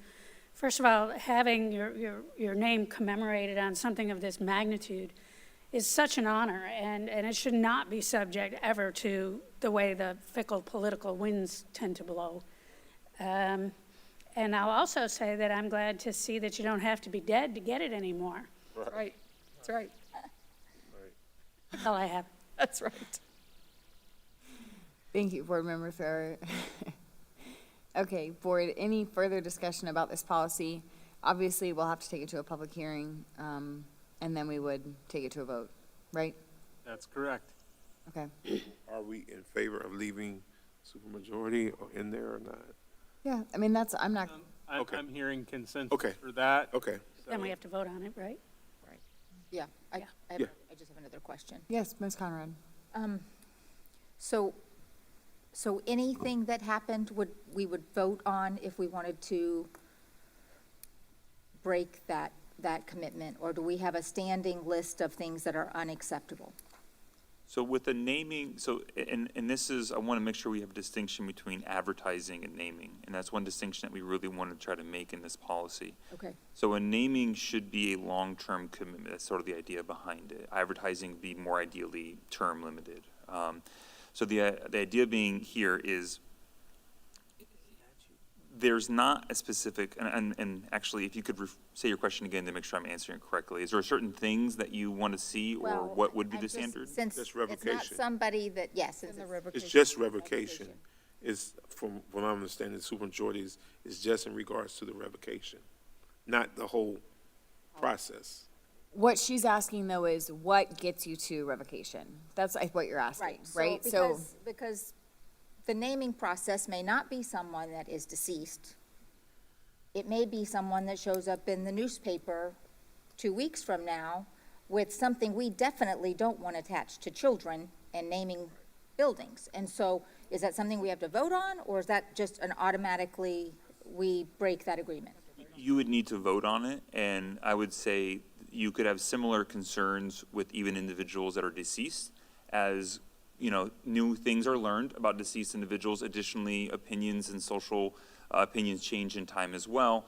and there may be a time in which someone would like to change that. So those concerns you bring up are valid ones, but yes, it would need a supermajority. But the idea being is, if it's something that's so reprehensible that we wouldn't want to be a part of, it shouldn't be hard to reach for. Agree, agree. Right. Because where I'm at with this, I wouldn't want someone. We have some schools that are named after some Hammett Bowen, Fessenden, Dr. N.H. Jones, Fordham. Some schools that have some historical significance. I wouldn't want someone just getting in and say, "Hey, we're going to." They don't even know the people. Don't even know anything historically about them. Just change the name. Forest, too. Forest, exactly, and just change the name of the schools. That, to me, that would be crazy. If there is a legitimate reason, such as something found out, yes, I think any board would say, we don't want to be attached to that as a school system. Let's change it. But I thought the supermajority is just in regards to removing a name. It is. Correct. Okay, that's. She's just saying, like, is there a pre-list? I think she's saying, So when you get down to sign papers, you say, Right. you're donating and we're taking this money, but let us just tell you, if you do this, this, or this, Okay, I got you. we're I'm gonna- automatic dissolving that partnership. Gotcha. I'm going to step in here, because Florida statute, we're talking about what might be in this policy. But Florida statute 267.062, my opinion is, would control, which says, except as specifically provided by law, no state building, road, bridge, park, recreational complex, or other similar facility shall be named for any living person. So it does refer to that as a state building. However, typically, we are also encompassed right when they're referring to things like state agencies. If it applies to state agencies, if it applies to state buildings, generally applies to us. So I can do the research on that, but it would seem that that would apply to us, 267.06. Oh, wait a minute. Wasn't Dr. Fordham still alive when we named it? And then he died like almost immediately. He was definitely still alive, No, he was not. because we told Died. him. No, he did not know. He did know. I distinctly remember that you were able to text us and told us that he found out just before he passed away. He absolutely knew that it happened. He wasn't able to attend, but he found out. We did it. 100%. I can probably find the text. I was right there, so he may have, but I really don't. It happened. It passed after he died. So maybe We had made the decision to do it. Now, his name perhaps was we on the didn't. ballot. Remember, we had to vote on it. Right. His name was on the ballot. Well, we had He made the he died. decision for sure. Maybe we made the decision, but before we voted on it, to make it official, he passed away. Right. I think maybe that's how it went. But regardless, and we should double check that now based on what you said, because we've created a precedent that somebody living, not dead yet, was. So, but well, just to clarify, Fordham Early Learning opened in August of 2022, correct? No. Yes, because Yes. Fordham, yes, because I was elected in November. So I just Googled it. He passed away on July 19th, 2022. So he would have passed away before it opened. before yes, it not opened, before we but decided but to. after the decision. Yes. Needless to say, I think what the point of that is trying to understand the statute you just referenced, our past practice, and how we will move forward. Because now our policy may be in conflict with state law. No, I don't think the policy's in conflict, because certainly it would depend on, first of all, the definition of state, which a lot of times we are different in those definitions. Second of all, what exactly within the campus would you name? It could be something besides a facility. Additionally, I'll add that our policy, unless I'm misremembering, doesn't state living individuals. It doesn't say it one way or the other. So this would be pursuant to whatever the statute says as well. And it, once again, would be vetted through a committee and vetted through a legal process as well, and would make sure that this is legal, whatever comes out in the recommendation. And I will say that just because we have done something once in the past, the idea of precedent doesn't mean we have to continue doing it the same way. It is guidance. It's something that guides future behavior. But one of the worst things we can do is say, well, we've done it this way in the past, therefore we should continue to do it that way. If there is a good reason not to, then we look back at what we did before and say, okay, no harm, no foul, if there's in fact no harm, and we move on and do it in a different way, better way, more correct way. So that would be my recommendation if we find out that, now it may be that I research this and find that guidance is pretty clear, it doesn't apply. State, it's not a state facility. It's not, you know, Yeah. our buildings aren't. There we go. And Okay. case we're done. Dr. Campbell? So for the purpose of this essentially is an open door for us to have a fundraising campaign for various and sundry kinds of things. I don't foresee, though I guess it's a possible conversation, I don't foresee us ever naming an entire school after someone other than someone who's passed away or made an educational impact or something like that. As far as a donation occurs, I don't know that we would actually name a school after someone who donated a significant sum of money. However, I can tell you that there absolutely are different wings or additions to schools. Mainland High School in Volusia is always my biggest example because it's right there on International Speedway, Vince Carter Athletic Facility. And so he certainly hasn't passed away and definitely has made an impact in the NBA and in Volusia County. So there has to be a way to make it happen. And so I'm curious to know how that policy impacted Volusia County whenever they made the decision to name that after him. We have the same thing here too in Dundarland High School, the field house. After Ernie Mills. Yeah, I mean, So field it's the houses, same press thing. boxes. Yeah, so, I mean, we're doing that already. Yeah. Okay, board member Thrower. This is what happens when you get two attorneys in the room at the same time.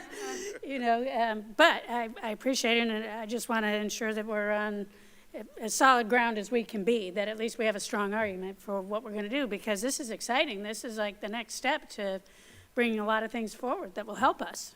And it's great to acknowledge wonderful community members that have contributed so much. So I'm not trying to hold it back at all. Yeah. And I think the proposed policy is not affected in any way by that. I mean, it's something that's sort of a tack on or an add-on. If we were about to enact this policy and name something, it's simple enough for us to do that. We would just also, you know, there are things that we obviously wouldn't name it after and people we wouldn't name it after. One of those would be if the law says and it applies that it's living people, then those people go out of the mix. But that's something we can make the determination on. It doesn't affect this policy. The policy doesn't specify, so it leaves it ambiguous enough that we're able to navigate as the legislator were to change state law, because we know they like to do that. Okay, so board, any further discussion? Otherwise, are you ready to kind of move forward with this? I know that we don't generally address single policy items. However, this is important for staff to be able to work on Booster Stadium fundraising efforts. Yep, we're good? Okay, I hear we're good. Okay, is there any public comment on this item? All right, hearing none. We are going to move into meeting reminders. A special school board meeting is scheduled for July 28th, 2026 at 5:30 p.m. to receive the tentative budget, followed by a regular school board meeting thereafter. And then we have an administrative briefing and work session on August 6th at 9 a.m. Board, we will start with how Dr. Brewer started the morning with the request regarding how the board members split up the schools that we oversee. So she shared that. It was also in her weekly memo, and so we will start there, and then we'll go into board member comments. So anyone have thoughts, feelings? Board member Thrower. Thank you, and I believe Dr. Brewer did give us the opportunity to discuss this when we're arguably more fresh at the next August work session, and I would propose that that's a capital idea. Okay. Agree. Okay, well then, Mr. Whitehouse, can we add this to the agenda for the 6th? Okay, then that is what we will do. Moving into board member comments, anything from the legal office? Yes, as to future policies, as you said, this one was a one-off here that we're doing. It's come to my attention, there's probably at least one other that we will need to do in the near future. We don't have, Neola has not yet given us time for the next batch of updates. When they let us know that, they can have a batch that is ready in weeks. They can also let us know, and it's not going to be ready for 6 months. So typically we expect at least twice a year, sometimes 3. I say that because there is likely going to be a need for some policy update. It doesn't have to be new policies necessarily, but there may be updates that need to be made. If that's the case, what I would request is that board members reach out to me, or reach out just as a central point of contact, reach out to me. Let me know if there are ones that you know of that need potential alteration or new policies that might want to be considered. Those will now be something that I can forward to Mr. Blackman to work on because it's the role of the superintendent to bring those policies, but he and I can work together to get those policies created. And of course, it also is something we would bring to the board during a work session just for a brief consensus on, do you want us to start pursuing these level of policies before we get too far down, bogged into it? So. Okay. Okay? Yep. Other than that, anything else, Ms. Brown? Okay, thank you very much. All right, thank you. Anything from the clerk's office? No, Madam Chair. And the superintendent's office? I think I've said a lot today already, but just a reminder, our teachers are coming back in just over a week, so we're excited for a new school year to kick off here very soon. Wonderful. And we have graduation tonight. We do. Board Member Thurr. I'm just going to limit my comments, saying it's been a robust day and we continue to move things forward, so let's keep it moving. Okay, Reverend Cummings. No comments. Thank you. Dr. Campbell? None for me either, thank you. And I just have one quick one, so I'll be fast.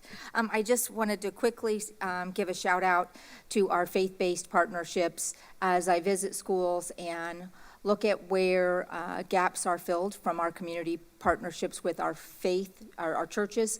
I'm just really grateful for that and the need that is met through their donations and participation. So thank you to all of the churches that are helping our students succeed.